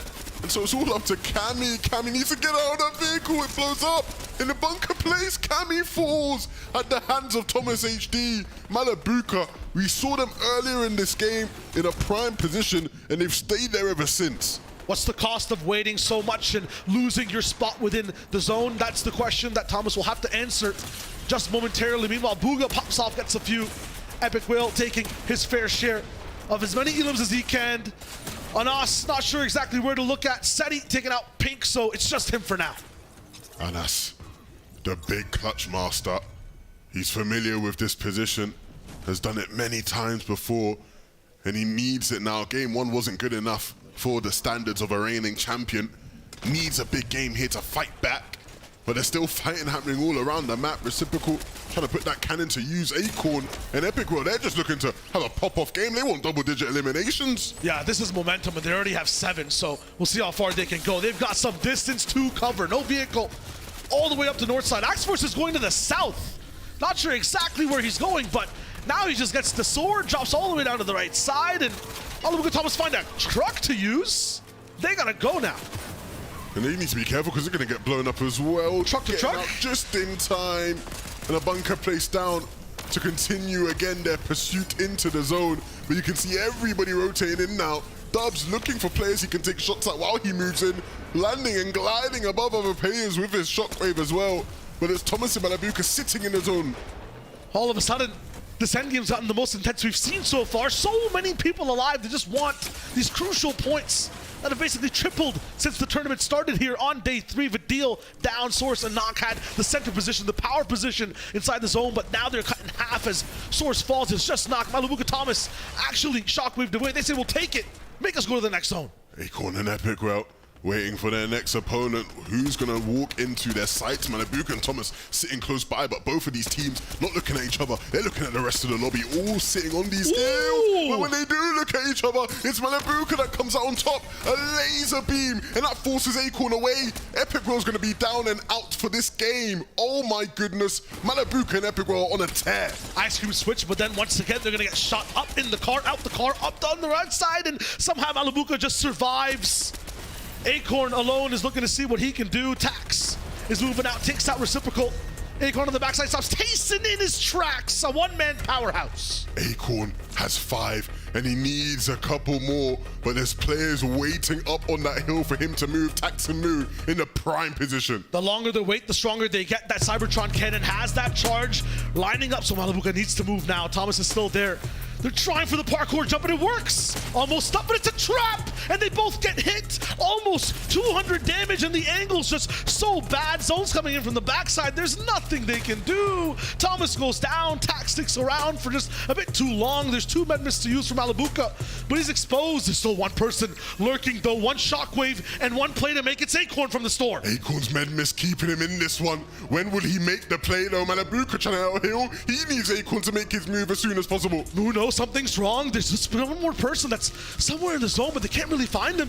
Malabuka moving in, and here comes Acorn. It's the perfect time. Shots up top, but he dodges to the left, tries to go for a shot in, but it's not going to work. It's Moo that wins that game. Oh my days, Epic and Acorn, they tried their best. Malabuka and Thomas were in there as well, but in the end, it's Moo and Tax that pick it up. The zone was so favorable for them. The best possible position they could have been in, and the sigh of relief there as well from them. They know just how crucial that win was. They haven't been the loudest of teams throughout this competition, but making their mark here in day number 3. 300 to 500 to 600 points, depending on how many elims they had at the end of that game. It's going to be huge to boost them up the boards. We were talking about it. Once you get past that 25th place, your prize pool doubles, quadruples, starts to exponentially climb, so they can get to a completely different tax bracket by the end of this one. Yeah, 100%. Really have the potential to rise there. You talked about relief too, Levin, not just from this team, but we saw Epic and Acorn dapping up each other like they won that game, right? 2nd place, what a clutch from Acorn. Yeah, and it's not just about how much they clutched, but it's about who they took out along the way, right? And the players that fell before them, really giving them a chance to move up there in the standings. Like, you look at the likes of Gentle and Cammy we saw falling as well during that end game. Like, these guys are in a really good spot to start to climb in the standings. Absolutely, from one player making such a difference to players at the bottom of the board climbing to the top and winning the actual game. I think this is the biggest sifter in terms of what the board looks like. And it was a nice long wait for this game too. I think completely worth the while. We'll be right back in a little bit. 4 more games to go before the end of Gamers 8. Have a good one.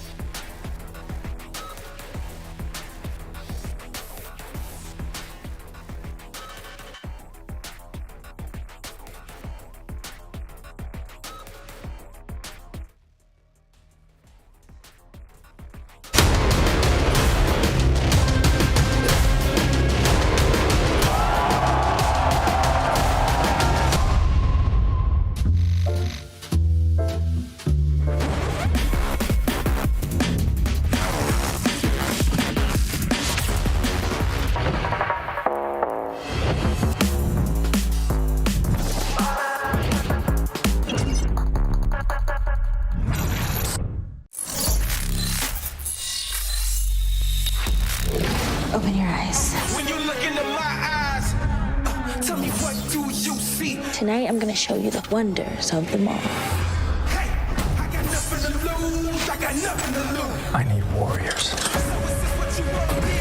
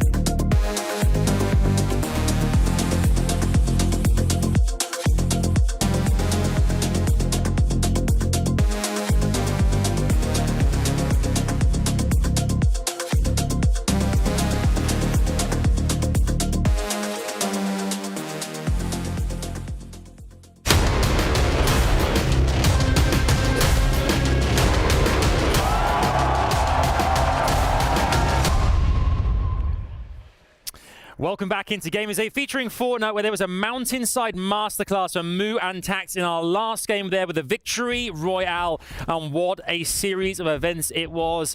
So many things to report and talk about. We're trying to figure out the best way to kind of like put them all and compact them as quickly as we can here for you. Let's kickstart with the victory royale first and foremost. A great way to dominate and rotate effectively and ensure that you have the best spot possible as that storm starts to close in. Yeah, Moo and Tax ended on the top of the ridge there, so they had the highest elevated position. But looking on the screen here, Epic Whale Acorn actually shot up the leaderboard because the top 3 teams going into this late game actually went down early, as Dark and Gentle went down in 28th, Hero and Fahad in 19th, and Cammy and Yapko in 18th. So it was the moment for the duos that were in that top 10, top 5 to capitalize on that situation. No, I mean, incredible shout-outs to Tax and Moo, especially Moo being the player that I believe actually had a nosebleed before the game. A little bit of a buff right there. But honestly, if there was any MVP in this game, it was the vehicles. From the start of the game, we got to see some sweet wheelies. We got to see an awesome Acorn and Epic Whale drive by onto clicks. And then we got to see Malibuka and Thomas somehow in Zone 8 find a truck and use that to be able to rotate safely into the next zone. But big shout-outs, of course, to Tax and Moo. Yeah, indeed. That rotation wasn't quite enough for Thomas and Malibuka, but they've made sure to grab those standings points where others would fail. They've managed to propel themselves upwards now. Cannot wait to see the official standings coming our way very shortly for you. But it was interesting as well there because we saw teams that kind of tended to go down a lot earlier. I think maybe due to the rotations as mentioned, but love seeing younger, kind of up-and-coming players like Source there at the end, getting those standings points out, hiding away, ensuring that he tries to get as many as possible as all the chaos ensues around him. Oh yeah, I mean, placement points can add up. We saw Moo and Tax with that VR got, what, 462 points from one match. I mean, compared to day one, that can really bump you up the leaderboard like you can see on the screen here. Epic Whale and Acorn bumped all the way up to second place with 2,611 points, tied elim-wise with Dark and Gentle. My issue is, though, that the competition from second all the way down until that 10th place spot is only 500 points separated, but then there's over 600 points that separates first from second place, of course that being Cammy and Yapko. But Epic Whale and Acorn had such a good game in that game right there. Acorn with the incredible shockwave play, trying to 1v2 our duo. It felt just a little short, but you love the effort. It really did. I mean, they ended with 9 eliminations plus that second place, and you can see how beneficial it was for them on the leaderboard. I see Thomas HD and Malibuka as well in 5th, kind of climbing the mountain like if it was the standard Battle Royale mode with the porta bunkers. It was looking crazy, those rock climbers. Well, really. I mean, second and third place there as well. 42 points separates them. That's after 14 games with different buffs, different days. The regular points, then 125%, now 150%. Only 42 points. That's why every game is so crucial here. You can see the rest of the leaderboard here. This is 21st to 30th as well here. And it seems that every single game now we're finding some players enter that top 10, some fall out of it. But it's going to keep happening, I think, the rest of this competition. Yeah, I even saw Walks and Raban there, I believe, in 28th with only 9 eliminations, but in 28th spot on the leaderboard. So you can see, even if you don't get a lot of elims, if you can consistently get that placement, you can have a pretty good place on the leaderboard, but you have to combine it with good elims if you want to be in the top 10. Well, at this point, especially once you get past that first page, these players aren't worried about getting first place, which is where the $500,000 is. They just want to climb that leaderboard because more and more money has had to be earned the higher up you go. So it's no longer if they're in 30th place, oh, I'm going to give up and just have fun. No.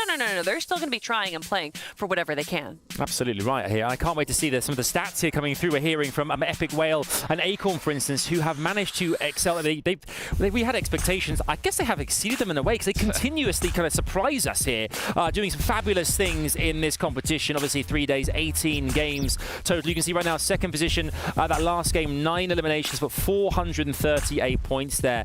And they put on quite a show. Yeah, I mean, Mutax getting 462, I believe. So 462 versus 438. It's not that much of a difference when you're at the top of the leaderboard. So if they can continue to get those big games, and like we saw in that game, our top 3 duos on the leaderboard going to the match went down pretty early. So if they keep having those mistakes in the early and mid game, and Epic Whale Acorn capitalize capitalize on that, it could be huge for them. I feel like I'm having a flashback right now because it was Epic Whale at Acorn, or not Acorn, it was Malibuca last year at Gamers8 2021 or 2022, where we saw him tie for second place in Zero Build and actually get that third place spot because they weren't able to grab a VR. But we know that they have a VR in hand right now, but I don't think they're fighting for second. I think they're fighting for first. You know what they want. They are champions at heart, and they're not going to stop until they get that first place spot. So I'm excited to see that energy, that fire. Makes it exciting, doesn't it? Makes it very exciting for all of us here. Right now, also very exciting is we have Barney standing by on the main stage with the winner of our last game. It's Moo and Tax. Let's catch up with them now. Said it on day one, and I will say it again. Start as you mean to go on, and that could not be any truer in a day like this, when the points are elevated and those ever so close victory royales, they're just needed at this point. Tax, Moo, you guys played absolutely incredible in that match in particular. Tax, I'll come to you first. What was, a particular point in that game during endgame where you were like, this is our game to lose, like we have to get this victory royale? Well, I'm going to be honest, it happened way before endgame. We were stacked off spawn, we had cannons, shocks, bunkers, everything. We were like, this is our game. Nice, I like to hear it. I thought your rotation was fantastic as well. You did really well in that end game. Moo, how's it going, man? You good? I'm chilling, bro. I'm chilling. Nice, I like to hear it. So, I want a little bit of an insight into your preparation coming into today because, yesterday when we interviewed a few guys, they were like, we're looking at VODs, we were looking all night. Was that kind of more of the same yesterday? You were just kind of studying up and, fixing any issues that you had? I think our main issue was our strat was fine, but we kind of our timings were a little slower. So we've kind of been going a little bit faster, and it's been paying off a little bit. Oh, I like that. Increasing the speed, increasing a bit of aggression. I'm not going to keep you guys too long. I'm just going to ask you one more question. Today, you've spoken about increasing your speed. I feel like it's a question I'm asking a few of the people that are around here today. Today, is it about survival because of those extra placement points, or is it about aggression? You're just trying to get as many points on the board? I think for us, we're more about survival, and then once we get to the end game, we like to frag out. Yeah, just go all out. Tax, Moo, you guys have been amazing so far. It's only the second victory royale of the day. There's still 4 more to go. We can't wait to see what you bring to this competition. You know what? That's it for us here on the main stage. We're going to send it back to the studio to break everything down before our third map of the day. Yeah, Moo there talking about his speed. Maybe the nose made him lighter on his feet. I mean, that may be what happened there. But fantastic to hear as well, Tax saying that they knew full well in that last game that their inventory, their loadout, they knew going into the kind of like the final phases that they felt in a good position. They had everything they needed to make sure they could get at least the first, second, third position and get those big points for the leaderboard. Yeah, I mean, they have the chemistry. You saw it when they ended the interview. Both peace signs at the same exact time. So I know they're synchronized. They've got the same wavelengths going on. I know they are ready for these upcoming matches. He really does speak to the main indicator of what makes a victory royale happen, and we see it so many times where a team by zone 4 will have the mythic drum shotgun, or they'll have the mythic alpha, they'll have their NPC all ready to go. These teams that understand their loot path, understand their drop spot so well that they're able to convert that into a successful mid and late game is really what makes and breaks these top players. It's really what changes the veterans of Fortnite competitive to the players who are just kind of getting into it, right? That preparation you have to do beforehand, especially in a first-time format like the one we're witnessing today, 3 days of competition, 18 matches. You have to put in the work behind the scenes. You have to prepare that route in the early game for your loot path and also for your rotations, depending on where your opponents are landing in your surroundings. Do you think that Cami and Japco and our two Middle Eastern duos are feeling a bit rattled by that last game? We've just seen the leaderboard there as well, which is so tight. And Cami and Japco, despite being in the 3,000 points region now, they aren't massively far away. Only a few hundred points or so. One more good game from some of those kind of teams, kind of the bubble teams around the 5th, 6th position or so. One or two good games from these guys, like Thomas HD and Malibuca, for instance. It could really change things. And after this next game, this is going to be really interesting to see exactly what unfolds next. Yeah, I mean, I don't think they're feeling fear or excitement right now. They're locked in. They are focused. I mean, cold-blooded right now, waiting for the next match to start. They have their route plan. They've done all the prep work, and now it's just time to make it happen. Yeah, maybe if game 13 starting off day 3 was rough for them, then I could kind of understand that. But they got second place in game number 13. They did phenomenally well, and no one seems to be contesting them like we thought that there was a possibility of happening. We have seen some teams landing near Frenzy Fields and potentially taking away their NPC from them, but no one's been able to do it. So I honestly think that they're in a good spot. They are still so many points ahead of second place, and this isn't just a few more good games for second and third place and they'll get close. They have to go down in 44th for this to be a possibility. Yeah, I saw yesterday as well, Booger and Threats, I think one of their games had 14 eliminations. We saw the massive difference it made there. I think they're still kind of lingering around the 10th position on our leaderboard right now, but don't forget, this is a $2 million competition. $2 million! It's a lot of money.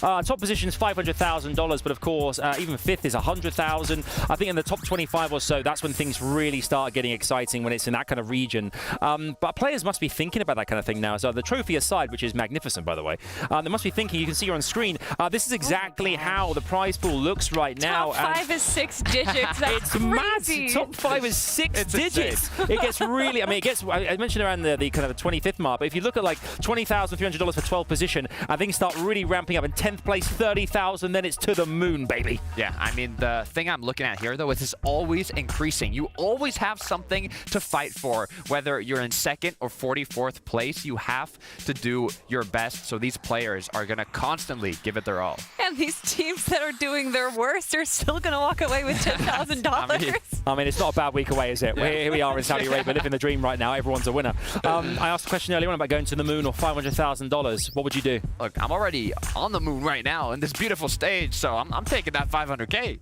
I think I'm going to build high ground up to the moon so I don't have to have anyone pay for me. I can just go there already. Brilliant. That's quite far, Kelly. Yeah. It's quite far. I'm with you. cranking 90s, man. A pioneer of the sky. That's Kelly right there. Of course, this is our next matchup. Will mean we're halfway through today, which is obviously 6 games today, the end of which we will have our winner of Gamers8 Featuring Fortnite here. Dare I ask you both right now, you've seen the things where they've unfolded in the last couple of games here. Are we changing our early predictions? Are we starting to think about different teams? Are we starting to kind of be swayed slightly, thinking, well, the Middle Eastern duos have done very well, or maybe it's Thomas and Malabuka coming through, or we could be surprised by Queasy and Venom could still be a thing. We don't know yet. What are your thoughts? Odds are Cami Yepko being in first. It's looking good for them, but the history I have with Epic Whale and Acorn, I wouldn't mind seeing them come out on top. Okay. Yeah, no, representing NA West, I'm always going to support the NA West boys. Epic Whale, 7X, FNCS champion.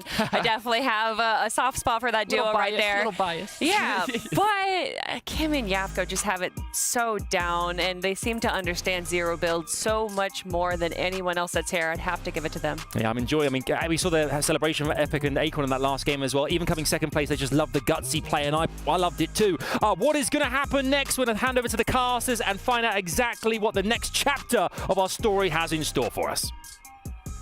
Thank you so much, Adam. We are here, and game number 3 on the day is getting ready to go. 15 over the weekend. Of course, Minimana and Emad on the mic for you guys right now. I'm excited for this game number 3, Emad. It's going to be hyped as we get to see the battle bus jumping straight into it. No delays. I like to see it. Yeah, I'm ready. And I actually like how the battle bus went right over Mega City, because that's where a lot of players fight early on, so we can see a lot of that early action right off the bat. Yeah, lots of that early action has been happening all over the weekend, all over the map. And I'm excited to see how that develops, of course, as we get into the latter stage of the tournament. After this game, it's halfway through the day, Emad, so plenty of teams will be battling out for all of the points that they can gather as we head on over towards Frenzy Fields. It's always a worry. Is Cami and Japko going to be uncontested? It looks as though for now, Cami and Japko are going to be okay and surviving for now. Yeah, they got to be careful though, because they can get crept on at any time, and they don't want to lose their NPC. That is a huge game changer, as we saw like during the recent games. The NPC is definitely the target today, and it was Draftel already going down to Duke. Early fights right here. Clicks and Duke getting very, very aggressive onto Draftel right there. So now their teammates got to try and clutch all the way back up. Dexify, of course, doing that. Yeah, okay. No, he's just waiting. He doesn't know what to do. Duke and Clicks, getting that early elim is definitely a good thing, especially since we've seen Storm Surge very recently. So getting that Storm Surge tags early on is definitely huge. Yeah, let's get over towards the Brutal Bastion area. Not short of action or activity throughout the whole weekend. There's been plenty of teams landing in this vicinity. Of course, Sizlucky Dejan being one of them, and there's another couple of teams close by as well. I'm sure Cease and Blake are close by, and hopefully for them, they're feeling good. And Satum and Mickey, these guys have been landing here all throughout the weekend, even in the Middle Eastern qualifiers, doing so well in those as well. And I'm excited to see if they can close out strong, was of course one of our Middle East teams here. Yeah, it's really interesting seeing so many teams land at one POI, and POI means point of interest. Landing at one POI, and they're just respecting each other. You know, they're not pushing right away. They're like, hey, let me just get a little bit of loot. Let's all go our separate ways. We all want to make it to endgame, and that is the name of winning. Endgame. Endgame is where you get the most elimination points, the most placement points. So just getting to endgame, that's the tough part. You got to get past the 8th zone, the 9th zone. That's when the players really go down. So if you could just make it then, you get a lot of placement points. You get free elims, catching people, you know, near the zone, near the storm, just trying to get out of the storm. The 5-tick is definitely, you know, it just hurts too much. They got to get out of there. Absolutely, as we take on over towards the mega city area. Kami and Vanyak been doing pretty well in this area so far, not had too bad of a weekend. I'm sure they'll be wanting a little bit better though, of course.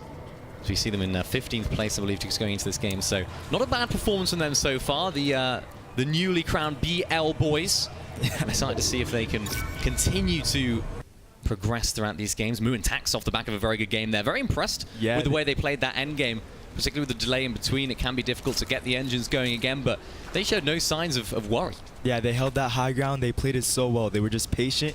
You know, sometimes teams get too aggressive. They're like, nah, let's just go finish them right now. But being patient, waiting for them to come to you since you have the storm on your side, that's like really important. And it came to their favor because they had the zone. The storm was coming towards them. They had the mountain as well. So all they had to do was wait for them to come to, you know, to the mountain.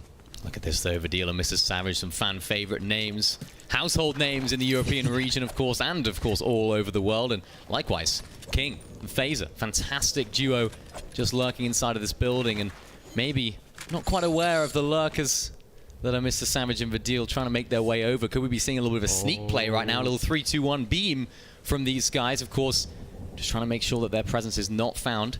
Yeah. Not noticed. As you said about that 3-2-1 beam, it's a very viable tactic, you know, counting down and making sure that you shoot at the same exact time, and Dexify going down in the feed as well. Ooh, going down in the feed, maybe not on a motorcycle this time. He couldn't quite get away with a little wheelie classic, who knows. Maybe he was. But as we get a little look at the map right now, quite a large first zone, so it's quite forgiving for a lot of the teams. We just saw Mr. Savage and Vadil, of course, who were landing at Naughty Nets. They've had to make their way out. We can see another team taking up that spot for now as we get a nice northwest zone once again, so it keeps pulling up to that way. And I think in this sort of situation, Emad, are you trying to think, how do we get to dead side? How do we try and find eliminations? I guess it depends on where you're on the leaderboard, right? So what I would do, I would just look at the previous landing spots of everybody, like go back in the VOD, you know, going on to the next day. I would look at the left side of the map. I already spoke about this before, but the left side is so free that if you can just find like a little loot path, just enough loot to keep you situated, and if you get zoned on that left side, you barely have to move. So I think left side, if you're not doing like too well the first 2 days, it would be a really good tactic to just switch and land somewhere on the left side of the map. Definitely. Now we have some Titan names landing towards this south side of the map. Booger and Threats. Got to speak to them earlier on at the beginning of the show, of course. They're feeling good, they're feeling confident. They made some good changes going into yesterday, of course. Picked up, I believe it was a 14 elimination game yesterday, so huge stuff from them. And they're just trying to keep that momentum going. And of course, for Queasy and Veno, these guys haven't quite been able to rekindle the success that they've had previously. I believe they were second place, maybe third place after yesterday. And unfortunately for them, it hasn't quite worked out today. Yeah, if Booga and Threats can get that 14 eliminations again today, 18 points per elimination. So that will really boost them up on the leaderboard, maybe get them to top 5. If they can just like find that same game that they played yesterday and replicate it today, they'd fly on the leaderboards. Incredible. I mean, 14 times 18. Do you want to try and do that? I don't. Okay. Yeah, I'm good. Let's not. We'll have a look at Badil and Mr. Savage again, of course, rotating through and making their way inside of these sort of low ground areas. It's something we talked about a lot is, you know, what is better in this sort of center of the map? Is it sort of the low ground section? Is it the high ground? I think at this stage of the game, you want to try and stay as low key as possible. You don't want to be trying to cause a kerfuffle in the middle of the map. Yeah. That's the first time I've ever heard the word kerfuffle. But yeah, no, you're definitely right. They just want to find the spot. They want to just relax. Hey, we got enough loot.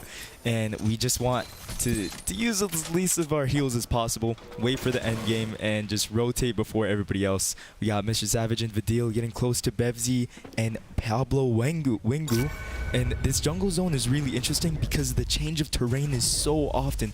Like, you can see, like, there's so many hills that just go right now, like, they go so high and then drop so low. So they gotta watch out for fall damage as well, because there's no water falling down with builds. This is 0 builds. You gotta take the zip line. You gotta maybe drive a car off the cliff. You cannot take fall damage. It's really dangerous.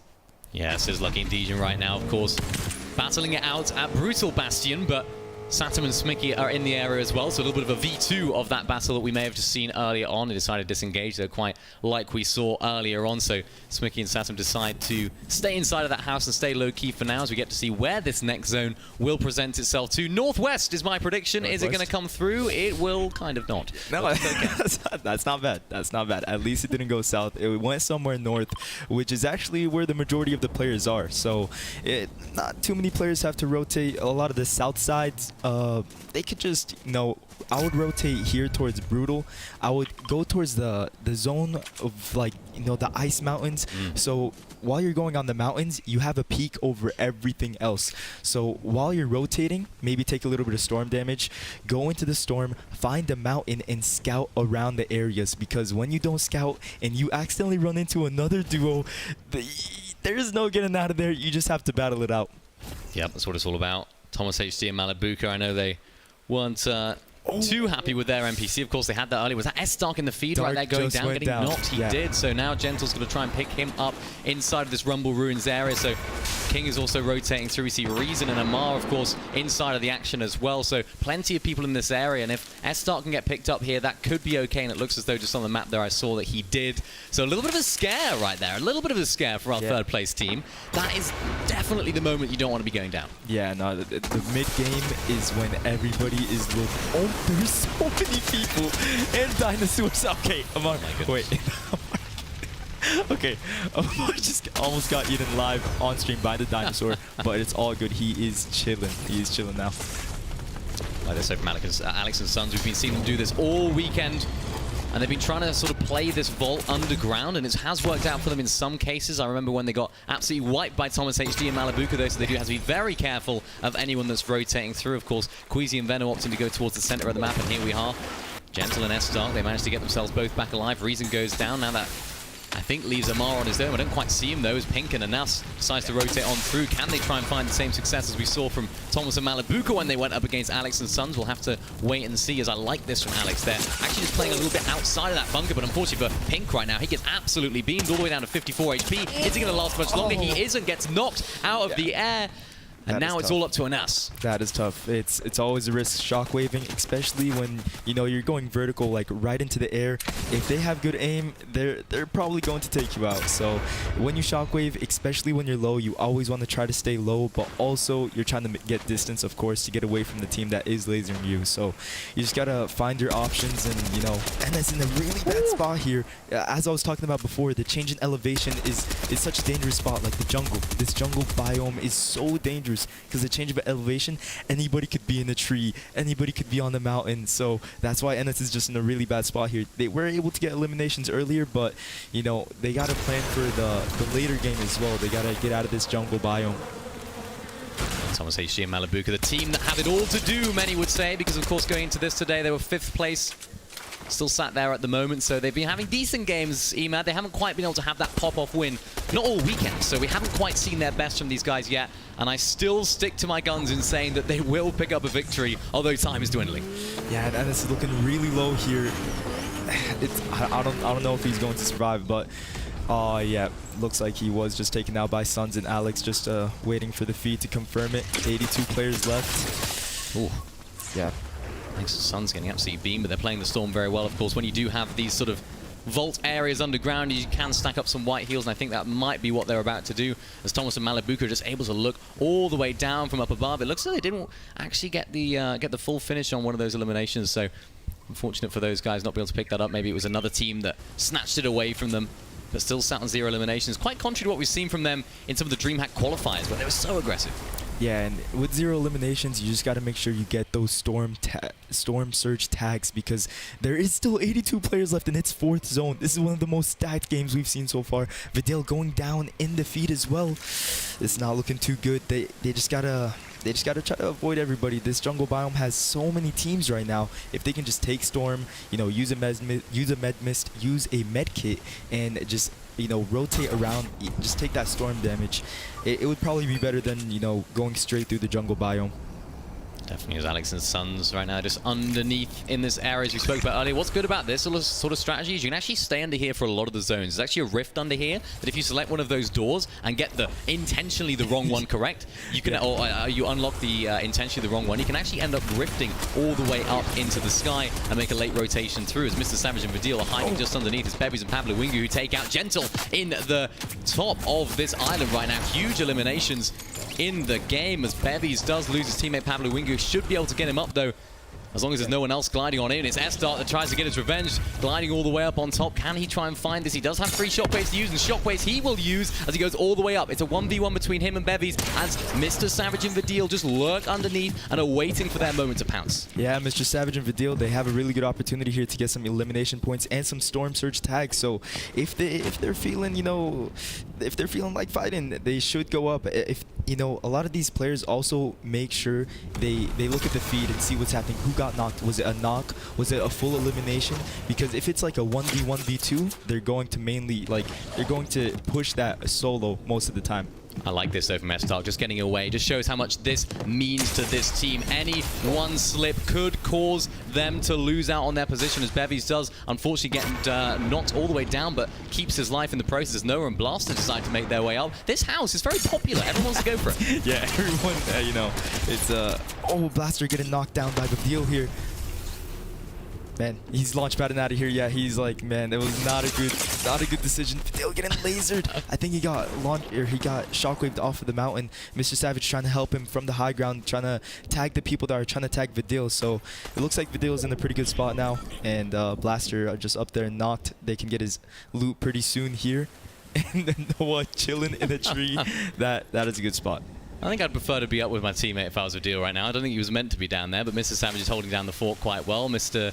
Savage, Malabuka and Thomas HD inside of the storm, able to display these med mists and these bandages that they have. Vanyak and Karma, we saw these guys doing incredibly well earlier on, having some pretty solid games, but not quite able to find the same success as we've seen from other players. Yeah, they're just chilling in the bush looking for tags. Clix and Cammy and Yapko are all in the storm, and their NPC, you can't forget about them. And they have a vehicle, which is really good, but it looks like Duke got lasered here. Clix is using the flare gun to see their positioning, and they are also using their flare gun. Looks like they're about to push up on them. 2v2 situation, Cammy and Yapko versus Clix and Duke. Duke launching up. Great shots there from Japko, who can actually connect with one of those shots. Takes down, but no! It's Cammy and Yapko who are down. Just outside of Shattered Slabs right there. It's actually Duke and Clix who take them out. That is huge shifts in the performance of Cammy and Yapko, who we haven't seen go down that early in a very, very long time. So for teams that are second place, Acorn, Epic Whale, S-Dark and Gentle, if they are able to get that reboot off, they might be okay, and they might be able to push for that top. Yeah, we don't usually see him going down early. You are right. They just, I think they just lasered Duke. They're like, hey, we can get this elimination point. Let's go. It should be easy, but they didn't know it was Clix and Dukes, two of the best, the best fighters in the game. We got Threats and Booga still up as well in the storm, and it doesn't look like he has some white meds, so hopefully Threats should have some. Hopefully so. Casca and Reciprocal all the way up on top of this building right now as Acorn and Epic Well. Speak of the Devils, those guys, unfortunately for them, are going down. It's Moo and Tax who continue their run. Just off the back of a victory round, they're taking out second place. So now that means first and seconds are out of the game. I'm not 100% sure if S-Dark and Gentle are still in it. Of course, we saw one of them going down all the way up on top of that floating island. Are they still in it or are they not? Or is the door wide open for Thomas HG and Malabuka? Yeah, this is going to be a huge shift in points. This game is, the top dogs are just going down early, so the huge shift is just, it could change the leaderboard quite drastically. absolutely will. And this is a huge moment for Malabuka and Thomas. We spoke about how good these guys can be, and this is the moment for them to potentially make a comeback as Thomas HD getting absolutely beamed out the air by Tax's pistol. Huge knock onto Thomas HD, and Malabuka does live to tell the tale, so he's got to make his way into zone. What does he do here? Does he stay going into the storm, or does he try and go back and revive Thomas HD? We'll have to wait and see how that one plays out. But for another one of our teams, of course, fourth place going into this game, Hero and Fahad, these guys are in the driver's seat right now to take on the first place, second place, and third place team, of course. Yeah. They're in fourth going into this. Yeah, they popped off today, and it looks like they have to move really quickly here. We got Pars and Baka trying to get their vehicle out of there, and they are on the bike. They got to be careful because they are very, very prone to shots right here because there's no cover, there's no windows, there's just nothing you can do if you get shot. Yeah, this is not time to be doing wheelies. This is time to be making sure you make your way into the zone, and unfortunately, this is what we talked about, the exposed nature of those bikes almost being their demise as Hero and Fahad are able to stay in the game, but now they're back in the zone. They have to be very, very careful. The storm will be ticking. Of course, it's a 2-tick at the moment. They do have to be very, very careful because I believe as soon as this zone does close in, it might just be a 5-tick. So they have to make sure that they're in. Robab looking down below, and they're getting beamed right now. Their only mode of transportation, of course, for now is this motorcycle, but of course they do have the shockwaves as well if they do get shot off it. I like this play, making the less congested rotate, using these hills as cover. This is great stuff from them. I just want to see how they do it. They can place a bunker down straight away. That's going to be the strategy, I think, as Fluger and Opt decide to try and beam Zemi out of the air. Close shots from them, and I see this repeater rifle being used a lot more now, Emad. I like it. Yeah, I think they learned that the splash damage is actually really well to their advantage, and we can see Hero and Fahad actually using like the rocks, the trees, and just like those little hills just to make sure that they actually save their mobility to endgame, and it looks like they did. They still have the 3 shockwaves. Another bike replay right there. A little skid through the gas cans, and of course those rocks is what we love to see as Thomas HD down to 1 HP and does go down inside of this box, but he was able to be revived by Malabuka already, so Malabuka is still alive. We can see him on the screen right now. 0 eliminations for this team at this stage of the game. The door was wide open for them. We talked about it earlier on. Could it be a little bit less wide now as Malabuka's down to a solo? Yeah, it looks like Tax and Moo just, they just chased him down because they got the knock and they just want to get the finish. He did get him up, but they were able to track him down, and it looks like Malabuka has the cannon. He is ready to fight. He's getting out of there with the truck. There's a lot of players on this edge zone, and people are... Oh, Malabuka in the open. Moo in a pretty good spot here, but they have to be careful from so many people just around them, just waiting for the damage to come to them. Malabuka's just used his final bunker of his inventory of the game for him right now. Unless he does pick up a refresh, that is it. That's why he's looking to be extra aggressive right now, trying to pick up an extra little bit of loot, that refresh, that knock that can turn the game on its head. If there's anyone inside of this lobby that you want solo clutching, Malabuka has to be at the top of your list. So do not count him out yet, as Fahad and Hero are on the chase. Yeah, it looks like they're going through Moo here. They don't know that he's right under them, just chilling. He does not want to make a sound. I think they actually know. Oh, and yeah, they got him. He's going down to Hero. Huge eliminations right there from Hero and Fahad. They're first of the game, actually, so you love to see that from them. That's going to pick up a huge refresh. Still 6 shockwaves at this point in the game for them, so they're looking really, really good. They could be in the driver's seat for this end game. It looks as though we do have a little bit more of a center map zone. We know how quickly the elevations can change right now as we hop onto a replay. How did Thomas HD get knocked out of the air? It was from Tax. This pistol aim was absolutely sublime, and that's exactly what you need when you're in that position. Yeah, the pistol is actually one of the best guns in the game because it can shoot so fast, and the reload time is so minimal that when you just run out of ammo, you just reload, and the spray is not too wide, so when you spray at people, it's actually just lasers them. Kami and Baniak applying the pressure onto Blatcher and Mixon, and they just have to shockwave away, and that causes chaos as Mixon goes back into the storm, says goodbye to his life for now as he does get knocked, and Blatcher's just having to go away into some other place to sort of try and save the day, but I don't think he's going to be able to do it for too much longer. But it looks like he's just found a bunker there, a little reuse of one of those. So Kami and Vaniak say, you know what, you're allowed to go there. That's fine by us. We got our elimination point. We are happy. That's their 4th of the game. Yeah, I think that was just like the bad communication from the Shockwave. I don't think they were both ready for it, so he got Shockwaved. And Duke going down as well. Wow, the Rift. Look at this. Everyone using the Rift. Almost 6 players using the Rift at the same time. For Hard and Hero, one of them, so they need a huge game. It looks like they're trying to aim to land on top of this higher point as possible. Ziandi and Brescard, another one of our top teams, looking back into the zone, trying to pick up a refresh. Huge shots from the Cybertron cannon onto Wox. Another one comes through, but doesn't connect as Wox does decide to try and shockwave away. I think he's managed to do it just about. Brescard and Ziandi, they don't don't have any of these shockwaves to get out. Can they make it through? No, the tire says goodbye. Refsguard go into the storm, and it looks like they might just be meeting their demise inside of the storm. Vaniac and Kami still trying to continue their domination with eliminations, as Hero and Fahad are still trying to power through this endgame with 6 shockwaves and another elimination. Yeah, those shockwaves, 6 of them is huge. And Mr. Savage going down, Clicks also going down. Man, 13 players left, 9 duos, so there's a lot of solos up. So if you're a duo right now, you're in a really good position. Hero and Fahad, huge game needed for these guys, and there's another one of those eliminations. That was onto Venno out of the sky, their 4th of the game. Still got 5 shockwaves as well, so they have it all to do, but I don't think they have any bunkers. Noah sneaking in the trees, got a little tree house up here, looking down on everyone else. I like the strats, I like the plays. We could be seeing a nice second play potentially coming through for them, as Fahad and Hero, all craziness breaks loose right now as they do decide to try and go for a tree play themselves all the way up here, and I like it. They don't have any cover, they need to. Yeah, no, these trees actually play a huge part, and Robab going off the mountain here.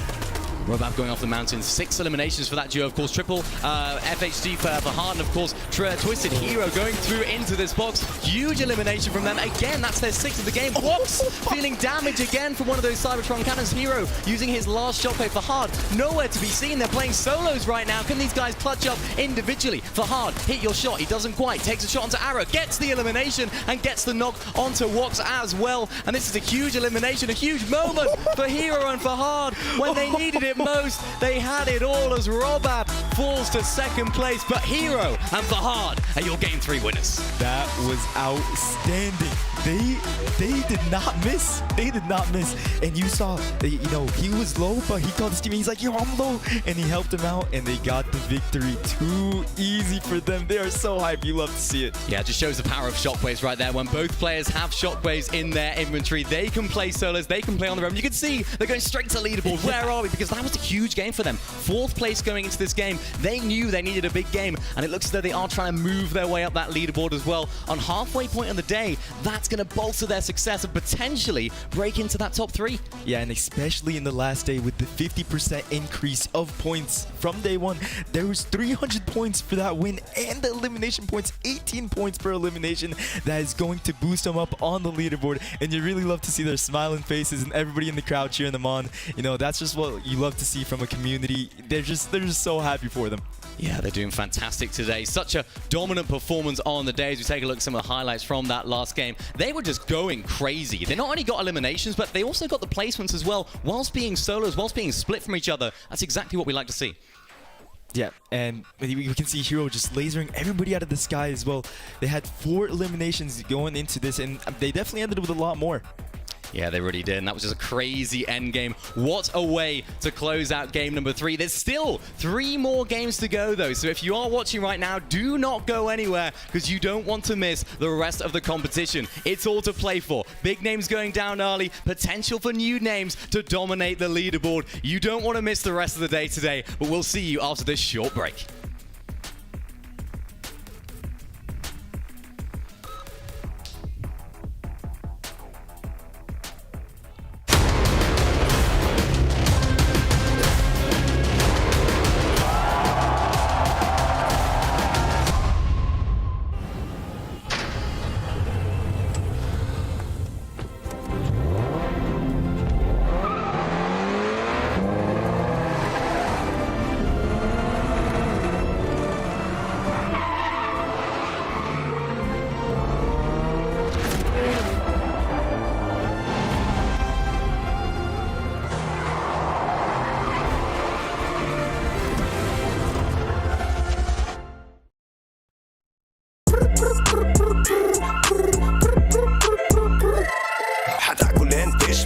وانت مستمتع وتلاقي الوجبة جاية على الأصول.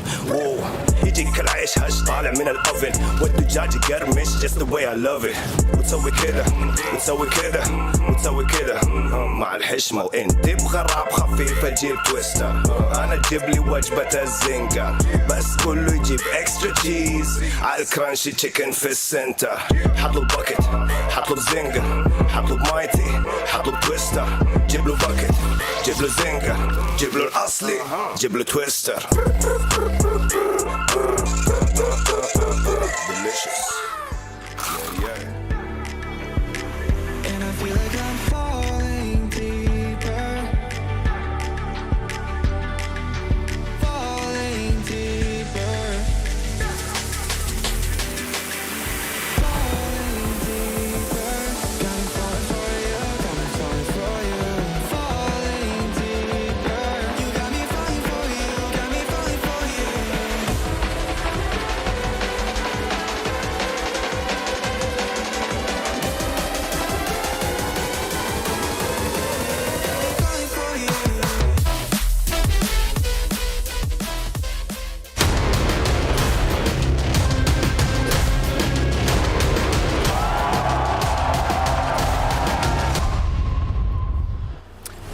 Gamers8 Featuring Fortnite is its name, and our Middle Eastern competitors have been insane. What an unbelievable last match that was there. And of course, all our analysis is brought to you by STC Play. My oh my, what a fabulous Game 3 on an overall Game 15, I think it is the final game there. It was incredible. The end game there as well. I think the biggest story factor of this all is we lost so many of our big teams so early on, and it just affected everything to Carter. Yeah, we lost Yapko, Cammy in 39th, Epic Acorn in 36th, and then Fahad and Hero making it look like a ranked game. I mean, they were pushing, they weren't even together. They were split up. Yeah. Elim after Elim after Elim. It looked like they didn't even have their eyes open. I don't know what they were doing. I mean, they were winning. That's what they were doing. And now that's their second victory royale of the day, showcasing where they came from. I think a lot of us kind of doubted them after the Middle East qualifier, where they grabbed 3 victory royales, and we were kind of wondering where they were in day 1 of the total competition. Well, here they are. This is where they've been the entire time, and they are showing in spades what they have to offer. And I mean, all the way from the rotations with the motorcycle, where a lot of us again were like, oh wait, what are they doing? I don't. And then they were able to rotate into zone perfectly ahead of everyone else. Had 6 grenades, shockwaves before zone 9, so they were clearly set up for victory.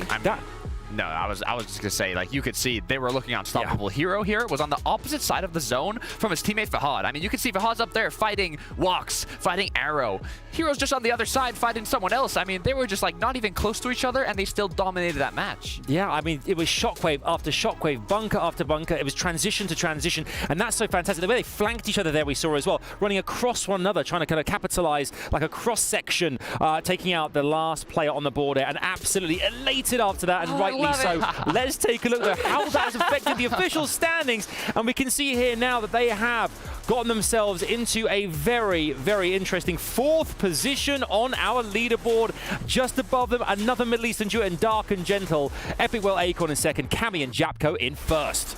Oof, it's still looking dangerous. It's looking dangerous. 3 matches down, 3 to go. They've pushed themselves up to that 4th place spot, neck to neck with even 2nd place Epic Whale and Acorn at 2.6k points, but Cammy Yapko, they're still holding that crown high. They went down, like you said, pretty early on, 39th place. And they're still almost 600 points ahead of the competition.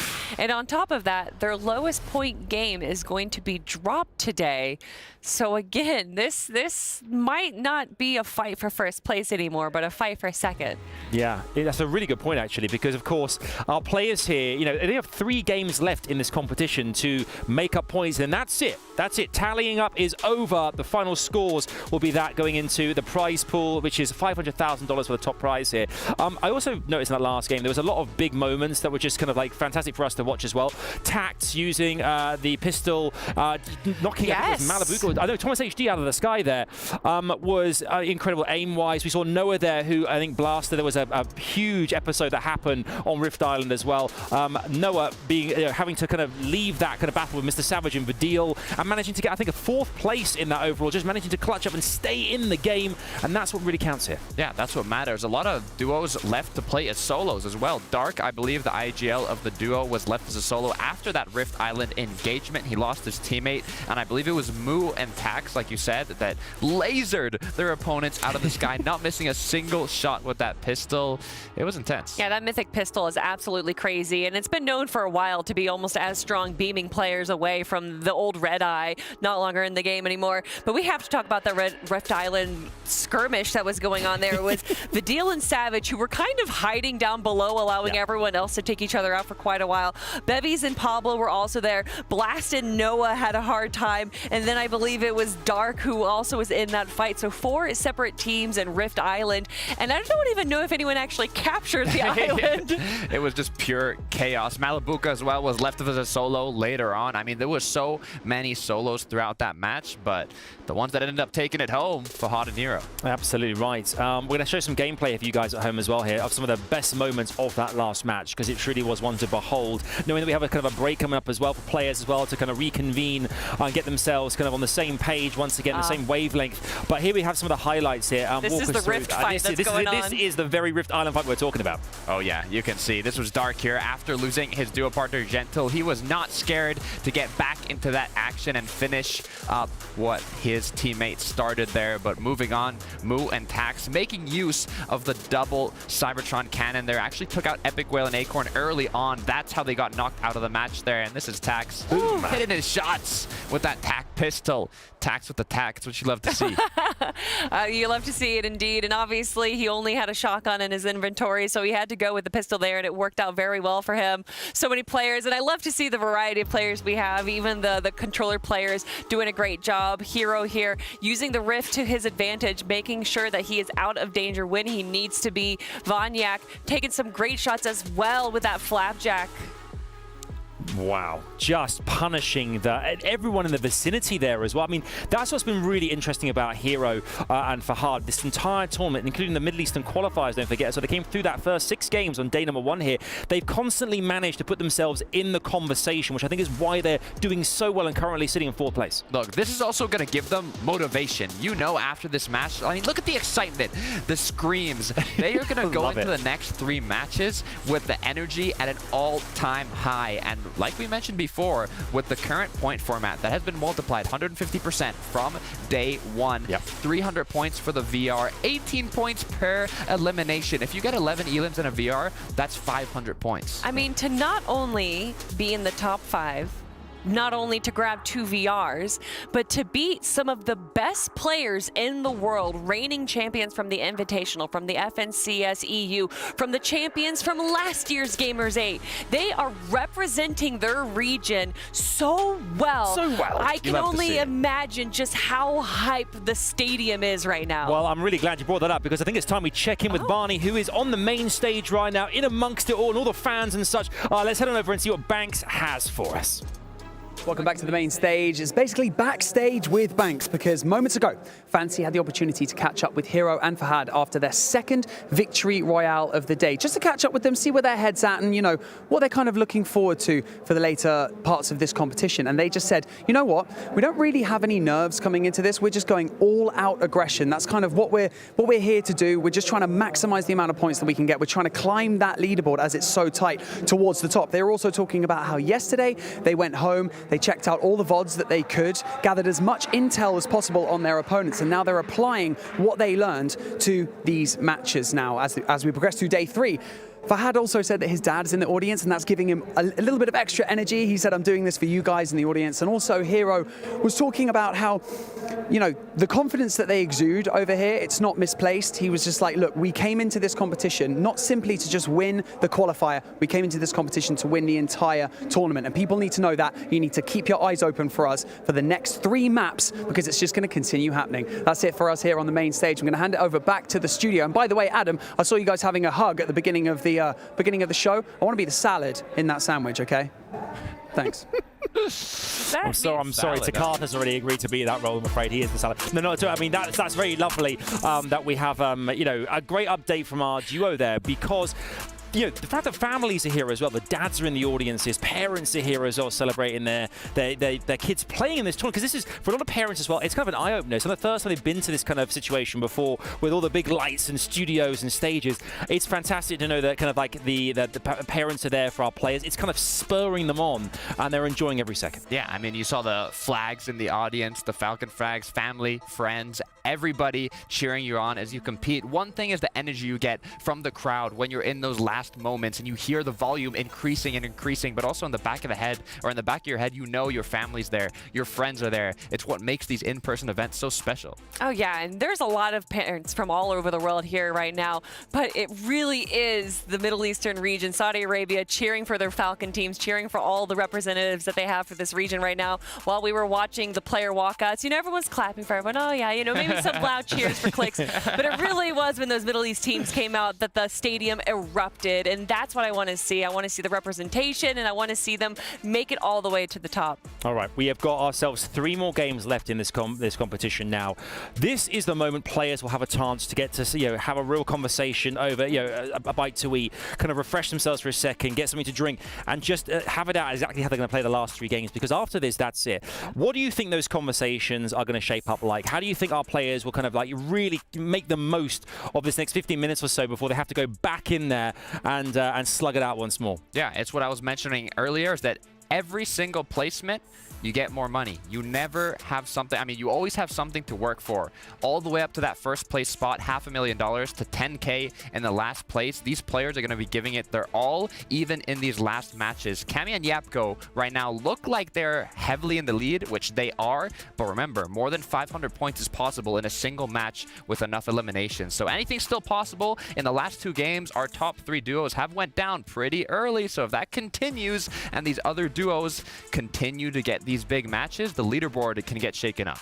Obviously, there's elements of RNG depending on where the zone pulls, what loot they find, but I think a lot of teams might be staying in the storm a little bit longer over the next 3 games, trying to make sure that they have enough heals, enough shockwaves, enough bunkers to be able to make it to the mid and late game. But just what we saw from Fahad and Hero there, I think once they do realize that they have a safe rotation into the mid and late game, and once they hit zone 8 and 9, that they're going to be going on the aggressive. They're going to try and grab as many eliminations as they can, get those 18 points, I believe it is, per elimination as well. So I think they're actually going to be kind of playing it in 2 different styles, where the early game is going to be a bit more passive. We might see some drop spot changes. You never really know. And then towards the mid and late game, we're going to see a lot more aggression. Okay, aggression, that's where this looks like it's heading. What do you guys think as well? Remember, socials are a big part of this as well. Make sure to share your thoughts online with us. At this point, we are going to take a short break. When we come back, though, we have our last 3 games coming your way here on Gamers8 Featuring Fortnite. Are we excited? We're excited. Woo! We're ready. We are ready to roll here. We're ready.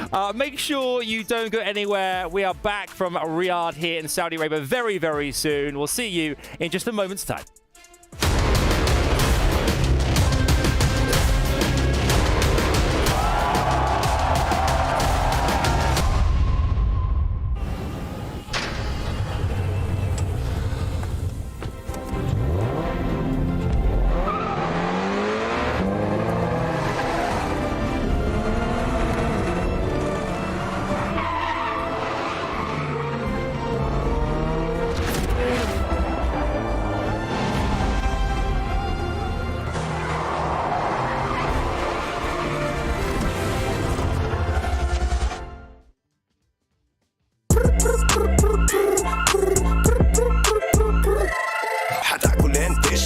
مستمتع وتلاقي الوجبة جاية على الأصول يجيك العيش هش طالع من الأوفن والدجاج يقرمش just the way I love it وتسوي كده وتسوي كده وتسوي كده مع الحشمة وانت بغراب خفيفة جيب تويستر أنا تجيب لي وجبة الزنقة بس كله يجيب اكسترا تشيز على الكرانشي تشيكن في السنتر حطلب باكت حطلب زنقة حطلب مايتي حطلب تويستر جيب له باكت جيب له زنقة جيب له الأصلي جيب له تويستر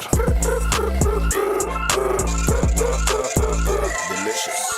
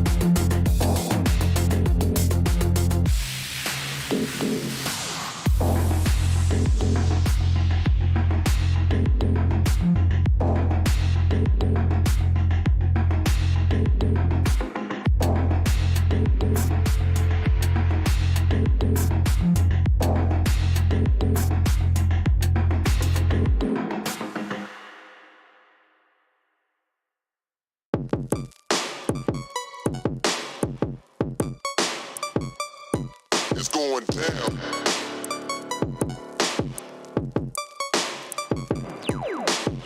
It's going down, down, down, down, down. It's going down, down, down. It's going down.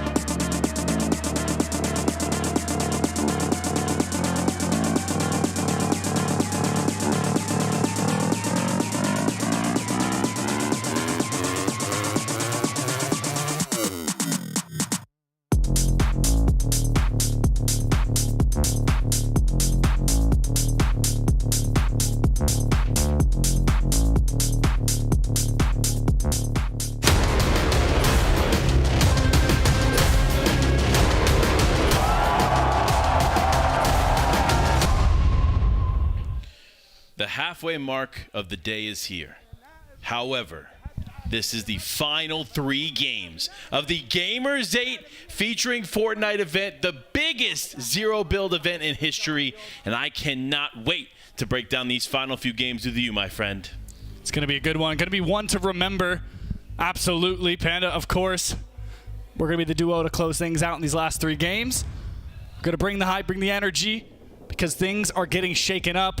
Of course, we know them. We've seen them show out here in day 2 and 3. That increasing point format, they've taken advantage of it tenfold. Hero and Fahad really making big strides here.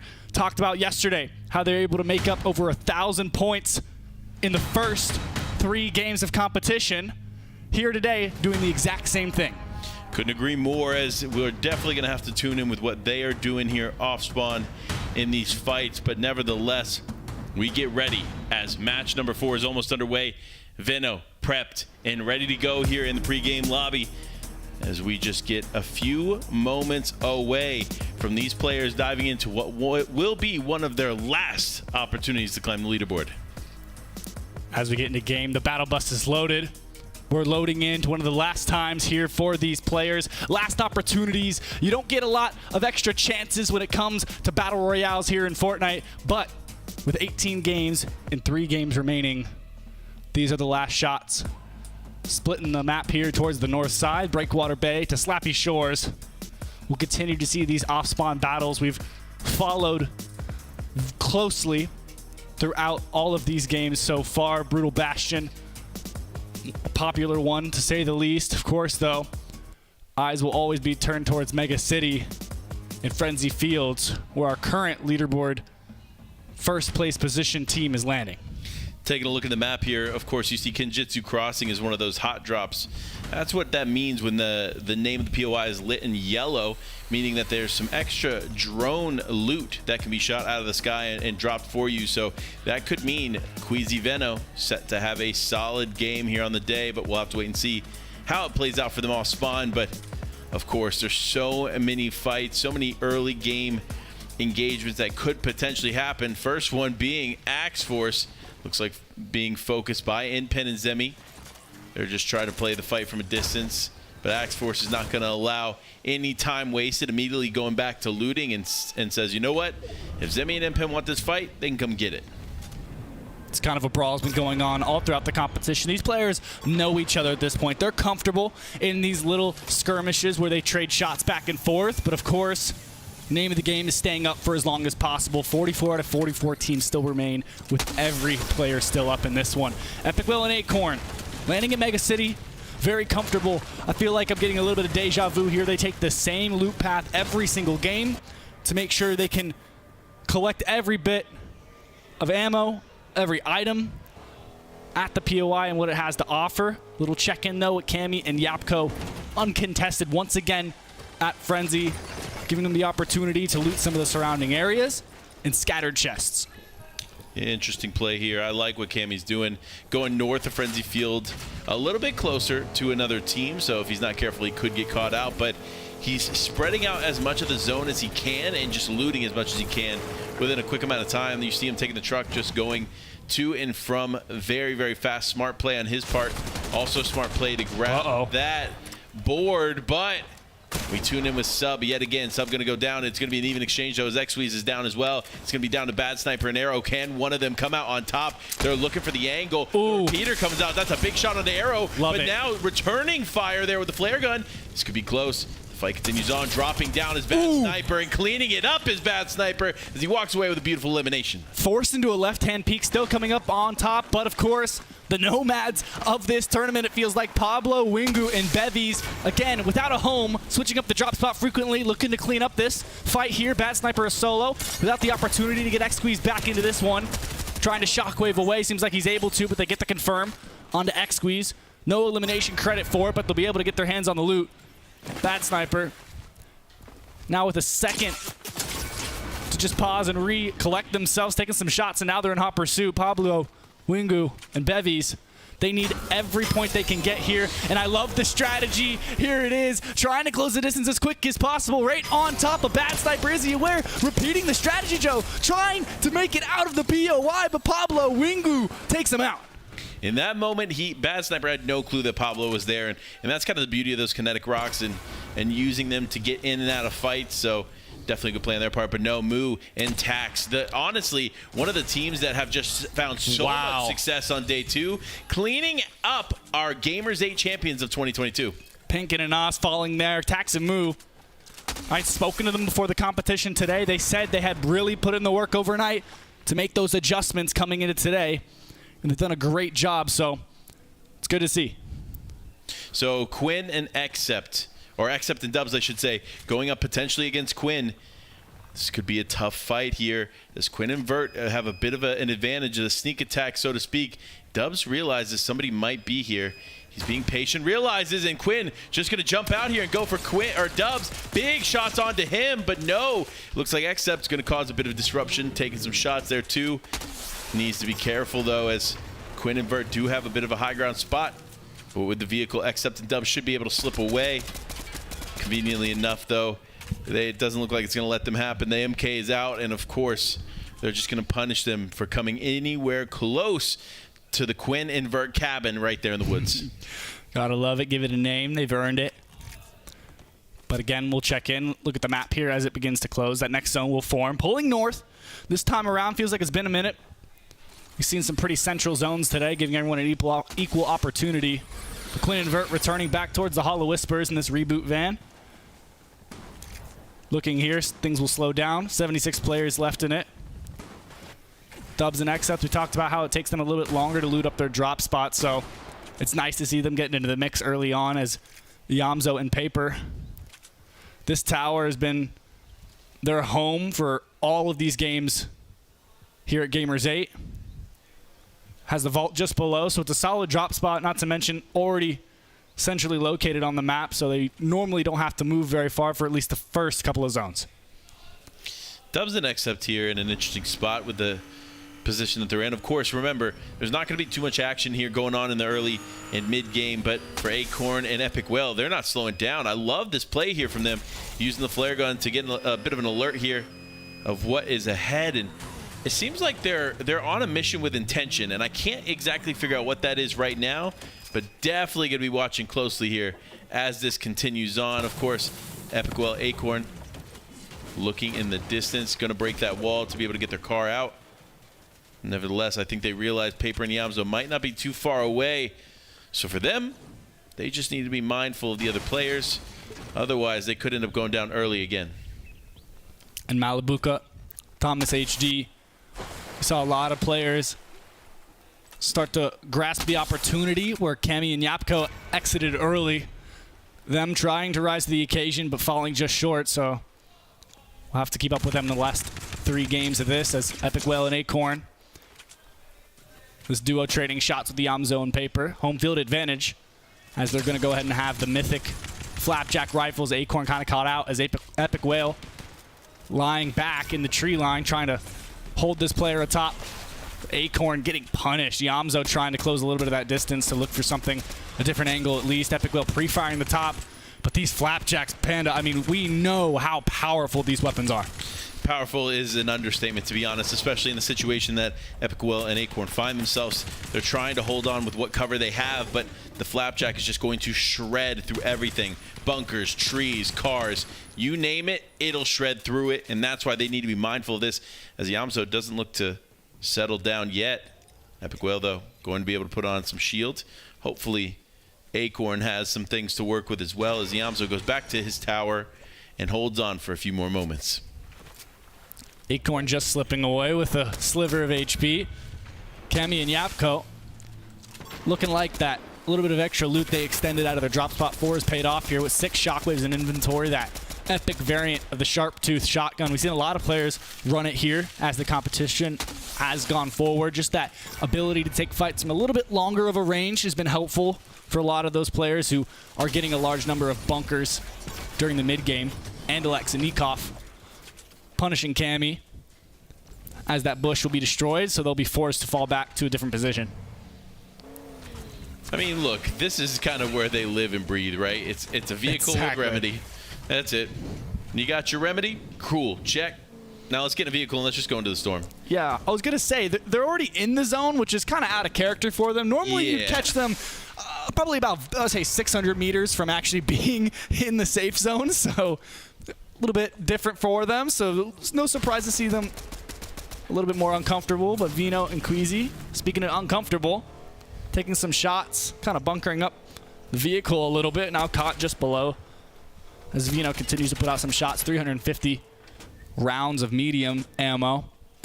So plenty of ability here to take these shots at Kenzo and Kika, trying to just damage their vehicle a little bit as they move to try and find themselves a nice position just inside a Brutal Bastion. I feel like we've seen this exact same strategy from them before, where they like to play underneath this bridge just because they can get a vehicle so early on in the game, and when it pulls north, they know that this works for them in the past.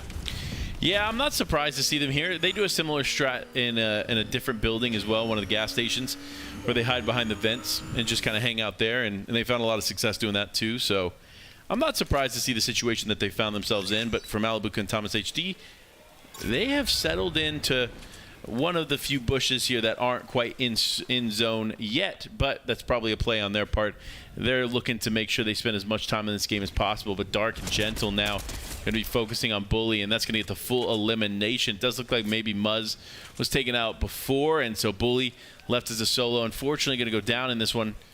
Dark and Gentle, though, set up for success. The exotic MK Alpha. Ben, talk to me about this weapon, where you can find it, and why it's so vital for these players to pick it up. Yeah, of course, you can find it just near the temple. Go ahead and take out the boss that spawns there. It's going to go ahead and drop it for you. Of course, you've got the vault there. You have NPCs, and it's got a faster fire rate, higher damage variant than the legendary MK7 that you're used to seeing, or MK Alpha. It's just so powerful as well because it gives you that little bit of a tighter reticle as well during hip fire, where you see a lot of players kind of have that little bit of an internal struggle between carrying the MK Alpha versus carrying a Flapjack. The mythic variant of the MK Alpha really just makes that decision easy for them. Decisions are tough to make in situations like this, especially for players like Ben, but for Bugha and Threats are on their A game, ahead of the curve here, as they just wait to play the remainder of this portion out. But Kanata and Agers picking up a few is a nice sign of redemption. Remember, Kanata and Agers ended yesterday in 10th place, that last spot, and that was 3 out of the 4 Dignitas teams present here in that top 10. So it was really cool to see. The only one, of course, missing there was Dukes, but of course, finishing off the day strong yesterday. You never know what they can do. Nevertheless, Kanata is in an interesting position to finish this game in a way that I don't think other people are anticipating, and here's why. Finds himself on a ledge in the edge zone. He can easily get maybe 2-3 eliminations from that position alone before he absolutely has to move. And with teams already stacking up in zone, they're going to be so focused on each other that they might be able to get in freely, and this is where they take off Andalex and Nikov, and wow, clean up for them. Have to capitalize on those eliminations that are almost gifted to you. Where you get that beam, you get the crack, and you know that's the green light, your eyes light up to move forward and take those points because you've earned them. Mr. Savage and Vidil, rough go in this competition, looking to try and make some adjustments here in the last 3 games as they're getting pressured on from above as Kanata Agers now taken to the sky. Mr. Savage up and over, gets knocked there by the Havoc Pump Shotgun, so now a 1v2, there he's able to do it. Both players down, Agers, Kanata on top here, going up against Mr. Savage and Vidil. Kind of a clash of the titans as Bugha and Threats rotating in. Shockwaves out, trying to split them apart. Kanata stuck in the bush. Threats gonna be able to spot out either player. No. Not able to do so, but he's going to move back towards the bush. He hears the audio cue. There's a confirm, leaving Agers not only clutching up the fight, now forced to clutch up the game. That is a tough spot, but great on Bugha and Threats to identify that quick and just get in there while they could. Unfortunately, they're not going to get the elimination there onto Kanata, but they will get the plentiful refresh that he has left behind. So great on them to take the fight where they did, but Now we focus on Dark and Gentle, who have spent a lot of time in Storm here. That's going to be Draftel going down. Dexify left as a solo here. Does have the Chug Cannon. Should be able to heal himself up quite nicely, as Draftel unfortunately going to fall to the hands of Gentle. And this team continues to be in the running for the top spot amongst a few others. We'll see how this game finishes out, and of course how the competition finishes. But Source and Notch, I do want to talk about them here a little bit, right? They've come in and out of the conversation of players that could potentially take a top 10 spot, and with a good game here, they may be able to do just that. We've seen them a few times here in the end game on the day. Let's see exactly what their game plan and strategy is. Of course, playing this brutal Bastion Edge is always going to be tough here for them, as they just try to hold on here for a few moments longer. Speaking of holding on, is Amar, and Reason finds himself at the crosshairs of Seti and Tayson. Oh, wow. This duo has not left. What is going on here? I feel like, okay, in the standard BR, you're like, oh man, they're just like, they're fighting for the POI. Like, if you leave the POI, you're like showing like weakness. But Tayson and Seti are like, nah, man, we have Remedy, so we can hang out here. Yeah. And if you guys want to come to me, that's on you. That's the one thing, though, right? I mean, a lot of players like to credit the success of Japco and Cammy to the fact that they have the Remedy NPC, but Seti and Tayson have the exact same one, and they have vehicles that spawn at Slappy. There's no reason they shouldn't be able to replicate their gameplay, at least in that aspect of it, so they must be doing more, and they are. It's just more to break down, but Gentle will lose S-Star. It's now caught out in the open here. Will be taken out. An early exit. Hero and Fahad putting in the work and the damage as they move through this game. They already have the legendary Surf Juices, the Island Claim, Pablo Wingu gliding through the air as they continue to look back zone. Any players, I mean, they know, they're very well aware that a lot of the competitors here today like to play in zone, so staying atop the island, they can just look deeper into it. But we'll get a look here. The big play from Savage and Vidil to challenge them here, knowing that, hey, down here on the low ground, it's not going to be worth it, but not paying off this time. Agers, again, we saw him get pushed by Booga Threats immediately after that engagement. Have to keep an eye out to see if he's still in this one, but Pablo seemed to have found himself a spot here in this little crevasse, playing this game out. Crevice? Crevasse? It's just crevice, bro. But anyway, Booga and Threats here from the outside. Interesting setup for them. Of course, looking at the inventory, this is the most weapons we've seen in an inventory at one time here throughout the competition, and that was 3. You had the MK Alpha, the Havoc shotgun, but they also had the explosive repeater. So they're looking to cause some havoc there in the final moments. No pun intended there with the shotgun, but we'll continue to play this one out as Cammy and Yapko right back to the game plan strategy of them riding around with Remedy, hanging out, keeping them healed up. But no, somebody looking to disturb that there in the distance.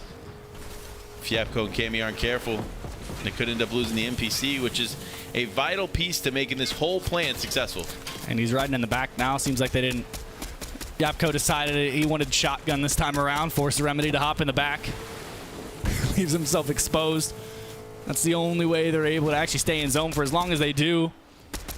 So being careful, but Epic Whale and Acorn tried to move over towards a combat cache and decided to take shots at Tripper and Quanti and find that knock, leaving Quanti alone. Can't backflip away from this one. Soaring sprints and shockwaves being used to try and get away.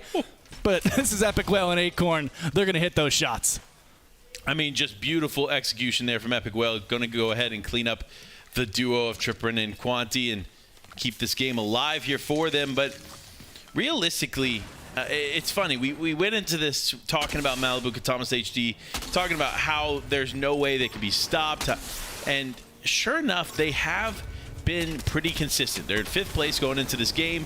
They were 5th place going into the day, and nothing's really changed. So for them, they've been consistent. They're still a top 5 team, but unfortunately, it doesn't look good for them trying to take the top spot, despite 3 more games still yet to be played. Or 2 more other games after this, of course. Rizandi and Refsguard. Short little rotate ahead of them. And they're elevated nicely. Looking back in zone, see Hero and Fahad taking a lot of pressure. but taking it well. Tayson Seti, similar situation, but putting the pressure on to Yapko and Cammy, who's now one is knocked. So a solo split down the middle. Cammy confirmed. You can see it in the elimination feed there in the top left. Tayson the one to do it. So Yapko alone now trying to carry this through. They've had a rough go here at the start of day 3, Panda. It has not been what they've been hoping for.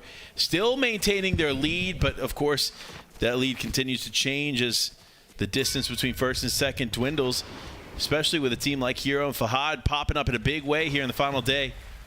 Great play from them. Of course, there's many disruptors in the lobby. Things are going to continue to shake and bake as Pablo Wingu picking up one in the feed. That's going to be Moo going down. Vert going to be able to pick up Paper as well. So teams definitely finding some success there on the outside, but Hero and Fahad still in this one, and they are aggressive. Big plays to drop down here on to Seti and Tayson. That's going to be a soaring sprint shockwave. Actually, no, I take that back. It was just a really nice shockwave.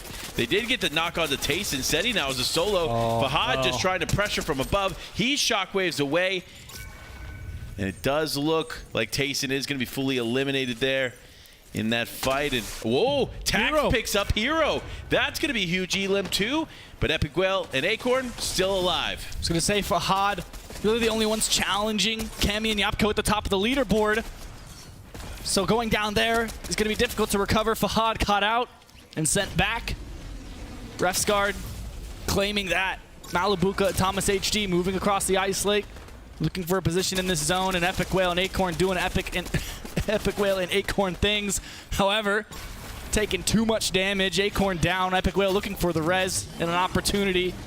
As Malibuka, Thomas HD, a little too much damage taken. Looking to aggress and put Vino and Queasy in a difficult and awkward situation, but the aggressive shockwave sends them out of the bunker. Not quite able to capitalize, both players in this one, but fully playing as a solo. And looking at the feed, it does look like Epic Whale is going to go down here. And wait, he may have been able to get Acorn back in this. I'm not sure. It was definitely close when he was attempting to go for the res there, so we'll have to wait and see. But Queasy Veno still alive and still very healthy in this final game of, or final moments of game 3. Thomas HD though looking back, they are ready. Cybertron cannons are out, and they're just taking shots left and right. That's going to be Queasy going down. Veno now left as a solo. What once was a really good position for them to be in, now not looking so good. And that's the refresh they're looking for, right? One bunker secured off that elimination, so Thomas HD will be looking ahead to find a spot in zone. You see knocks left and right. Vert taking that one down. We'll have to keep moving. Thomas HD on the edge of this zone. No one's looking towards them. Everyone's brawling in the center, and as it moves into open real estate, they're taking advantage. Now they're behind Yamzo inside the bunker, getting launched in zone, not connecting. Is Quinn and Vert holding the top of this high ground position, looking down on the lobby. Thomas HD just trying to connect some big shots here with the Cybertron cannon as players Dubs and Xcept are going to be out as a duo. But Thomas HD finds Refsguard there in the final moment, and that's going to be a clean elimination for them. But 6 elims is not enough. They're not done yet. They're still hunting for the next one. And they've been below 100 HP collectively each for majority of this endgame. 2 zones it feels like, and now they will be punished for it. Malibuka falls. Bevy's taking advantage of it. Pablo Wingu, the duo, still in this one. Fluger as well on the other side of this zone, trying to shockwave through. Thomas HD taking shots from above. Quinn still capitalizing and holding this elevated spot. Fluger Ops going to go down here as Quinn and Vert looking to set up a win for them. The shockwave play comes out. Iamzo now going to rotate a little bit late, just trying to stay alive here, taking a lot of damage. Oh no! Unfortunately, does look like he could go down a storm there if he's not careful. Now though, Pump trying to stay alive. Could he get the slurp juice sauce? Yes, but not without getting punished as Iamzo comes in and cleans him up. Took the shotgun battle, and we're not able to come out on top. Now Bevy's Pablo Wingu, one player falls. Majority solos in this lobby, still making to look. Trashy, the Cybertron cannon, spots off Kika and Kenzo on the low ground, but the damage is dealt. He has the med mist in inventory. Now playing zone a little bit to look for some extra time as we're gonna move into a 2v1 situation. Kenzo and Kika, the Dallas DreamHack qualifiers, looking to try and close out the game. Here we go. The final moments are here. Trashy in the one spot you want to be in this moment. Healthy from above. Can he drop down and make something happen? Ooh. No. Kenzo and Kika walk away. Your Game 4 winners. And they earned that too, kept the numbers advantage till the very end, because that's the name of the game in lobbies like this. You gotta stick with your duo and play out to the very best of your ability, because the moment you lose that teammate, you're just trying to clutch up placement or a third party, and they're gonna capitalize. Such a great performance here. Kika and Kenzo coming out on top. You love seeing it, the excitement coming from their face, big pictures coming through. Of course, they're gonna get interviewed here probably just moments away. We'll get to see a little bit of insight from them, see how they were able to find some success there in the final moments. You already know, of course, there's many ways and many reasons that teams can win big games, and for them, they just found some nice spots to be on the map and ultimately walked away your winners. So we'll see how they did it and hopefully hear a little bit of words from them momentarily. But Ben, 2 games left. It's gone too quick. Way too fast. Way too fast. Listen, guys, just to let you know, we're going to add another 18 games. I'm All down. right. Like, no, I'm just kidding, guys. It is 2 more games left to go. And honestly, the action has been incredible, especially casting, of course, alongside you, Ben K. It's been a pleasure. It's been absolutely amazing. The whole crew, absolutely amazing. Everyone from the talent perspective, from the broadcast perspective, from the players, everyone here has been absolutely fantastic here in Riyadh. That's what you said. You mentioned another 18 games. I'm kind of down to stick around if you are. I mean, I got no problem with it. Granted, though, $2 million on the line with 2 games to go. Pablo Wingo, you can see this, the last-minute play to try and drop down, finds Yamzo. And that's where you have to start to look, right? Is it worth it to take eliminations or not? We'll have to find out here as we go to a quick break.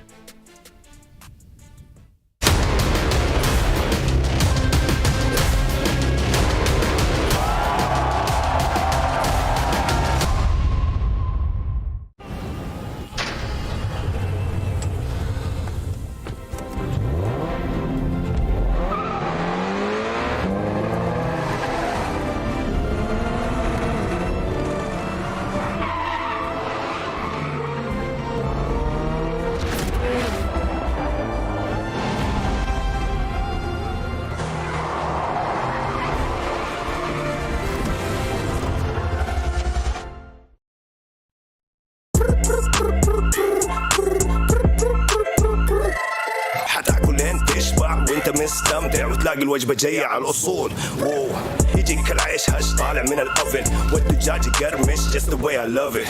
وتسوي كده وتسوي كده وتسوي كده مع الحشمه وانت بغراب خفيفه تجيب تويستر. انا تجيب لي وجبه الزنجر بس كله يجيب اكسترا تشيز على الكرانشي تشيكن في السنتر. حطلب باكيت حطلب زنجر حطلب مايتي حطلب تويستر. جيب له باكيت جيب له زنجر جيب له الاصلي جيب له تويستر. Delicious. Yeah.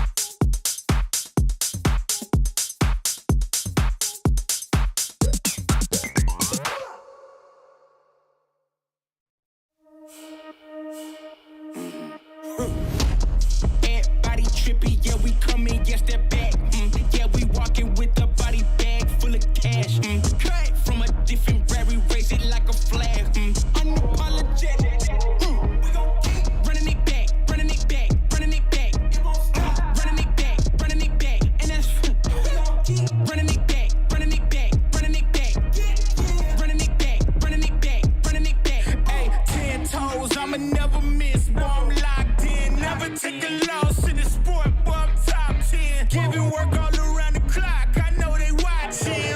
Got it out of the mud, ain't had no options. Oh, yeah. Let me go ahead and change my style up.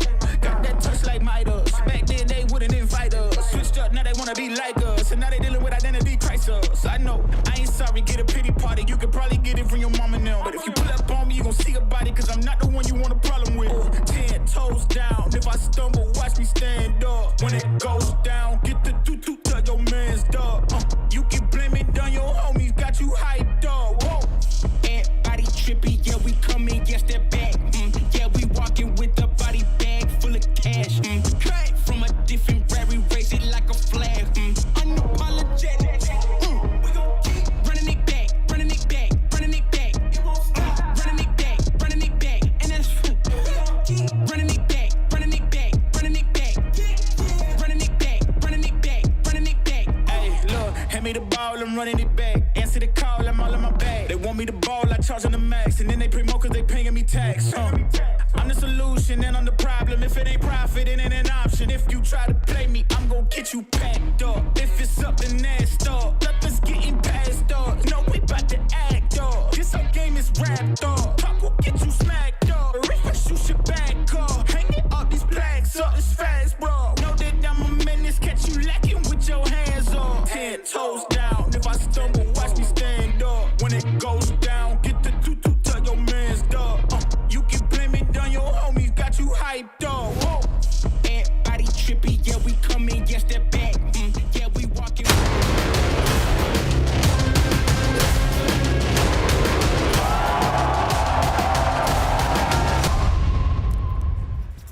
Welcome back to Gamers8 Featuring Fortnite live from Riyadh in Saudi Arabia. What a fantastic game. It was a tale of the Northern Lights, explosions, and North pulling zone, of course, as well. Kenzo and Kika taking the victory royale here.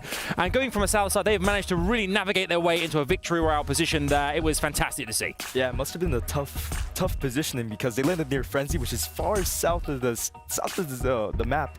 And it ended right next to Brutal Bastion, so they had a long way to go. I'm surprised that they were able to compose themselves, save their their shockwaves for the end game, and stay both of them alive because there was a lot of solos that end game, so it was definitely impressive to see. Yeah, you mentioned it right there. Saving the utility to the end game is actually what ended up winning them the game, because often you want to talk about being on high ground in these sort of elevation changing zones. Of course, we know how high these mountains can be and low the low grounds can be. They actually went down to low ground really early on during that end game and just stuck it out there. They had those bunkers to cover from above, which of course we saw Thomas HD and Malibuka not have, and they were just able to ride it out down below. While everyone was fighting for that top side, they just rode it out, enjoyed the 5 elimination victory, and that's going to do wonders for them. They enjoy it, absolutely will. Obviously, with a couple of games left to play in this competition. By the way, can I say, Minnie and Emad, lovely seeing you on the desk. Yes, hello. Just lovely seeing you. You've just spawned out of nowhere, and fantastic to have you here. You're right. I mean, obviously with the points and such as well, we've seen that the changes have been happening a lot every single game now, and I think it's going to happen again very, very soon. We'll see this leaderboard shortly. But interestingly as well, lots of popping off like clutch plays as well. We saw Iomzo there at EM, which is fabulous to see as well. We know who can frag with the best of them, and we saw there as well. Kind of planning, where to go, up, down, left, right, was finding ways to get those 18 points per elimination. We'll take a look at some last game moments in a second as well here, and great to see that there were other players who were managing to get those points because they are so pivotal at this point in the competition. Yeah, Iomzo is known as one of the best fraggers, one of the best fighters on the NA region, and he's proving it once again, of course, clutching up as many points as possible as a solo. I mean, look at that. This guy doesn't miss. It's crazy. That sharp tooth shotgun does a lot of damage, especially when you know how to use it. And he was doing a lot of damage, getting everybody super low HP, so it was definitely easier for Kika and them to take the win because he was just destroying the entire lobby. And you can see it right there. They actually still had a shockwave and a bunker down low here while everyone else was fighting above. Look at that. Even at the final victory round moment, this had one shockwave, one bunker to just Kinzo himself, so plenty of utility to use even if the game went even further. I love the clapping. It's so clapping. good. Go on, my boys. As you can see here, this is our overall leaderboard as it stands with 2 games left to play here, and it is very, very close. Remember here, our points have accelerated each day. You've got the regular points on day 1, then it was 125%, now 150%, not to mention every day 6 games, and the best 5 results of those 6 games are the ones counted towards the overall score. Minnie, I'm looking at the top top spot here. Cammy and Yapko, it's not changed for quite some time now, and still it doesn't look like it's budging. It doesn't look like it's going to budge. I mean, it's getting a little bit close, though. At the beginning of the day when they had a good game one, I thought, yep, just write their name on the trophy already, etch it in, give it to them early, but it's still got a little bit of time to play for, of course. As the other guys mentioned, you can get 300 points for a victory, so that's all about what they're behind. So all it takes is one game, man.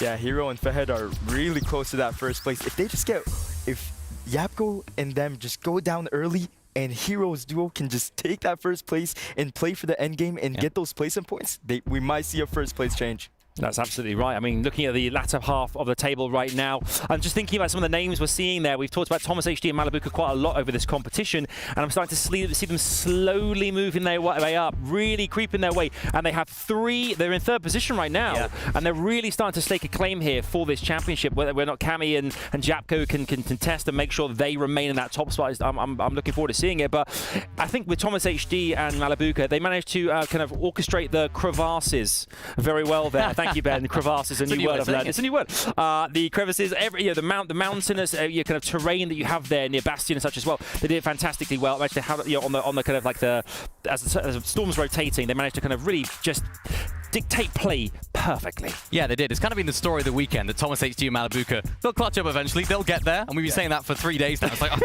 guys, come on, guys. We're running late here. Come on, get on with it. But no, they are starting to perform a little bit better. Of course, we saw them in that late game. They had no health, no utility. They were just beaming people with that Cybertron cannon. And they just showed that they were positioning themselves so well that they didn't even need the health. They didn't need that utility to save them if they made a bad mistake, because they don't make them. Yeah, I think they're actually putting themselves at a disadvantage on purpose to make it interesting. I see. The last few games are like, all right, now let's play for real now. Let's play for real. So they've really played the long game here. The real long game. They've waited all this time just to prove a point and have fun with us. You rascals, you. Of course, all of our analysis is brought to you by STC Play as well. Fellas, 2 games left in this competition. We started this way back with our Middle Eastern qualifiers 4 days ago now. And here we are coming into the last kind of like stretch now, the final furlong with 2 left. It's interesting because we know that there are many capable of going all the way. I still have a feeling that the Middle Eastern duos in this competition are going to pull something out of the bag very late on, which is really going to surprise us. I think it all comes down to Cammy and Japko at this point. Them dropping the ball early and others capitalizing upon them forfeiting the next couple of games. Yeah, I was a little bit disappointed there in Hero and Fahad, because we saw that Cammy and Yapko went down earlier on. The door was open for them to claim some of those extra placement points and, of course, those eliminations. And they just went crazy. They thought, oh, let's just start using all of our shot glades. Let's get into people's boxes. And they were so split. They were trying to play in those really awkward positions. Imagine it just didn't quite work out for them. So I was quite disappointed to see them go down as early as they did, because that was such a huge opportunity for them. Yeah, in that brutal Bastion area, there's a lot of glaciers and a lot of terrain change. So if you're caught between 2 glaciers, there's people on top of the glaciers and they could all just look down, and that's exactly what happened. And that's what got them eliminated, because they were just playing a little bit too aggressive, going for the elimination points. If they just waited a few more minutes for the zones to change, them to get in a better position, maybe them be on top of the glacier rather than between them, they would have definitely got the placement points and more elimination points. I think they just got a little bit ahead of themselves. They got a little bit ahead of themselves that game. Absolutely. I saw them trying to jump in on Tayson and Seti. Of all teams that you want to be jumping in, don't want to jump not them. It is not them. Try to avoid them. And we saw it didn't quite work out. So don't do it. I mean, 2 games. I mean, aggression is, I think it's going to be the name of the game now. I think I tried to Shai Level earlier on. They were asking me kind of my feeling about what's going to happen. I think that has to be the play now, surely. You need these points. They're worth so much today. And players now are going to go for broke. Surely this is the last chance. We've seen these strats kind of played out. I mean, we saw very early on Cam and Yapka came in strong with a strat that really separated themselves from the rest of the pack here. Others have tried to catch up and paddle towards them as fast as they could. But last, with these 2 games left, it's got to be a lot more frenetic, fast-paced action for us, particularly if they're entertaining us as well. But it's got to be aggression, surely. It's got to be aggression. I think if you're Cammy and Yapko, no. I think they want to try and keep playing their own game, trying to keep playing as consistently as they could. And I think that end zone actually hindered them a lot, because they couldn't spend as much time in the storm. They had to go more inside of the zone, more central than we're used to seeing them. And of course, so many of the other players then saw them and just saw them in the middle. They thought, yeah, that's easy elimination. So I'm expecting to see Cammy and Yapko pop off if the zone's a little bit closer and they don't have to spend so much time in the storm, where Storms think the starts to come into play.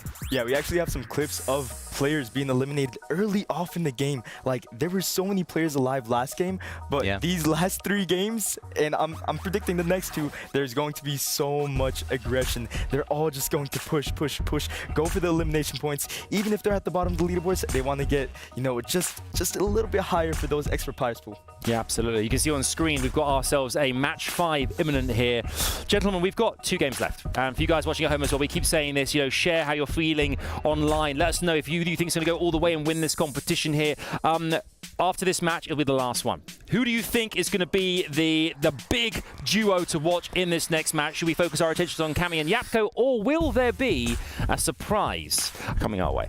Thomas HD and Malabuka. I've been riding the Thomas HD and Malabuka train the whole weekend, and I'm going to stick with it. I think I'm going with Hero and Fahad because them from the qualifiers all the way, that would be a story, just an amazing story. Them all the way coming from the qualifiers, taking first place, so I'm going to be looking out for them. Let's hope they don't keep Cammy and or Seti and Tayson. That would be bad. Because we've got to start thinking about our MVP as well, this entire thing. Who is the MVP? We'll have to really think about that. It is time to head over to our casters. It's match 5 on the final day here. Game 17 overall. Who will be victorious? It's time to find out. Let's jump on in. Over to the casters. Game 17 is here with 2 to go. 1 after this one, Panda. We're going to have a bus pack from Frenzy up to Shady. $2 million, and the leaderboard is getting closer and closer. We've seen a 600-point lead be broken down to a mere 300 points, putting them in just arm's length to take away Cammy and Yapko's throne. Have to keep a close eye. Hero and Fahad, Thomas, Malabuka, serious contestation to shake things up. Here we go. Not only the penultimate game of the day, but the penultimate game of the entire competition. We are just 1 more to go after this, so this is going to be super impactful. Remember, best 5 on the day count. So out of the 6 games, 5 of the best ones will count for each individual duo. So we'll see how that plays out here for teams like Epic Will and Acorn, who need some back-to-back wins. Another team, though, of course, obviously in the distance, or not too far away over at the racetrack, is Malabuka Thomas HD, 3rd place as of now. If they can clear 2 wins or 2 phenomenal finishes in these last games, I should say, they will potentially dethrone Cammy and Yapko. Now, I'm not saying it's a guarantee, but it's definitely a possibility. Mini Miner was just saying how he's been riding alongside that team all weekend. I said it at the end of the pre-show or the post-show yesterday after game 6 of day 2. I said, look, come back to this, guys. You can clip it now. Thomas HD, Malabuka finish off this competition winning. I still stand by that statement. Duke and Clicks. Big adjustments being made here across the days of the competition. But day number 3 with the most on the line. Some more off-spawn engagements. Pablo Wingu talked about it, them being the nomads of this competition. They really have not been able to find a home, switching up their drop spot what seems like every single match. This time, putting a little bit of pressure towards Quinn and Vert. Just trying to loot the outskirts of their own drop. They've been landing here the whole competition, but this time, Pablo and Bevy's taking a piece.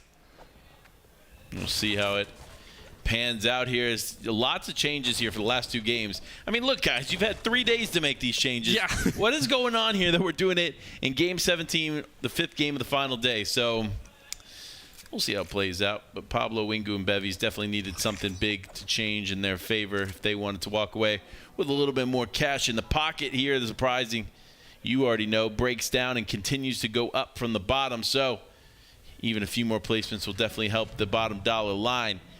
However, Zemi, eyes set on Axe Force and Vortexers, who seemingly may not know that they are there. Now, though, Npin does end up... Oh, this is a brilliant play. Npin grabbing the car, making it obvious that he's there, so they poke their head out, and Zemi connects the shots. Brilliant, brilliant teamwork here. Now they spotted him out. Zemi, a little bit split over. Luckily, no shockwaves being used yet to try and target either of them. As Npen breaking things down, literally just taking out some of these roofs to give them some more angles on the enemies in front of them. Axe Force claiming the capture point. will give them some extra heals, and scanning the other players as well, so they'll realize, confirm the fact that NPen is fully split from Zemi, so immediately rotating away. Andalex taking a lot of shots here. Bad sniper, caught out, 9 HP, looking to replenish some overshield, throwing down a bunker. Forced to really fight here, but just burning shockwaves, moving away. Solo clutch up here. Nikov finding him out of the air. Give them one opportunity in the last game, but that's going to be a trip back to the lobby for them. Nikov and Alex looking to collect a little bit extra of this loot. Pars, Rizandi, same spot here. Haven't really moved much the competition, so looting up, finding themselves a legendary ice cream. Again, that's the name of the game, right? Just find all the loot you can, then try and play in zone towards at least 6th till you meet that damage threshold in the storm, so then you have to rotate in. But for the time being, just looking to loot up. Not surprised to see some players being a little bit more reserved, some players taking a little bit more time to get into the fold and get into the fights, and especially with the way that things are starting to dwindle down now as only a few teams remain here. But things will continue to move forward as teams like Bevies and Pablo Wingu know that they need some big shakeups, and Kanata Agers is the first one in the game. Taken down early here, Bevies and Pablo turning things up. They got 2 games left. Tax and Moo, we've already seen them pick up a VR today, looking for a repeat, some solid placements. Definitely their best day so far in this competition, and if there's ever a day to perform better on, it's going to be day number 3. Tagging up Pablo, Bevies, both players in this duo. Fluger opts, getting into the mix now. Smikey and Satam fully split. They'll take the fight around the bunker, catch him out down on the low ground, mantling up Satam, throwing down bunkers just to buy some time, waiting on the duo. Now they're back together, looks for a 1v2, but Opt and Fluger clean them up. Beautiful execution here from them. Listen, don't challenge their ridge, guys. This is their ridge for a reason. I'd stay far away. Luger and Opt have been playing this ridge for the last, what feels like, year. So if you're going to challenge them anywhere else on the map, okay, fine. Even after off spawn. But this ridge has been their go-to since day one. Bloomer and Lardle decided this is their side of the map at least. Taking out 500K, and Arrow is stuck in the boat, trying to weave around. Not exactly the most enjoyable day on the water as Arrow just moving through, barely escaping. You see Mixon, Blacha, X-Stark, Gentle atop Rumble Ruins. There's plenty of loot in this area, so they won't have any issues. And again, you want to try and stay as close to your drop spot for as long as possible, especially in the jungle where players could be lurking around every corner. So they'll hang out for as long as possible. Quinn and Vert now moving over. Xf is knocked. Dubs a solo. Vert looking inside their own bunker, taking shots from a different direction by some sort of a explosive repeater rifle. Dubs using shockwaves, has 6 in inventory, so plenty opportunity to get away as long as Dubs and Vert don't connect on too many of these shots. Finds moments to pop some minis, but again, another team getting involved. That's Seti and Tayson cleaning up, finding themselves the rest of those shockwaves and the Cybertron cannon. So a huge win here for Seti and Tayson, who seemingly haven't found a lot of consistent success here throughout this competition, but never too late to make a one final push here for the top in the last 2 games. But see how it goes, as lots of teams still fighting for this one. Interestingly enough, Slappy Shores, of course, 2 teams still remain, but as we just saw, Seti Tayson, not one of them. You can see him there, Frenzy Fields, if you turn your eyes towards the bottom left POI. Those 3 little triangles are going to be Cami, Yapko, and Remedy, their NPC. The 3rd member of the trio, it feels like, in this competition. But Malibuka, Thomas HD, talked about the run in this competition. Will take out Kika and Kenzo, game winners of today, with ease here, just connecting on shots. Not really any damage dealt back in their direction. So a nice little pickup. And Penzemi, same idea here. They've had a solid showing at the beginning of day 1, but have been really playing catch-up since. Catch-up? You sure they're not playing mustard? Mm. Ahaha! Dad joke. Dark now. Gonna hang out here with Gentle.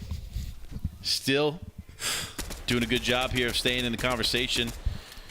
Even though Fahad and Hero have claimed the top Middle Eastern team spot, Gentle and Dark are still not too far away, being in 6th place going into the game. Threat to Booga, another team close by, but Blacha looking to challenge. Ooh. This is a tough fight. Lots of teams close by.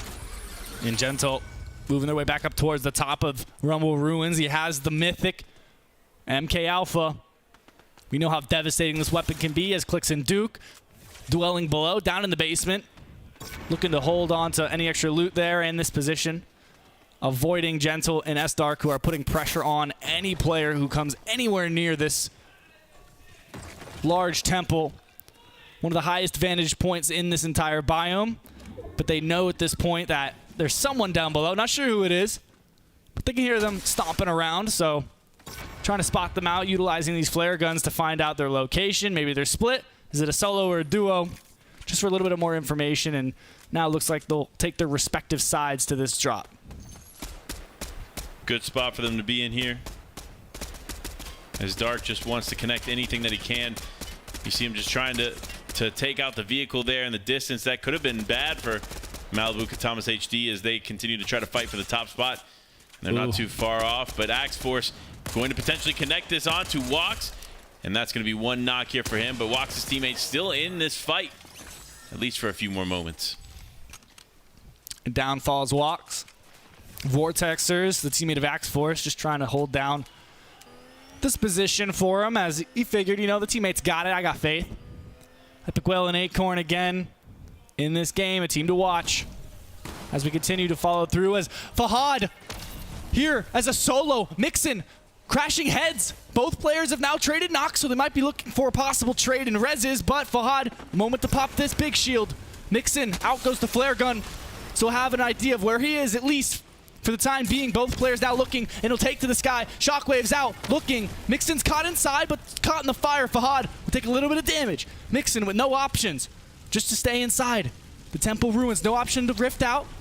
So now both players going to go ahead and trade the res and slow things down because the imminent third party is on its way. The flare guns are out, and they know there's been plenty of noise made.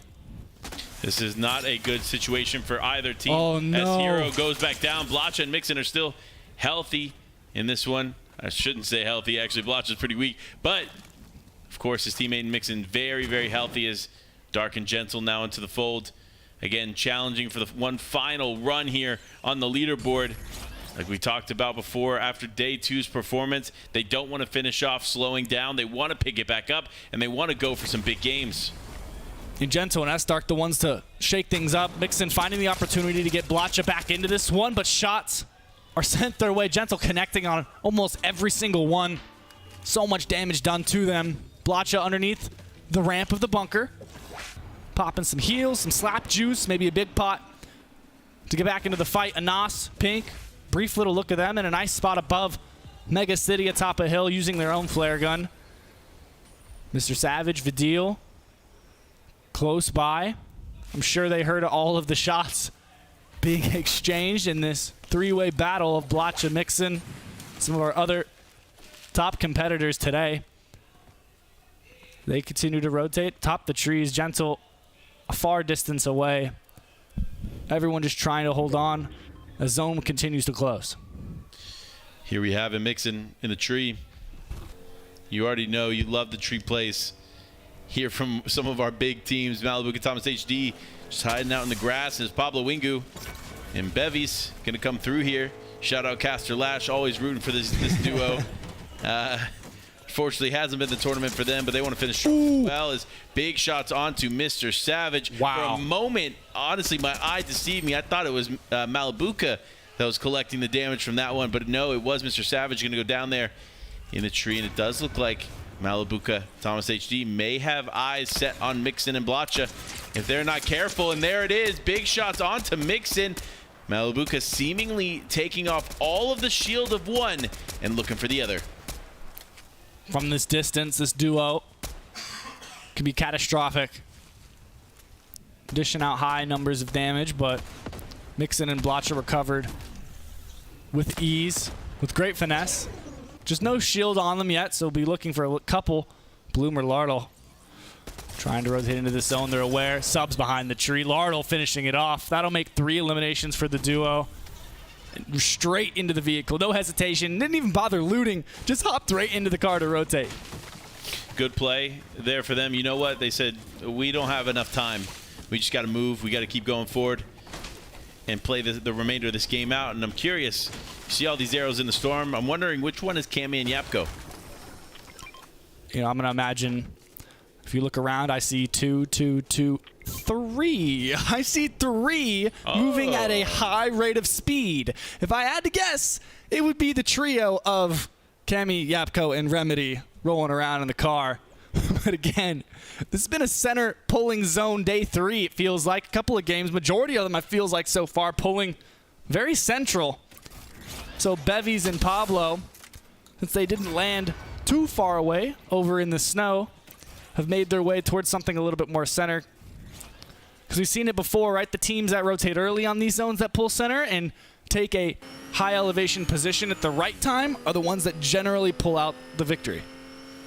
We'll see if anybody can do it here as Acorn and Epic Whale making their way in. This is a team, again, of course, if Malibu Katamas HD couldn't be disruptive enough, I do think Epic Whale and Acorn could have as well. It's going to be close, though. They are in the top 5 still, and not too far away, actually, from Malibu Katamas HD. But a little bit far away here from the first place spot. It all comes down to this, though, how they can finish these final 2 games out. It's all up to them. But just a note, Epic Whale, Acorn, have not had a single day without a VR. I'm just saying. They're going to go for the 3 time today on the 3rd day. Could be interesting to see, but if anyone can do it, it's going to be them.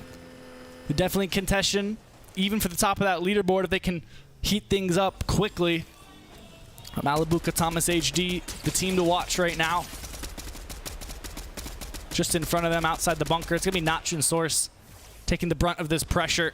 They do have the crack, but not really going to warrant any sort of a push now. They are inside. They're just trying to camouflage themselves in the high grass. Shots are traded back and forth. But more than anything, they're just trying to put the pressure on, show the lobby that, hey, these guys are on high ground and we need to be watching them and putting pressure on. Yeah, and that's kind of the red flag that you create for yourself at this point in the game. Yeah. You can't go for the high ground spot without tons of bunkers surrounding you, or you're going to get focused. I mean, that's just the name of the game. But now the exchange comes through. It looks like Malibuca going to win the exchange here a little bit. As Notch forced to back up here and heal up for a bit. Source, very, very weak as well. Curious if he's got any heals to defend himself. But now they're just shooting inward yet again. It looks like Notch just revealed his toes for a second, and Malibuca just connects. I mean, of course, he doesn't miss that. Notch immediately shockwaving away towards Vert and Quinn, so I got a little bit nervous there for a second because they do have a position to look down on them, but nobody's really going to focus them too much. Epic Whale, Acorn, King, and Kame just ahead. 2 different vehicles, 2 different teams respecting each other like, hey, we know this is the play. We're going to let you do your thing. Just leave us alone and let us be. As Vert and Quinn decide, hey, we don't have a vehicle. You're going to get punished instead. Acorn, Epic Whale, seeing that pressure being put onto them, kind of turn head a little bit, move left. Zone will pull up towards the top of the snow area, so you have a big cliff side to play and a lot of line of sight cover. This is the kind of area we see Fluger and Ops like to play very frequently, but Epic Whale and Acorn are going to have to battle for this position. Vaniac and Carmi taking to the sky, shockwaving, using the explosive repeater to dish some damage out, but Shotguns battles now. Epic Whale goes down, and now looking for the confirm. Acorn needs to try and make something happen. Possibly moving away. Not sure where he is, Panda. Big loss here for the team of Acorn and Epic Whale as they needed a massive game here, not only to climb the leaderboard, but to stay in contention for one of those top 5 spots. Now, though, the Medmiz comes out, saving Acorn for a little bit longer. Malibu Katamas HD on the edge. Source and Notch just inward as well.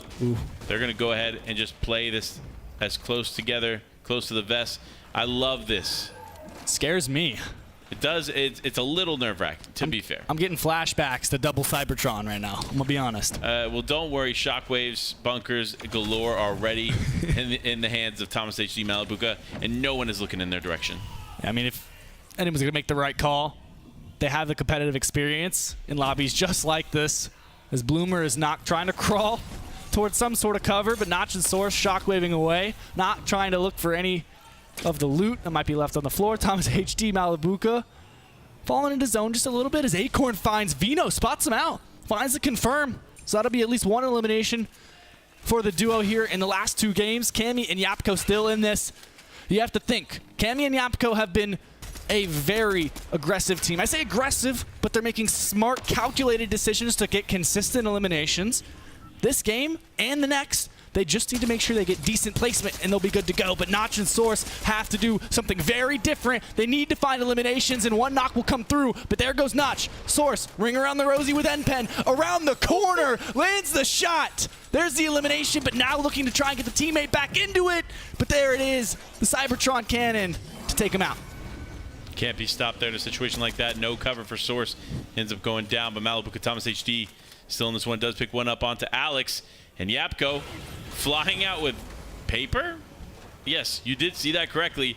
They were both padding out almost the same time as Cammy's just ahead, but Cammy taking a lot of damage. This could be a rough game for them. Booga and Threats now pushing Thomas HD. Going to knock him into Storm there with a shockwave. That could cause some serious damage, but Malibuca going to get ahead of this as he drops down the bunker so they can drop down the hammer in this lobby. A couple extra shockwaves left for this duo as they will reach the 5 elimination mark for them. Agent Paper down, Booga falling. So big teams getting taken out at this point in the game because this is where things start to heat up. 16 teams left in this, 28 players. Rizandy gliding through the air pump, connecting some shots. Vidil the one to end things off. Cammy Yapko trading shots with Flugler and Opt will come out, take them both down. Low HP, Yapko finding the time to heal back up as this zone is going to pull a long way away. It's going to be a tough finish here for a lot of these teams. Of course, Cammy Yapko first place on the leaderboard. Maybe taking a game win. Could we see it here in the final moments as they're going to go ahead and shockwave, but very, very weak is Yapko. They're going to need to play this to perfection. They cannot take unnecessary risk as now they rotate forward. Looking ahead, though, we do have Cammy. Oh, man. Oh, yeah. He finds the ice cream cone, and they find the med miss. Big plays there from them, but no, Malibuca going to go down at the hands of Acorn. Still alive in this one. I wasn't sure, but he's still there. Not the player you want to be brawling with is Acorn now on edge zone. Trying to find a spot in zone. Thomas HD holding him back, but we'll take him out as well. Both players down. Acorn still clutching up for Epic Whale in this game. Shockwaving towards the front side. Sees a nice little plateau to try and stay up and use natural cover. A little bit of a flashback though in this endgame. Malibuca using that Cybertron cannon to get big damage. Yapko goes down there. That's Cammy and Yapko out of this one. Acorn making a big push here to finish off this game. This could be exactly what the Acorn and Epic Whale need to climb the leaderboard. And here it is, Acorn still in this one, taking a lot of damage, but taken down and out by Seti and Tayson, who's still in this game. Seti absolutely fragging out, 5 eliminations, sending down the Cybertron on the Vortexers, who it connects on, but it's gonna be Kame. The other side of the wall, Tayson not really with the teammate at this point. Looks like they're both playing possibly for solo, but there it is. There it is, MK7 connecting, Tax finding that one. Moo and Tax, both in this game. This is huge from them. Remember, going into this one, they were in 8th place. Another big game for Moo and Tax will easily climb them up, potentially into the top 5. Really depends on how this finishes out, as Dark Gentle still in this one too. Here it is, Seti Tayson, 6 eliminations on Seti's behalf. Moo and Tax fall there in a 1v2 situation. They're low HP. Vidil deep in zone, no heals, no option. Will fall there. Seti not able to connect on the last shot to get the confirm, so Vidil just taking out the Storm Pump deep in, looking to try and connect, but Gentle S-Dark takes him out. 46 HP, shockwaving towards the front side of zone. Now, just looking for any sort of cover to try and look back. Vortexers also falling in the zone. Gentle's a solo, finds the time to pop the Slurpfish, but Tayson and Seti finally finding their moment. 7 eliminations in the Victory Royale with 1 game to go. A beautiful finish there from them, and of course, we haven't gotten to speak about them a lot, but it's their time now. Tayson and Seti coming back in a big way in match number 5 of the day. No surprise there. Again, we saw it with Kika and Kenzo, right? They stayed up as a healthy duo to the final moments. We see so many players that kind of draw out their life for as much as possible. They play in zone. They're low HP for majority of those last couple of zones. And the thing is, if you can hold on to heals or find the refreshes when you need them, that's how you win games. That is, and that's going to be a big game win there for them. It'll help them climb the leaderboard up just a little bit. But one game remains here, Ben. And I can't believe I'm going to say it. It's going to be an actual race here to the final one, as things are super close here in the final moments. Remember, with 300 points per win and 18 points per elimination, this thing can go quick. So it has been nothing but nonstop action here, folks, as we finish out this Gamers8 event featuring Fortnite. And of course, just absolute incredible game. One more game to go. Who's going to be the champion overall? Well, we'll find out here, folks, as we go into a quick break.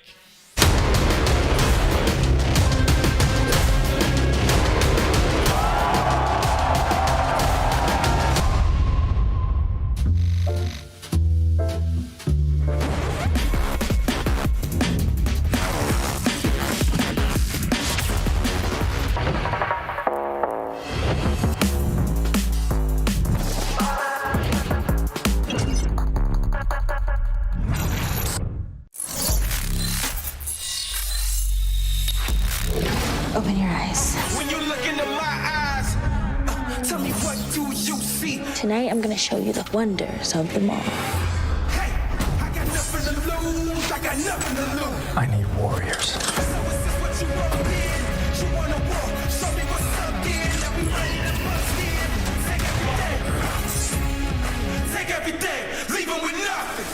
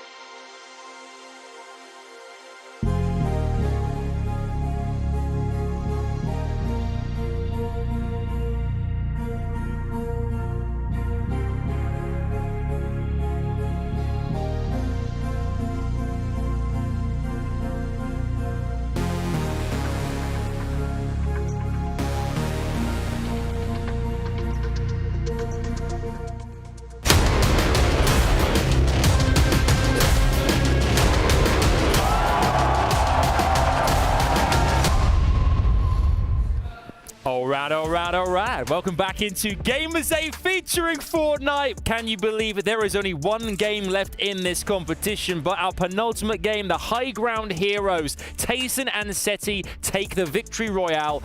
They had the high ground from the get-go at that end game. They just felt that they were always in control, and great to see them. I mean, it's late in the competition, but absolutely delivering the goods for us watching at home. Yeah, they just maintained high ground. They actually landed not too far from where the zone ended, so it was actually easy for them to, you know, secure a place, secure a mountain, and just stay their entire game, laser everybody that's, you know, trying to take that high ground from them. They maintained the high ground and just got the win. Yeah, I'm happy for them. They've finally awoken. They've finally awoken. And as you mentioned, it was quite an easy rotation for them because it was really, really close to them in terms of that end zone. And I think that's been their problem throughout this whole weekend, is those mid-game rotations. So when you take that element out, they are on for a winner. Oh, look at Acorn here as well. Such a devastating player. 2v1ing Thomas and Malabuka there. And we can see the kind of the end results here from Seti and Tayson. I mean, tons of eliminations coming from Seti as well. I think he had 6 or 7 in total. So again, those points are really going to count now. Yeah, they are. We saw him, of course, going crazy with that Cybertron cannon right there at the end. And that is what this duo can do. When they're playing together, these are two of the most experienced players on the European region and indeed in the entire world. So when their brains are working together, when they're on the same wavelength, those are the results that we can expect from this team. Wow. Can we just have a look for a second here, everyone at home? We are looking at around 480 points or so between first and second place, okay? Now, between second and third place, we're looking, do I do my calculation right? 14 points? Yep, 14 points. That is lit.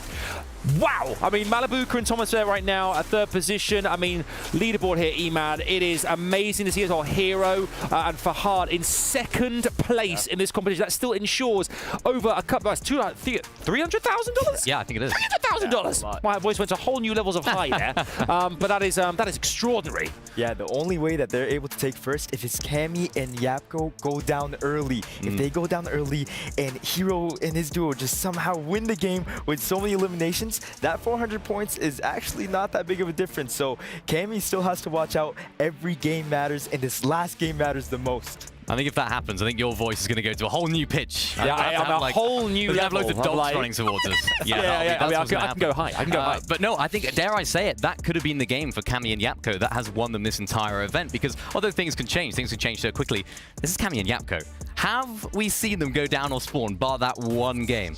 No, it hasn't happened. They've been so consistent. Maybe today hasn't been their best performance compared to day one particularly, and of course day two, but I don't think they're going to go down early. I can't see it happening. So could it be a battle for second now with it being so close? That's, I think, a really good point. I mean, the NPC as well, Remedy, we've seen they use the NPC so brilliantly in day number one. And again, we can see that it's paid dividends in the second to last game. Yeah, it's just with them the entire time. Like, they have them longer than I have friends in real life. Crazy, like. That's actually quite tragic, Emad. But I care for you immensely. We all Wait, we're your friends. We're your friends. We're your pals, man. We're your pals. We got you. We got you. You don't need NPCs. We're not going to leave you. We're not leaving you, Emad. Yeah, you're right. I mean, Remedy has just been such a game changer here. Yeah, I think what I really like about this duo is, yes, they've used the NPC so effectively well, and it's benefited them so much, but the way they've impacted the entire way that this tournament's operated. Day number one, we didn't see too many NPCs in use. We didn't see too much of that action, but everyone involved with you, Cammy and Yapko, they were like, they're using an NPC. That's quite good. It's working out quite well. And now we're suddenly seeing all these different teams using their NPC. I know Thomas and Malabuka, on socials were complaining, actually. They were like, all these guys, they have NPCs, they can heal them.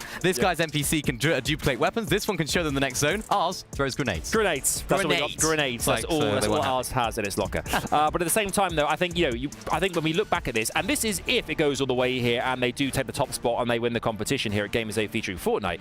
Obviously, our analysis here brought to you at STC Play, by the way. We're really breaking things down. Yeah, if we assume that they're going to go all the way and win this tournament, will the I guess the legend, will the kind of like the thing that we all remember of the courtesy of these two is just the way they strategically employed their tactics into this competition, and that was the real game changer here, was just knowing exactly how they were going to see things out in a zero-bill competition, 18 games long in this format, and they did it so beautifully. I think we have to think about it, and I think another thing we have to think about is, could Cammy become possibly the LAN GOAT?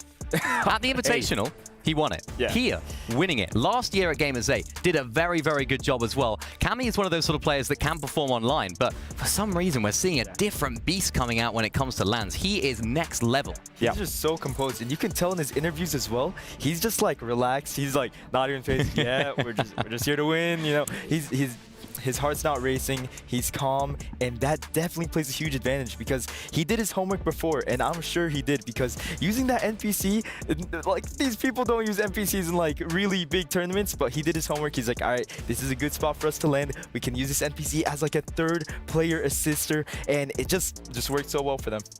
Yeah, it really did. I think as well, we talked about Invitational last year. We were lucky to be there, and we remember that moment that Cammy and Seti together won the trophy, won the FNCS Invitational. But now Seti in our last game with Tayson has actually won the Victory Royale in our penultimate game. And if I'm not mistaken, I believe that Banks caught up with our winners on stage just a few moments ago. Penultimate match is over. And our leaderboard is forever changing. But I am joined here on the main stage by Seti and Tayson, making a late dash up the leaderboard towards the end of our day 3 at our Gamers8 Featuring Fortnite competition. Seti, I'll come to you first. Take me through that endgame situation. You guys seem pretty relaxed because I feel like the rotations just really went in your favor as well. Yeah, I mean, endgame is pretty easy, just hard getting there for us. So yeah, that's the only issue that we have. Okay, fair enough. Tayson, I'm going to come to you, mate. You guys have so much experience coming into this competition. Day 1 and 2 didn't really go your way. What's kind of been preventing you from capitalizing?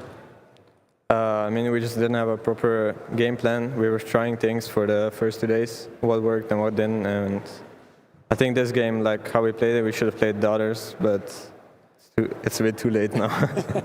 We're getting some points on the board late game. It's still better late than never. You know, we've got one game left until we crown our champion. But you know what, Seti? What are you kind of aiming for? You're just trying to get as many points on the board, try to climb that ladder as much as we can in this last game. Yeah, hopefully we win one more.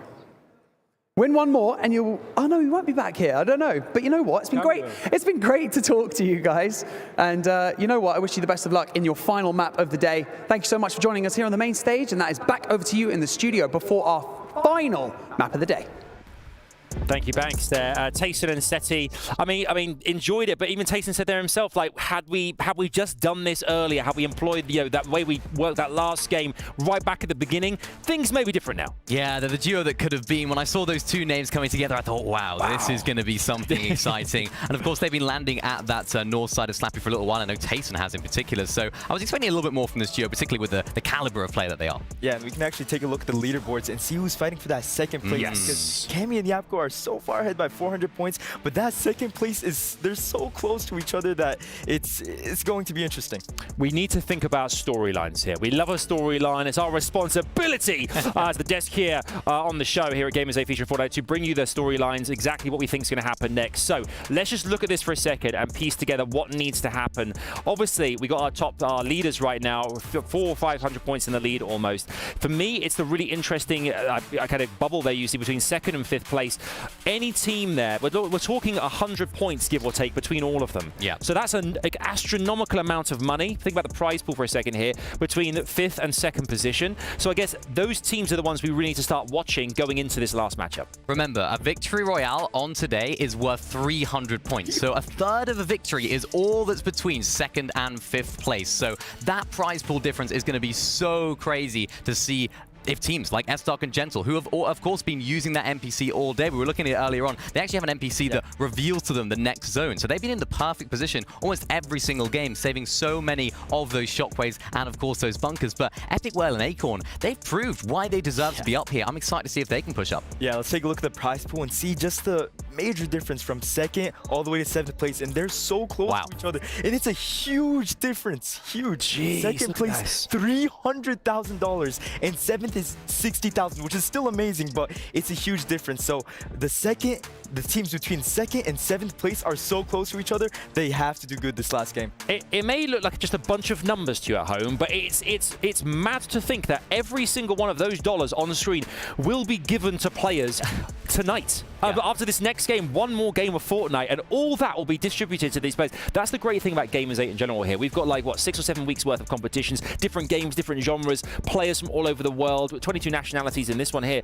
That is a life-changing sum, which is going to do so much for life. Even parents in the audience talked about here. Imagine watching your young one winning that amount of money. I mean, just winning 10,000 is one thing. Winning 500,000, bonkers. Yeah, it's crazy. I mean, you look at the top half of the leaderboard, so crazy in terms of the prize pool, but even all the way down, as you mentioned, $10,000 for last place. Every single person that came here today and came out and performed should be proud because they've done themselves proud. I'm sure they've done their families proud as well. Everyone that's been supporting them, they've done well. But of course, it's that second place race. It's that second place race that I'm excited about because, especially for teams like Thomas HG and Malibuca, right at the beginning of the tournament, right on the first day, they didn't have a very good day. All the pressure was on their shoulders. They were feeling it, and it's very, very difficult to come back from that. It's very difficult to bounce back when it seems like the whole world is against you. And even in that last game, they had like the worst RNG. The zones were max pulling. They didn't have the best game at all when it comes to their standards, but I think you just can't count them out for second place, Emad. Yeah, and as Adam was saying, this is life-changing money. So we got to give a huge shout out to Gamers8. Guys, type 1 in the chat for Gamers8. Type 1. Let's go. Gamers8 is absolutely amazing. They're changing lives, and everybody's having a good time doing it as well. Like, everyone's just having a good time. Even the audience is having a great time. As we saw yesterday, everybody was cheering them on, chanting. It's just really a good time for everyone. I want to cast our minds back to the beginning of this competition. We asked everybody who they thought was going to go all the way, who's going to win the competition. Emad, you were championing the Middle Easterners massively, saying, "Hey, watch out for the likes of Fahad and Hero. Watch out, Dark and Gentle as well. These are teams to take note of." And we all could agree, absolutely, they've qualified. They have every right to be here. Yeah. But against the caliber of the lobby that we were talking about, we've been talking about all this time. We didn't know where that was going to happen, and you were bang on, my friend, because they are absolutely in contention right now. Yeah. I think we're all going to be really watching on bated breath here this last game, and if Cammy and Yapko do go down early. If that is even a thing. And chances are it hasn't happened really at all in the last 17 games, so it may happen. But if it is a possibility, one of those teams that are in that kind of like, the kind of around them, who do you think could be the ones to leapfrog and win $500,000 and the trophy as well? Who do you think it would be? I'm just a speculator. It's a big question. You know what, Eman, you were back in the Middle East boys before. I want you to take this one first. Yeah, I'm sticking. The day one, I said Hero and Fahad are taking it all the way. Hero and Fahad. And I think if Cammy and Yapko, and I don't want them to go down early. I'm just saying if they do, I'm rooting for Hero and Fahad. I think they're going to take it all.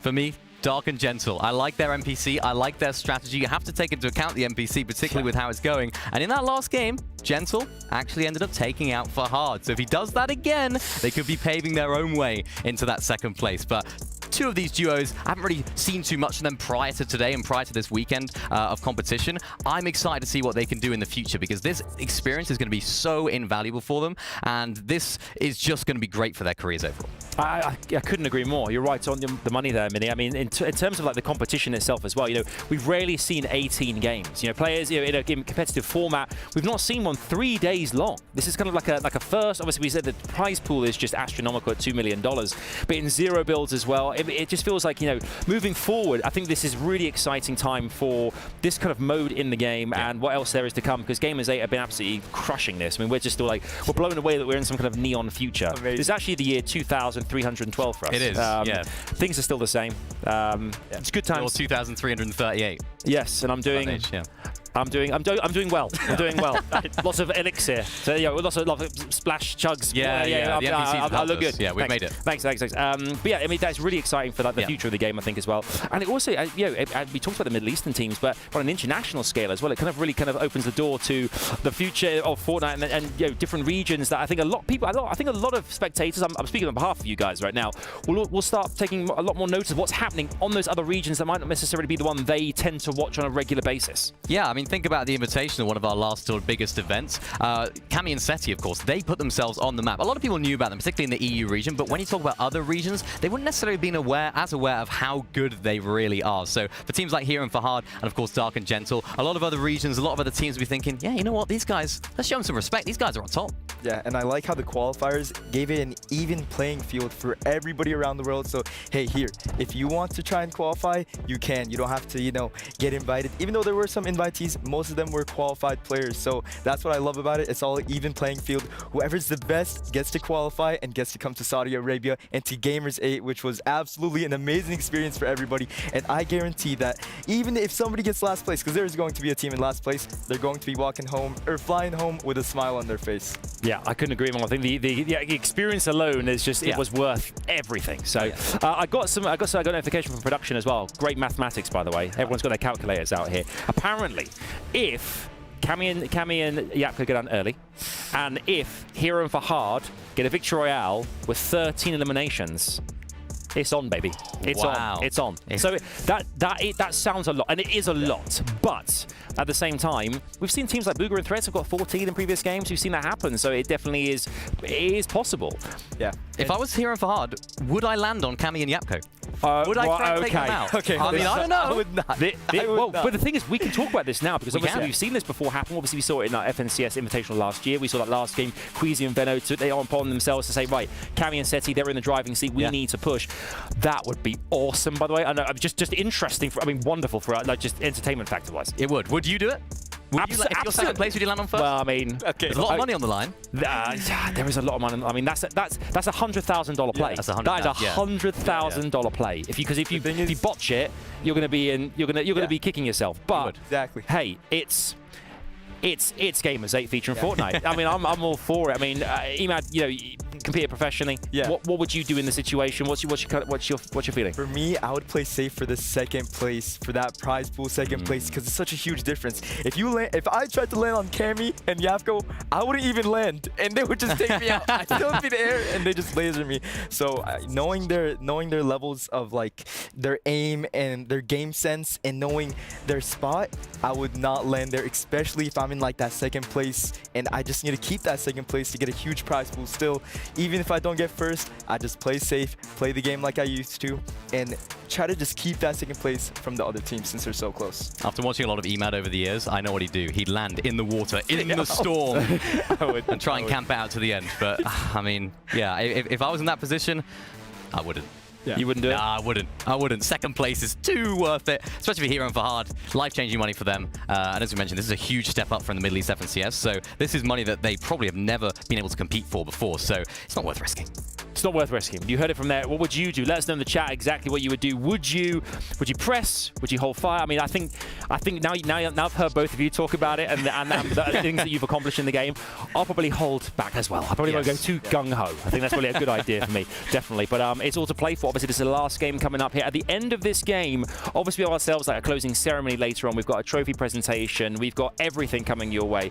I'm getting news though that this is it. We've worked towards this for 4 days now. We began with our Middle Eastern qualifiers, and now we're here, day 3, the final game. Game 18 overall, game 6 on this final day. It is all about to come right before you, in front of your very eyes. Let's head on over to our casters for the last time here on Gamers8 featuring Fortnite. Let's do this. I'm going to jump around the stage. Come on, let's do this thing. Woo! Hey, here we go. This is the last game of this competition. They're jumping out the battle bus. Let's dive on it. Go. It's time. I can't believe I'm going to say this. Malibuka Thomas HD, go land on Cammy and Yapko. Because I still believe Thomas HD Malibuka. I said it yesterday at the post show. I said they're going to come back in a big way here in day 3, and I said they're going to take it all home. I still believe that. Thomas HD Malibuka, let's make it happen here. But let's dive in. One final game here for the Gamers8 event featuring Fortnite. And of course, we're going to start it off in Mega City. We see it here. Trying to loot on up. Time and time again, we've seen fights go down at this POI. These players looting on up, doing what they need to do to make things happen. In the corner for a moment, pop the minis. Acorn and Epic Whale on the other side of things. Just continuing to play out and hang out here at Mega City. Yeah, interesting situation here. As these players going to choose to fight. I believe it's Amar and Rezon going to go ahead and push for Acorn Epic Whale. Could see them taking this fight here. Nevertheless, lots of stuff happening across the board. Reason and Amar though opting to just back away, not take the fight. I don't blame them. They just need to take their time with this one. Inside of Mega City, we've seen fights over and over and over again. Hero and Fahad, we will check in and confirm they are not choosing to land on Cammy and Yapko. Just want to go about their way, secure where they are on this leaderboard in that second place spot as it currently stands, because Thomas HD and Malibuka are still very much in contention. So staying consistent here, because those are big dollar amounts that they will be losing out on if they do end up dropping from this point. So I respect the decision, but at the same time, of course, though, the fans, you know, everyone is rooting to see something crazy, but I'm sure we will still, because this is the final game. Here we go, though. Robab going for the chest as Ziandy sneaking up on him. It's going to be huge. Oh. A shockwave actually comes out, potentially saving him in this situation, but Refsguard now joining the fold here to get into the fight. But I think there's enough separation between them that Robab will be able to survive another day. Source falls in the elimination feed. Vino seems like they're going to be in an engagement themselves. Robab Kebab landing a couple of headshots. The bunkers will come out. But a quick switch back towards Mega City. Amar and Rezon looting up. Karmi Vanyak, same situation. Still Mega City staying true to what they know best. Malibuka finding an early elimination on Yamzo. That's going to be over near the racetrack in the tower area. Paper going to be the one left for that. These early eliminations are what they're going to need. But still, Robab Kebab, no shield and inventory, but a solid amount of utility items. Malibuka Thomas HD, they need a 12 elimination win here, and Cammy and Yapko need to go down early. So far, Malibuka Thomas HD living up to that hype. 2 eliminations already on the board there for that duo. They need to keep that aggression going as Epic Whale and Acorn just trying to make something of their final game 2. One final push to the top 3. Potentially seeing where things are at. It's Carmi and Vanyak still fighting for Mega City. Surprisingly enough, you know what? Like, it didn't necessarily work out throughout, but they stuck to their guns. Here we'll see it, though. Clash of heads. Gentle and S-Dark still staying true to Rumble Ruins. Kika and Kenzo moving over their way into their territory as they'll push them further away from their drop spot. Bevies and Pablo Wingu again without a home, taken out by Sons and Alex. So their Gamers 8 will be over. Sent back to the lobby for the final time. You have to remember that every misstep in this game could be the end, because after this, these players, most of them at least, are getting on a flight and headed home. Yeah, for Gentle, they need to have a big game here to finish off the day. Remember, going into this, they were in 5th place. So a respectable place to find themselves in as of now, but really comes down to how they finish this one out, as Kenzo and Kika still healthy in this one as well. But Moo and Tax, man, so many top 10 teams that we have to follow here in the final game that can have just a massive breakthrough and climb the leaderboard. Moo and Tax especially have made massive strides in the last 2 days, picking up a victory royale here on day number 3 to push them into that 7th spot. They've held on to it for the time being, but the points are so close. They could do some crazy stuff here, take home some big money if they can capitalize in the moment, because this is the moment for them. The biggest zero-build tournament in history. And they have a possibility to make a run for the top 5.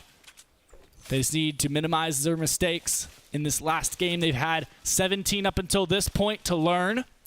Now they have to execute. Interesting spot for Kanata and Agers, as they are now uncontested. No one really challenging them here nearby, but of course, you already know they're ready for any kind of aggression that comes their way. Of course. Playing the building to perfection, not overdoing it here in the final game. Knowing how much this game can actually value them going into this one. Kanata and Agers, they were in 10th place starting the day, but have fallen to 22nd place. So a big game here can at least jump them up a little bit in the leaderboard, potentially even into the top 10, because the points are pretty close as far as the spread goes, but it just depends on how they play this one out. And I think everyone in this lobby is well aware of the standings. They know how close it is and how much of a difference in prize money it is as you make your way up the leaderboard. So you can see the lobby is dropping so much faster than what we're used to. We're only in the 2nd zone and 67 players remain, 35 teams, versus what we're used to seeing where sometimes we won't drop a single team until 5th zone, which is when everyone, or at least the majority of the Storm playing teams, are forced to rotate in. And at that point, that's when most of the action kicks off. But this game has been very different. This is a team that we followed really closely in day number 1. Ultimately, they ended up dropping out of that top 10 contention relatively quickly. Sad to see, because Cease and Blake have a lot of potential here in this competition. Just this battle at Brutal Bastion continues on, just maybe a little too long here for him. And it looks like it's going to continue on here as Djinn and Sizlucky potentially got the vault. Yep, they did. They do have that exotic flapjack rifle. That's a good indicator, as well as the slurp juices, that they got a little something that Cease and Blake don't. Look for the missing piece of the puzzle of their lone loadout. Sizlucky and Djinn, a perfect example of adaptability in this kind of a lobby. Had some switch ups and drop spots in the first couple of games. They made do with what they had available to them, and now are better for it as they've made it to the 18th game of the competition here on day number 3, Championship Sunday, where we will crown the Gamers 8 Featuring Fortnite 2023 champions. Hero and Fahad still very much in contention if they can ramp up the aggression, but very specific circumstances are what's going to actually allow them to make a run for first place. Granted, though, still so much on the line for the rest of this lobby, as you see Refsguard and Ziandi moving towards Trashy. Spotted him out here, connecting on those shots. There's the knock out of the air. Pump is split. They knew he was a solo. Spotted out. You can't make those mistakes because players like Refsguard will capitalize. Big play here from them as Pump unfortunately losing Trashy. That's going to be Ziandi, of course, cleaning that one up alongside his duo in Refsguard. Big pickup there for him. Nevertheless, though, they continue to play this one out as Queasy and Veno have the car. You'll love to see him on the move. Wait, is there? Wait, I'm not seeing the NPC. Ooh. This could be a loss there for them early on. I did see them fighting Source and Notch, so could have been a fight there for the NPC. You never know. But the game continues on here as Malibu and Thomas HD. 2 eliminations already on the board, and they're not slowing down. Now they're going to be looking for something big. Malibuca, Thomas HG, no strangers to a big stage, and very aware of the type of games it's going to take to be and finish where they want to. So they're going to be playing more aggressive, ramp things up. But Vino and Queasy have something to say about it, connecting on these shots. The explosive repeater just making contact with the car instantly. Overshield off. Big chunk of damage. Now they'll take the fight to them. Big shots with shotguns being exchanged. That breacher. Thomas HG off the right-hand peak. Such low HP. Vino falls, but there it is. Queasy clutching up. The 2v1, there it is. Queasy finding both Malibuca and Thomas HD falling early on here in the game to end it all. That's your third place team going down. Unfortunately, their run for second place is finished. Wow. As Hero and Fahad clear into second place. But remember, right on their heels, Acorn and Epic Whale still in this one. I'm almost speechless. I can't believe it. They were on a roll. They had the pace they needed. They're finding the fights and the eliminations. They were looking to pace things out. And just like that, the wrong team, Queasy, Vino. They've struggled as far as positioning and placement, but they're still some of the best fighters in the world. Yeah, tough spot to be found as, of course, Queasy and Veno need a big game here, so they're hunting a little bit more. And that's how they found Malibu Thomas HD, which, of course, unsuspecting to them. I thought for a moment Malibu Thomas HD could have won that. I also thought Malibu was still up there in that final moment, but unfortunately, lots more fights ensuing as Moo is down here. Tax left as a solo. Going to need a big play, though. Playing from Storm, it's King. King here alongside his teammate. Kame going to clean up Moo and Tax. And that is going to be another top 10 team down and out. Kame and King. Vino. They took out Vino and Moo and Tax. But we'll get a replay here. Thomas, such a great play. Even off the left-hand peak, was able to find one, but Queasy, the positioning, swings around the corner and cleans up the fight. Not much you could do there. Just took too much damage in initiating that fight to really have a chance at clutching up anything. But Baka and Pars already finding 2. But the loadout, it's impressive, Panda. Yeah, I'm not sure what's going on with the 2 shotguns, but everything else is on point. Legendary MK Alpha, of course, 4 slurp juices. And then, of course, they have bunkers just stacked up on the tower.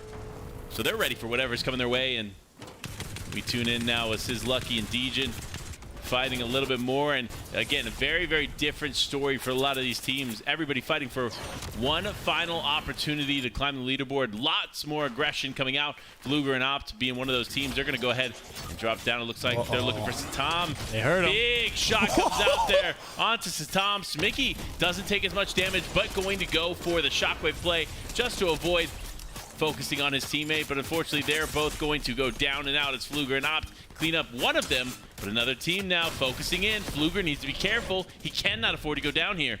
The bunker will go out, taking some pressure from the floating island, but good job to react in time there. A lot of times players who are taking pressure like that from a long distance underestimate the damage that can be done, but they're still putting it on, breaking down the bunkers. Fluger throws another one, but takes more shots in return. Anas and Pink, not the ones you want to be aim dueling by any means, but you can see Fluger slip away and out of the bunker and around the corner. So Nas and Pink still on top of the island. Just inside this next zone as well, so they won't have to really go anywhere. Just holding on to these legendary slurp juices and waiting to make sure that when anyone riffs, they're ready for it. Look, Fluger is weak here. He needs to do something. to stay in this one, get healthier. But Queasy on the hunt still in the storm, and does look like maybe he wasn't able to get Veno back in. So that's going to be a tough loss here for him as he just continues to hunt on. As Kami not too far away. Could be an elimination here for him in the near future, but just going to continue to play away from this one as King and Kame in the fight, in the fold, and in for one final push on the day. I'll tell you exactly what happened between games for Queasy and Veno. Queasy goes to Veno and says, you know what? Let's just drop a 20 bomb. Immediately. They were on track until a small misstep here. Zero build is a little bit harder to recover from third parties, but they already have 6. Bad Sniper and X-Squeeze 3.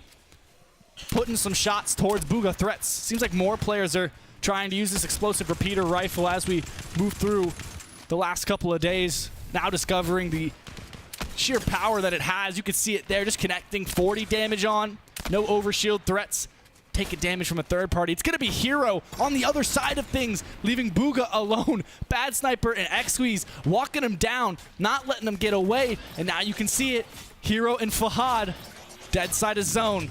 They're keying this way. They said, hey, you know what? If we're going to look for eliminations, let's make sure we're safe as Bugha is caught out in the bunker. Cybertron Cannon will finish him off. That's going to be a huge loss there for this lobby as Fahad going to clean one up. Remember, they need a big game here too as they race to potentially challenge Cammy and Yapko. While it's unlikely, it's still a possibility here depending on when Cammy and Yapko go down and depending on how good their other games were. So you already know. Hero and Fahad putting on a show as they continue to try and challenge the top spot. And we'll get a look there on the bottom right. Cammy and Yapko locked in, ready to close out this competition and go home. $500,000 richer. Bad Sniper and X-Squeeze still trading shots now with a different player, and he'll land the headshot onto Cammy. Overshield gone, but immediately the ice cream comes out, back to 200 HP, and decided, let's hit the road. Let's go ahead and drive away, because we got a long ways to go. And as they go, they're going to take shots in Bad Sniper's direction, just to make sure that it doesn't cause them too much trouble. But Bad Sniper's not letting up either. You see him taking those shots. But now, Yapko, Cammy, they not on top of the Remedy outfit, or the Remedy NPC they have. They also have a chug cannon. So, yeah, and look, they're wearing the medic outfit to finish off the day. Got to blend in with the trio, you know? Honestly, exactly. Shout out to Cammy and Yapko finishing strong. Got to give credit where credit is due. The Remedy NPC, a big part of their success. But that's just a show. You come in with a strategy, you prepare for off-spawn, knowing that you're going to fight for it game after game. And it could go ahead and yield them a $500,000 return. Yeah, and it's looking to be the Cammy and Yapko show. No one is really at a run to challenge them. Of course, you know, Fahad and Hero are not too far away. And when I say not too far away, they're about 500 points behind. But it really depends on of course, Cammy and Yapko would need to go down and need to go down immediately for it even to be a conversation. So we'll see and we'll follow as things continue to progress. Ops completely out of this one. Baka and Pars here going to be fighting from above. Lots of pressure down low. Whoa. They're going to go ahead and shockwave towards, that is Epic Whale and Acorn. That's going to be a tough fight here depending on how that plays out. And of course it is Acorn and Epic Whale, our, what was that, 4th place team going into it, out in the final game. It's rough to see. Queasy will fall there on the elimination feed as well, so that'll be the end of their Gamers8. Baka and Pars, however, 4 eliminations. Looking to hold an elevated position here. If Baka can make sure he doesn't slide off. A little bit covered in mud there, so it's a little bit slippery. Pars just trying to scout out the area. Tripper and hiding down below low HP. Cease and Blake underneath the stairs. Cammy and Yapko finally deciding to make their way into this zone. They already have the chug cannon. Still have Remedy along with them as they'll move into this nice little shack close by and throw their own bunkers to hide beneath. Great plays here from them as they continue to hold on, though. Other teams Still fighting this one out. Of course, we got to watch the Bakapars replay. Ooh. Epic Whale just trying to get his boy back in the game, but no. Sadly, not going to work out there for them. Wait, Cammy and Yapko in a bit of a fight. Trapped in the fire, needs to escape that. That's going to be, it's Fahad and Hero. It's first and second place. This could be big for them if they take them out early enough in this game. That's the possibility for the run. However, they do need to find around 13 eliminations or so to actually close that gap. Not to mention they've already secured a large number of the placement points, over half. So that's going to be 150 points already for them. So that begs the question, is it possible? But Hero and Fahad have proven their worth in this lobby as we keep moving forward. Gentle underneath the bunker now takes a big shot. Tripper and Solo doing the damage here. Nas on the other side. Missing Pink already in this. As there you see it, the Cybertron cannon, big damage. Cammy Yapko, double Cybertron cannon, breaking down their cover. First and second place now battling it out. Hero gonna opt to go ahead and rift away. Smart. So smart play on their part, but it would have been a good fight for them had they taken it. They had the Cybertron cannon. Whoa. So Whoa. Hero, super weak. It's going to go down a storm, but Fahad is a little bit healthier. Should be able to get him back into this one. And you see, he has the heals. So, fear not. There's a good chance they'll get back into this final fight. It's Cammy and Yapko potentially fighting against Cascar and Revise there. Needs to be careful. Big shots coming from above. That's Axe Force too. Still in this one and healthy. Cammy Yapko recovering well from the pressure that was on them a moment ago. Now sending double Cybertrons, dubs and accept. Over 200 damage dealt and the knock. Yapko finding that one. Has to take a second to pause. Decides, hey, whoa. We are looking to try and get aggressive here, and we're getting pressured. But you can see Fahad falling in the elimination feed in the top left. That's a big player. It's going to be a big loss here for the lobby, but Yapko and Cammy remain, and this could be the clear indication of who the champions may be, but one game still to finish out here, and it's coming to a close. Going to go down. Dub's going to go down, and that's going to be the hand of Yapko as he just continues to rain on. This man is just unstoppable here from the start. And they're just going to hold down this position for as long as possible. Zone is not pulled too far away. And they're going to be looking to grab some of this refresh. They see the shockwaves. They know that's the missing piece of the puzzle, so they can move as a squad. Still, Game is knocked in the distance. Vortexers holding on to this position as Gentle still in this game, but there's the Cybertron. A little bit of a caster curse. He will fall. Rizandy now atop the trees, trying to find a position in this zone, in the jungle. Axe Force taking to the sky, soaring sprints. Rizandy looking over, finds one, finds two. Baka falling, but in return, they've moved to the front side of zone. Cammy and Yapko brawling within the wreckage, finds Cal Gamer. This fight continues on here as this game continues on. This could be one final win to close out the day. What a beautiful execution, but no, Cammy gonna go down. Yapko now left as a solo, just trying to hold on. It's backside of zone 2. It will start moving momentarily as Vortexers putting down so much pressure here. Such a large presence down in this lobby. Cammy confirmed. So their run here at this competition will be over. Yapko having to clutch up. MVP on day 1 is left alone to make something happen. Axe Force still ahead. Zeddy Tayson still ahead. Zone will pull for them. Yapko's just hoping that the attention is set towards the duo rather than himself. Vortexers forcing down a fight that Tayson and Seti could potentially win again. There it is. We see back-to-back wins. Oh, Yapko no. comes out. Now he's taking the fight to Seti. Big shots come through. That's one. Can he get two? No. He goes down. Tayson now left as a solo player. Axe Force and Vortexers looking to finish this strong. They want to take the final game of the day. Can they do it as they drop down? Tayson just backing up. Axe Force just trying to heal up as Tayson gets into the storm. The ice cream cone is popped, giving him back 200 HP. Vortexers and Axe Force, the 2v1 situation to end Gamers8. Vortexers sending shots his way with the Cybertron cannon. Tayson lurking. They're going to be split here, so Tayson has the opportunity to piece them up. Take the fights one at a time. The big shots with the shotgun, but it's not enough. Vortexers and Axe Force close the last game of Gamers8 2023 with 8 eliminations. Well, that was a beautiful win.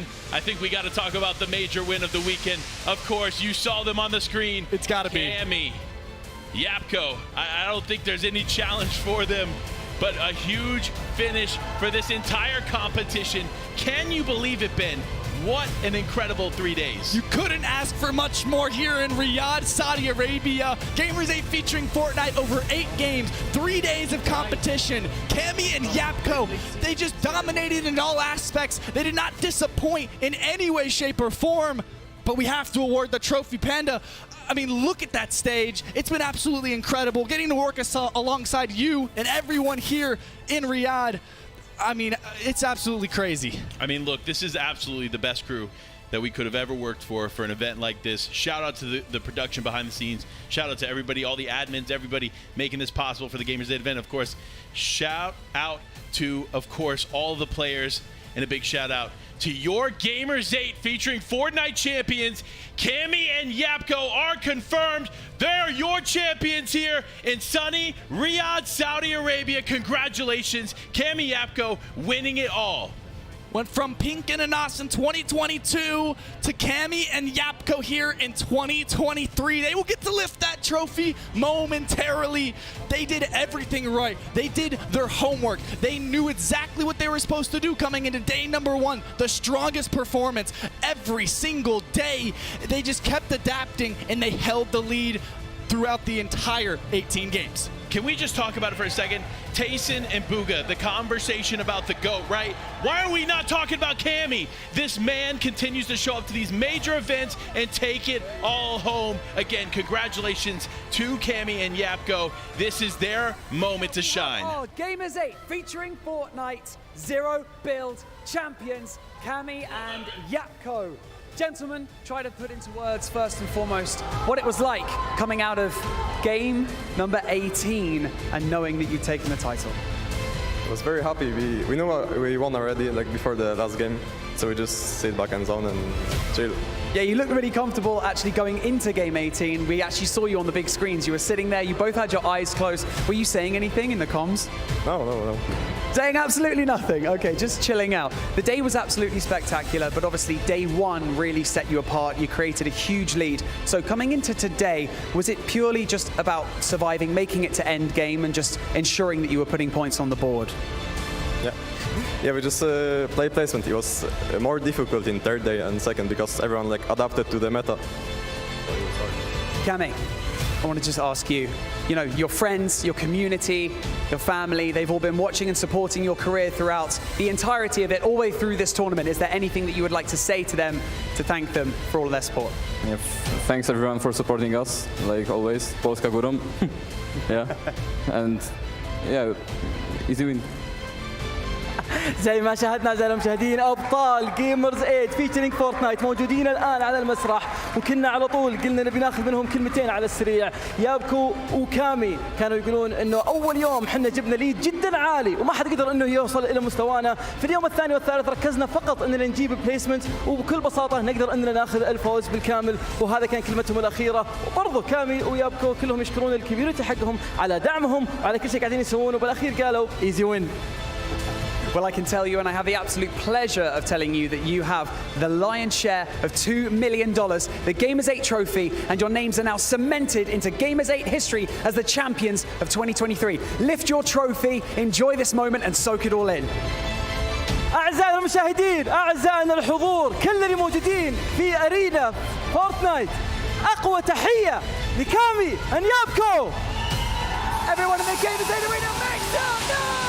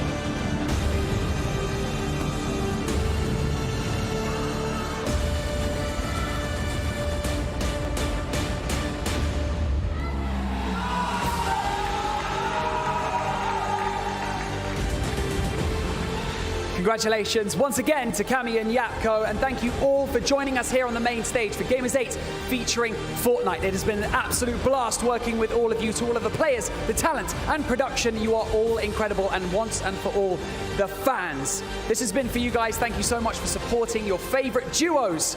My name is Banks, and this is Fancy, and we will see you very, very soon. On to the desk now. والآن كانت هذه نهاية قصتنا في بطولة Gamers8 Featuring Fortnite. عرفنا مين المركز الأول، شفنا الإبداع اللي طلع من يابكو كامي من أول يوم واستمروا إلى آخر يوم. أكثر فريق مستمر على الاستمرارية، أدائهم كان ما له مثيل صراحة، وانتهى فيه بالمطاف يأخذون أول لقب معنا في هذا المسرح في Gamers8. ألف مبروك لهم مرة ثانية. لكن في نهاية البث المباشر نقول لكم شكرا أنتم أعزائي المشاهدين على متابعتكم وعلى كل الناس اللي حضروا اليوم في البث المباشر. والآن نوديها للاستوديو، وقبل ما نوديها للاستوديو تحية أخرى وأخيرة لكامي هنيابكو.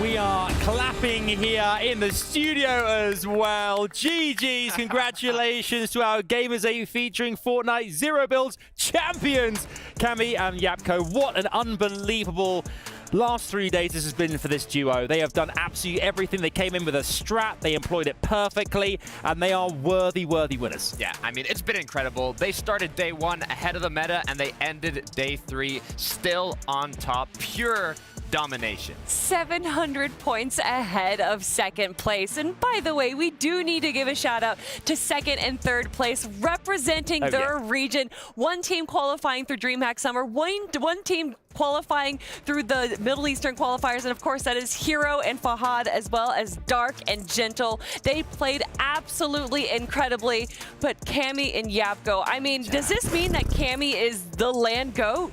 I mean, the proof's in the pudding. I mean, we've seen it now. We saw it in Invitational. We've seen it here at Gamers8. I mean, it's really special to kind of be here to kind of witness this. But let's take a look at the last game, the game 18 of our tournament. And they just managed this superbly to Carter, even representing Remedy here with the outfits and everything is unreal. That's my favorite part. They had their whole trio going. It didn't even look like a duos tournament watching Cami and Yapko in those final moments. They said it themselves on stage. They knew they had it in the bag at this moment. You can see the shots they were connecting. They were continuing that fire.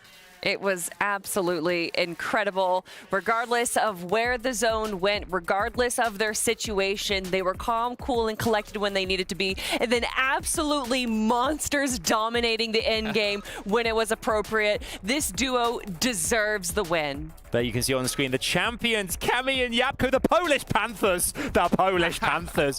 I mean, what's incredible, actually, if we think about this, they only recently joined forces. I mean, this is a really new duo that have only recently formed for this Zero Builds competition. And we've got to go back to the strat that really kind of changed everything. We saw it on day number 1. Other teams, be it they just weren't expecting that particular strat, obviously utilizing the NPC. We've talked about loads here. But it's one thing to have the strategy. It's another thing to make sure that you make every game count. And that's exactly what they've done in this competition. Like every single game. I don't really remember one game, maybe there was one perhaps, where things didn't exactly go to plan, but they've just been extraordinary from start to finish. Yeah, 100%. I mean, like we said, they started ahead of the meta day 1, and they really capitalized on that NPC to give them those chug splashes as they were rotating. But not only that, they consistently made it to the end game, and not just with a couple eliminations. Yapko, insane fragger, almost double-digit elims by himself game after game. The amount of eliminations that was separating them on the leaderboard, even from second place, has been substantial, even from day 1. I mean, there's only so much that we can say. Like the one faulty game that they had in day 3 kind of worked with the format because each lowest game was dropped out of them. So out of the 18 games we saw played here, it was actually 15 total that was counted. So even if they did have a bad game, it didn't even count. It didn't even count. You're absolutely right. I mean, this is I'm having a whale of a time here as well. This is great. Everyone's so positive and celebratory. It's fantastic. Of course, over the duration of this competition as well, we've talked a lot about MVP. MVP of Gamers8 Featuring Fortnite, and we can announce that the MVP of Gamers8 Featuring Fortnite is the one and only, it's Cammy! It's Cammy, let's go! I mean, obviously, coming in as IGL as well, and we've talked about it already, the tactics, just planning for this, knowing exactly where their strengths could lie. Obviously, the POI, how to rotate out in every storm, every situation thrown at them, they just manage beautifully, and, you know, it's testament to how hard they obviously work. Yeah, and that's what I love about Fortnite competitive. When new things are added to the game, you have to figure out the way to maximize their usefulness, and that's exactly what Cammy did as the IGL in this duo. He found that NPC, said, you know what, this is a super viable strategy, let's use it in the tournament, used it before any of the other duos really capitalized on it, and it granted them that win. Cammy's strategy started even before the tournament began. We all know Cammy and Seti as the duo, as the invitational champions, and he said, you know what, I think Yapko is going to be a better duo mate in this situation, and clearly he was correct. Understanding which player to play in a situation such as zero builds is as big of a effect to your success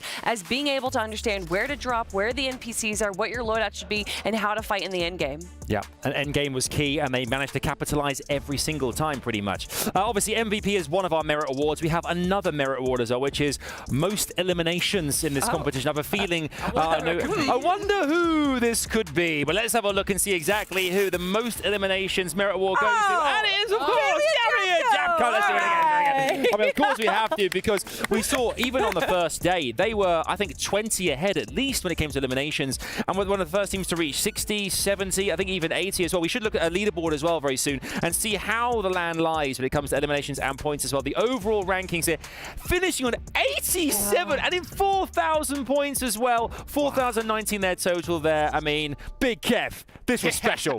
This was absolutely special, not only making a gap with the elimination, but also the points on that leaderboard. But we talked about first, second, and third. The difference between third and fourth place is only 10 points. Wow. One elimination, and even from the day one format. Fourth and fifth as well. You got 3, 3, 4, 9, then 3, 9, then 2, 9, 10 points. I mean, that is what? How we're talking? How many dollars here? Like 50,000 per 10 points. Too much, I don't even want to get into that. I mean, let's just be positive here. The glass is half full. I mean, you can see here, Epic Whale and Acorn as well had a fantastic tournament. Acorn and Epic being real dominant. They've got victory royales under their belt. So we can see Pars and Backer have made their way into the top 10 as well. Even Booger and Threats, Queasy and Veno as well. I mean, eliminations maybe not on par with our top dogs there, but still getting a serious amount of points and ensuring that they are in that top 10 where the money is really, really important. And they did it not just through consistency, which you'll hear us say it again, consistency is key, but a lot of these teams also grabbed 2 victory royales, having those pop-off games. We had Cammy and Yapko, Hero and Fahad, Dark and Gentle, Acorn and Epic Whale, and Queasy and Veno all grabbed 2 victory royales throughout the competition. It just showcases how prepared they were from start to finish on what it means to grab success. Yeah, we saw at the end the last game as well, game 18. Even Tayson and Seti there again. They won game I think 17. They're there towards the end, saying that had they employed things a bit differently early on in the competition, that might have changed things. And that's probably what all of our duos are thinking now, because as we've mentioned before, zero builds, biggest competition to date in this game mode. I mean, $2 million prize for this immense Gamers8 Featuring Fortnite, spectacle that we've been here to see with fireworks and all kinds of things going on here. It's been absolutely amazing. But it really has kind of, I guess, probably will inspire a lot of players, be them kind of rising stars or the veterans as well, and how to approach these kind of tournaments in the same kind of format next time round. Oh yeah, it's so interesting being the first time we've seen this 3-day format with 18 matches. How the players adapted and changed from day to day was incredibly interesting. We saw Cammy and Yapko pull out the strategy day 1. All the players kind of saw that, adapted day 2, and even day 3 we continued to see changes, the homework, the adaptation. It's what you love about competitive Fortnite. Well, if we're going to talk about adaptation, then we have to look to Hero and Fahad, who played through the 6-game Middle East qualifiers there, grabbed 3 victory royales in that, and then in day 1 actually kind of had a rough day. To be able to look back on what they did differently between the qualifier and then day 1, fix that issue to be able to get 2nd place against some of the best teams in North America and Europe is phenomenal. You felt the warmth, the happiness of the crowd as well, seeing the kind of the region. And I think we all loved that we could hear the cheering. Like, let's go Falcons will remain in my mind for the rest of my life. life.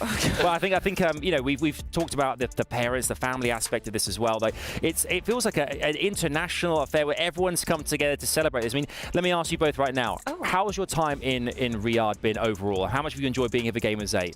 It's too difficult to put it into words. I mean, from the food to the experience to the environment, the beauty, it's truly a once-in-a-lifetime experience. I'm definitely going to miss all the buffets, that's for sure.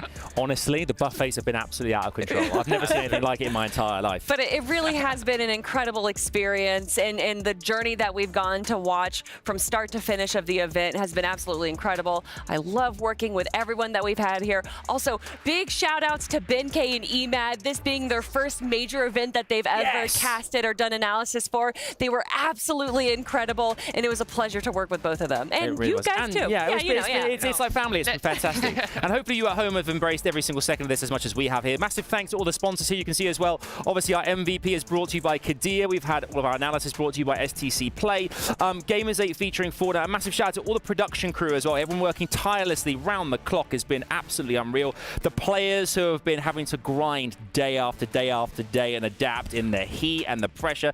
It's been brilliant to see. The talent team has been amazing. It's been so good to be together and to hang out here. Who have I not mentioned, Kelly? Who have I not mentioned, Scarlett? Anyone else? The caterers. The caterers. Hey, shout out to Remedy, NPC. That's got to be a shout out there as well here. But thank you so much from all of us for watching. It's been absolutely fantastic. We've loved every second of this. Gamers8 featuring Fortnite has kicked things off here in Riyadh, Saudi Arabia with aplomb. Enjoy the rest of your summer. Thank you for watching. And again, GG's, congratulations to our winners, Cami and Yapko. Unbelievable. Thank you so much. Take care, and we'll see you very, very soon on the Battle Bus. Take care, and bye-bye for now. Beep, beep. Beep, beep. Beep.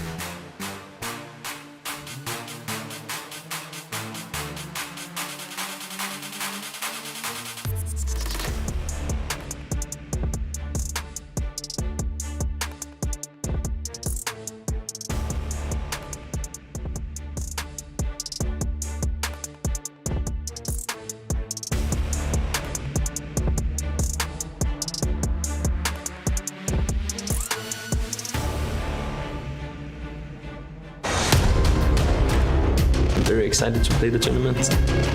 Being here, it feels amazing actually. This is the biggest esports event in the world. Macwood gone down to the zone, getting close and comfortable.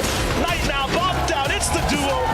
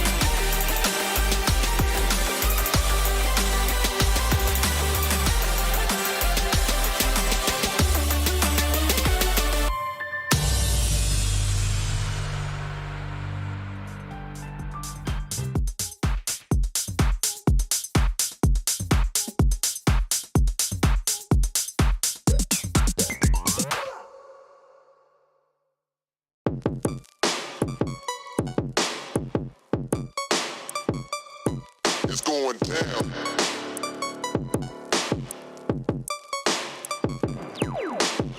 It's going down, down, down, down, down.